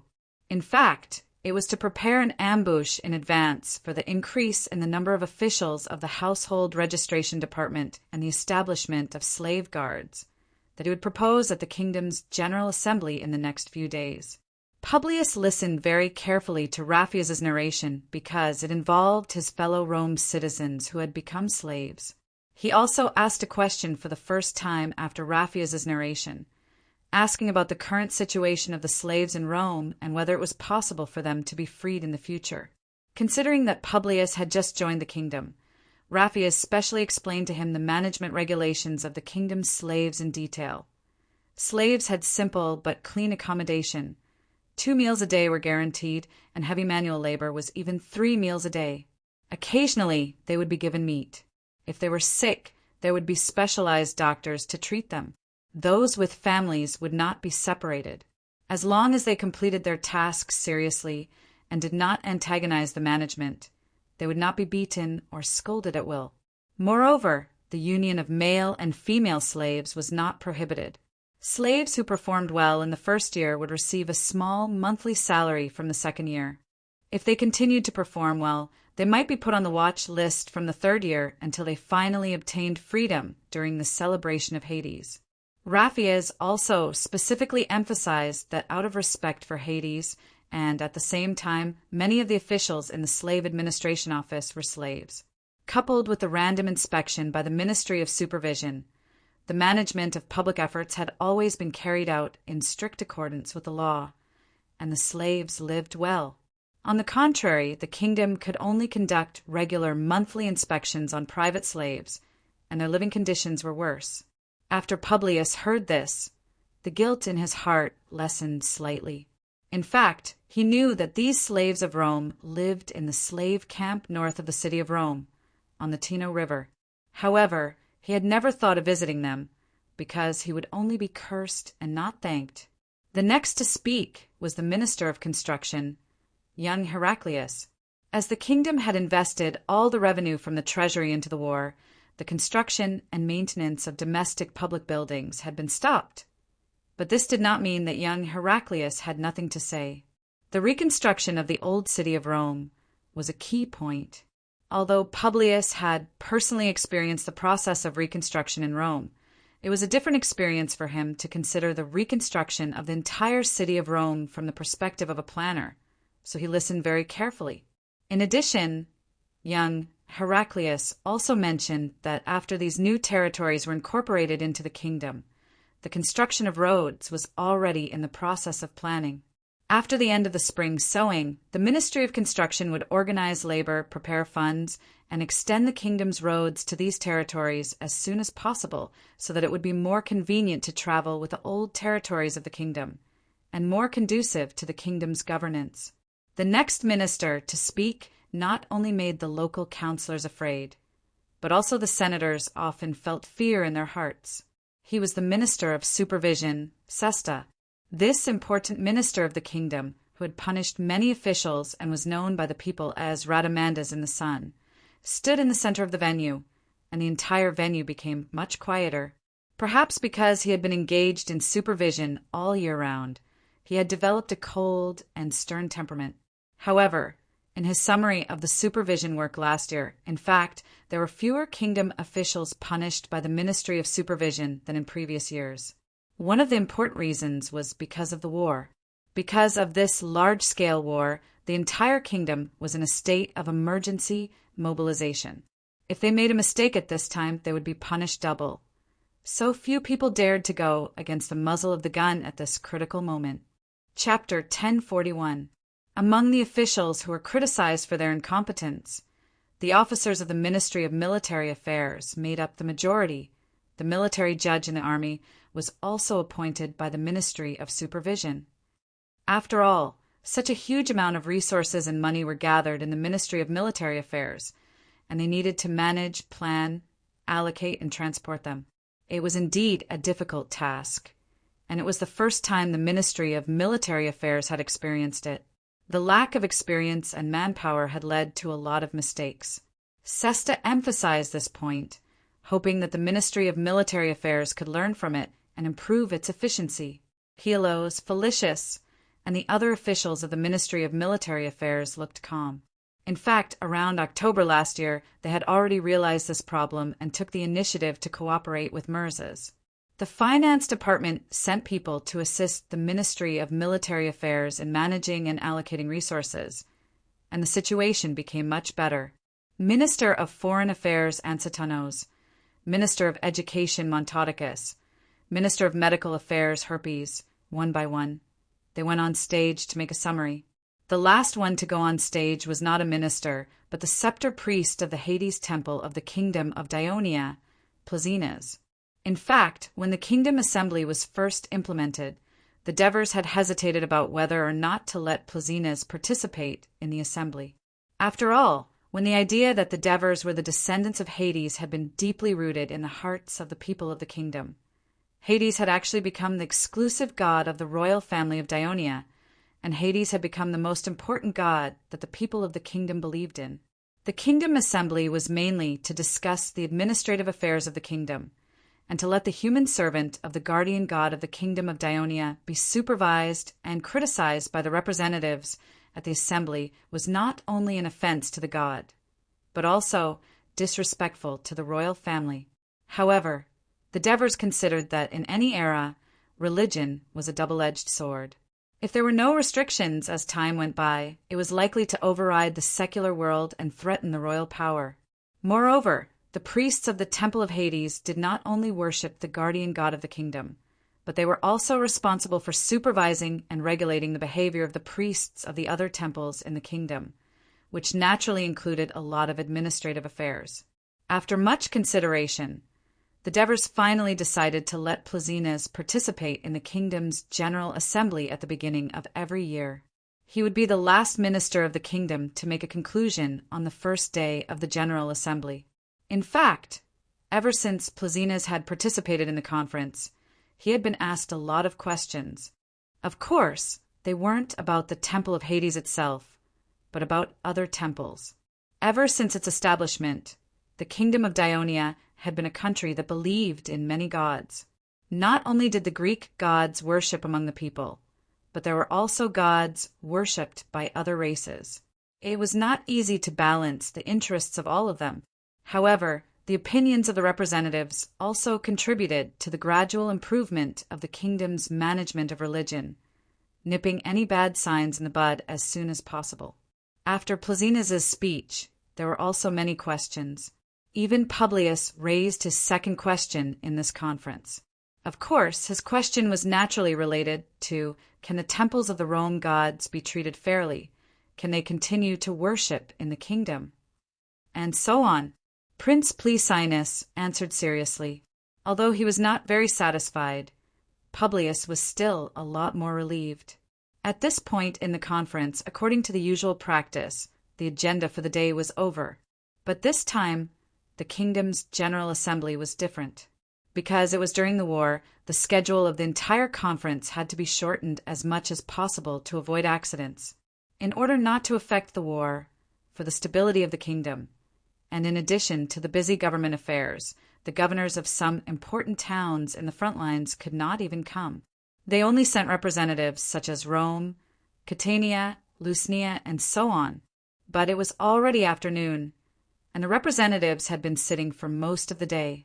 So Cornelius announced that the meeting would be temporarily adjourned for half an hour. After eating a simple dinner provided by the Senate, the meeting would continue. The next content was to introduce the governance of the newly occupied territories. Finally, it was Tibulus' turn. It was really a long conference. Publius sighed softly. Such a format of the conference was really an eye-opener for him. Just from the series of summary by the ministers of the kingdom of Dionia, it could be seen how meticulous and rigorous the governance of the Dionia people were. Perhaps this was necessary to govern such a large kingdom. Publius thought to himself as his stomach growled. He was so focused on listening that he didn't realize that he was so hungry that his chest was sticking to his back. It was the first time he and Tibulus attended the conference. Unlike many of the representatives who were very experienced, they had a full breakfast. Just as he was considering whether to follow the other representatives out of the conference hall, Anteri suddenly asked, "Lord Publius, how do you feel after listening to these summaries?" Publius replied without hesitation, "I feel that it is not easy to be a senator or an official in Dionia. The pressure is too great." This was indeed what he felt. That night, the great council hall of Turin was brightly lit, and the people continued to fight. Many of the households in the Turin territories also lit candles, and the desolation of the past was swept away. One after another, the sounds of laughter broke the silence of the night. The first day of the new year was not any celebration day for the people of Dionia, but according to the custom of the previous life, the Devers would always hold a family banquet on this day to say goodbye to the old and welcome the new. As a result, this custom spread in Turin, and the people rushed to imitate it. Naturally, at this time, the residence of the Devers on the Hill of the Kings was even livelier. Not only was it brightly lit everywhere, but the open space in the courtyard was filled with dining tables. The palace guards and servants on duty for the royal family sat in the backyard and the front yard. There was a large table in the hall, where the two wives of the Devers for children, as well as the chief of the court, Ribazat, and the slave manager, Molina, sat together. The Devers were not at home, and Agnes did not like to socialize. Banquets like this were naturally hosted by Christoia. Usually the consort was strict and decisive, always cold as ice, and rarely showed her feminine charm. Today, however, she had a smile on her face as she went to the front and backyard to toast the guards and servants, thanking them for their contributions to the royal family in the past year, and wishing them good luck in the new year. Christoia returned to the hall amidst the gratitude and blessings and sat on the main seat. Before she could speak, she heard Brian say, "Mother, when will Father come back? I miss him." "I miss Dad too," Avia said softly right after that. Although Eunice and Apox did not say anything, their longing was evident in their words. It could be said that because the Devers, Clotocatax, and Adoris were still fighting far away, and Cynthia had just given birth to a child and was still recuperating at home, there were fewer people than in previous years. It was inevitable that it was a little lonely. Although the Devers had not had much time to spend with the children due to their busy government affairs in recent years, Christoia was strict with the children, and Agnes was gentle but not passionate enough. Only the Devers could find time to spend with the children, and he was always able to get along with the children, letting them have fun. Now that the Devers had been away for a year, how could they not miss him after such a long time? Christoia was saddened by their words. After a moment of silence, she comforted them in a gentle tone. "Children, didn't you all read your father's letter yesterday?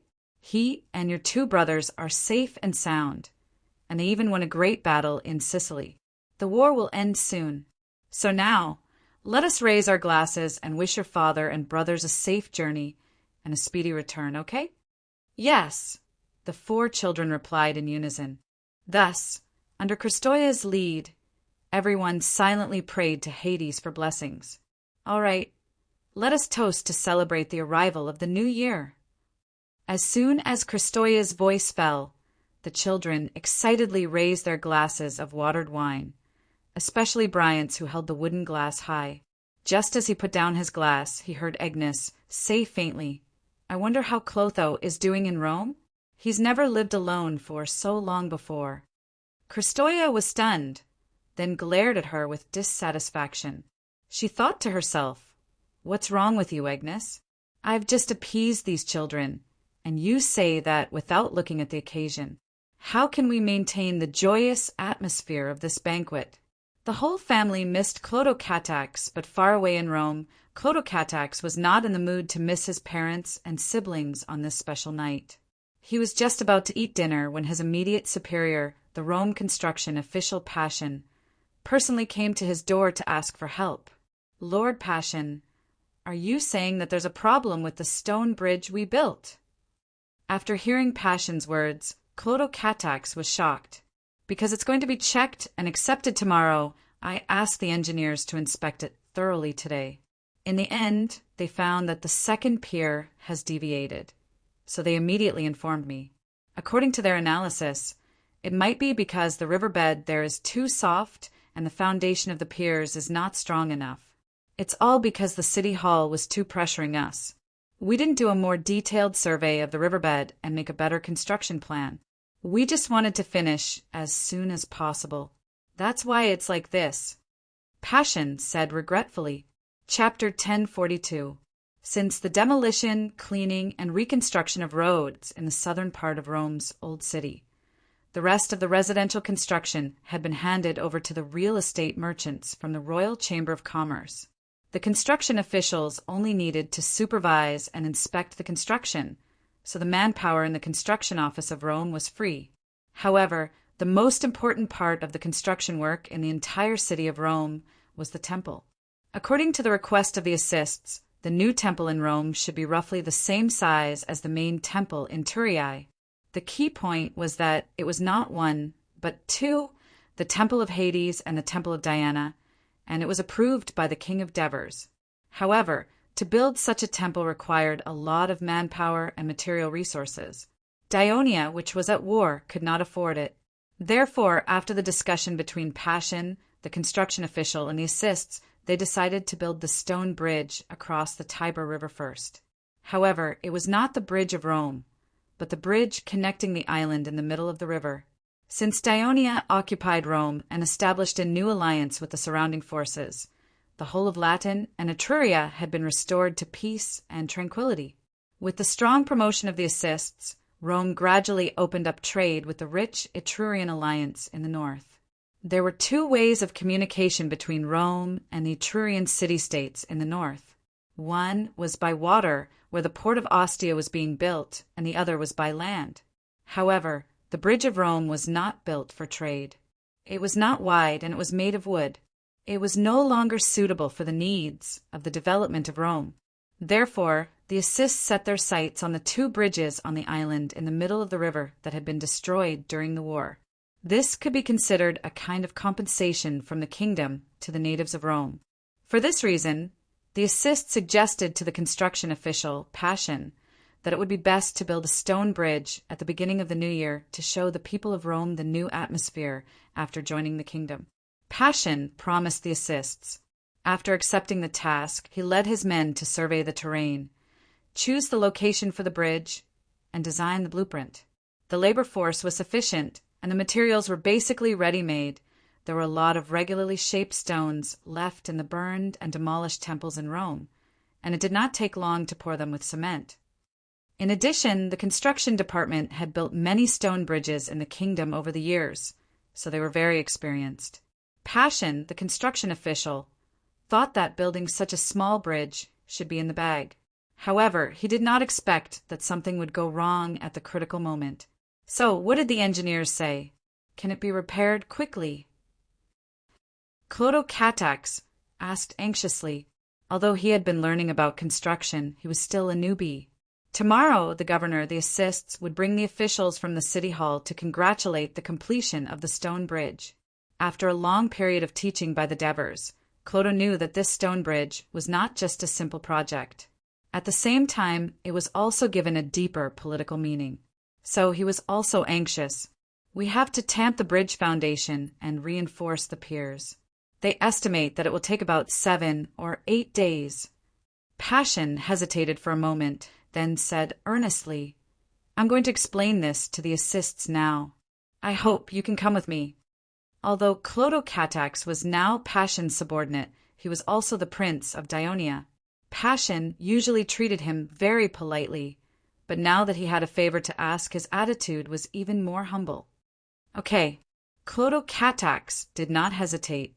The two rushed to the castellan's mansion in Rome and were soon received by the assists.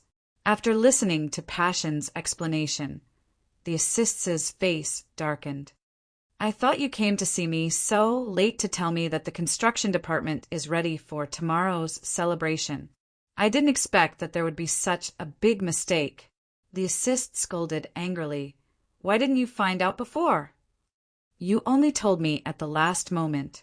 Tomorrow, not only the officials from the city hall, but also many people from Rome will be going to the Piazza del Mars to celebrate. How are we going to clean up this mess? Passion's face turned pale. His lips trembled, but he did not dare to say anything. He could only look at Clodocatax pitifully. In the past, the assists had always given Clodocatax the impression that he was gentle and kind. But this time, this important minister of the kingdom showed him his majestic side. Clodocatax bit the bullet and said, Your Excellency. The assists immediately interrupted him. Clodocatax, don't say anything. You just came to the construction department not long ago. This has nothing to do with you. Hearing this, Clodocatax knew that the assists was trying to keep him out of this mess. But because of this, he put aside his worries and spoke frankly. Your Excellency, as a low-level construction officer in the construction department of Rome, I have been following Sir Passion for the past 2 months. I am responsible for supervising the construction of this stone bridge. If something happens to him, of course, I am also responsible. The assists looked at the sincere and guilty Clodocatax, then turned to look at the uneasy Passion. He was silent for a moment, but this silence made the two visitors feel a little uneasy. After a while, the assist said, The officials in the city hall are fine. We can postpone the celebration for a few days, and they will be very cooperative. But the people in Rome and the surrounding towns came here excitedly, but they were asked to go back without seeing anything. How angry will they be at the city hall?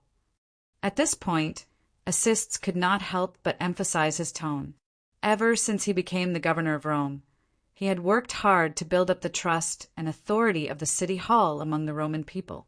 How could he not be angry when he thought about how this incident could destroy the trust and authority he had built up among the Roman people? Your Excellency. Passion saw that the assist's tone was a little relaxed, so he immediately said nervously, The ordinary people can't see the tilt of the piers. They will see a complete stone bridge.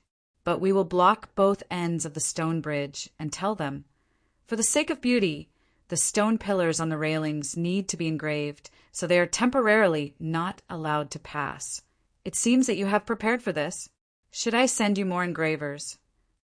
The assist sneered and said in a low voice, "Thousands of people came from afar and gathered at the Tiber River just to see the stone bridge. Aren't you afraid that they will be angry and cause a riot?" Passion was shocked and did not dare to answer. After all, Clotocatax was young and quick-witted. He suggested, "Your Excellency, we tourists are used to creating a lively and joyful atmosphere in the new year. Since the people will gather at the Tiber River next to the Square de Mars tomorrow, why don't we take the opportunity to hold a competition? It will not only achieve the purpose of celebrating, but also divert the people's attention." A competition? The assist was moved. He thought for a while and shook his head. "Time is too tight. There is no time to prepare. How about fishing? Within a certain period of time, we'll see who can catch the most fish. Then we'll rank them and give them rewards." Clotocatax immediately said. The reason why he could give the suggestion so quickly was that in the past, in the early spring, Davis would bring his family to the Kratai River at the foot of the King's Hill to have a family fishing competition. The atmosphere was very warm and happy, which made Clotocatax miss it very much. Although it was not yet early spring, the temperature was slowly getting warmer. The surface of the Tiber River was not frozen, so fishing was not a problem. The assists was a little moved by Clotocatax. After all, the preparation for a fishing competition was relatively simple. All they had to do was sit by the river with a fishing rod. It was easy to operate. The assists looked at Passion again and asked in a low voice, "Are you sure that you can completely repair the stone bridge in 7 days?" "Sir, I swear in the name of Hades, I promise that the stone bridge will be completely repaired in 7 days, so that it can be used normally and without any problems. Because of this mistake, I will first record it in your grade assessment file. If you still fail to build the bridge in 7 days, your official position will come to an end." The assists warned coldly. Passion nodded repeatedly. Although a demerit in the grade assessment would affect his promotion, he had at least passed the test with the strict assists. He knew that it was mostly because of Clotocatax, so he nodded at the Prince of Dionia to show his gratitude. "Go back and get ready. I still have to discuss with Clotocatax about tomorrow's fishing competition." The assists raised his hand to chase him away. Passion did not dare to stay any longer. He hurriedly said goodbye and left. Only the two of them were left in the living room. The assist's expression had also returned to normal. He sighed kindly and said, "Your Highness, you should not have come tonight. Passion dragged you here because he wanted to use your kindness to help him, Uncle Assists."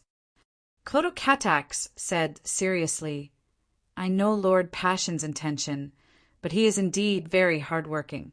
Ever since he took on the heavy responsibility of building the stone bridge, he has been busy from morning to night. I haven't seen him slack off for a single moment. Moreover, he has taken good care of me and taught me a lot. Whether for public or private reasons, I can't let Lord Passion's future be hindered because of this one mistake, because he has indeed devoted himself to his work and wants to build this stone bridge well. No wonder the people call you a kind prince. Your Highness, you are still as compassionate as ever." The assists praised and smiled. 10 days ago, His Majesty wrote me a letter asking about your performance in Rome. I complained to him, saying, "You don't pay attention to your image as a prince of Dionia. The palace guards have complained many times that you refuse their protection. You work with the Roman and Latin citizens recruited from the construction office every day, learning their Latin language. Sometimes, when you are busy, you even buy food for them at your own expense." Then His Majesty wrote back to me. Can you guess what he said in the letter?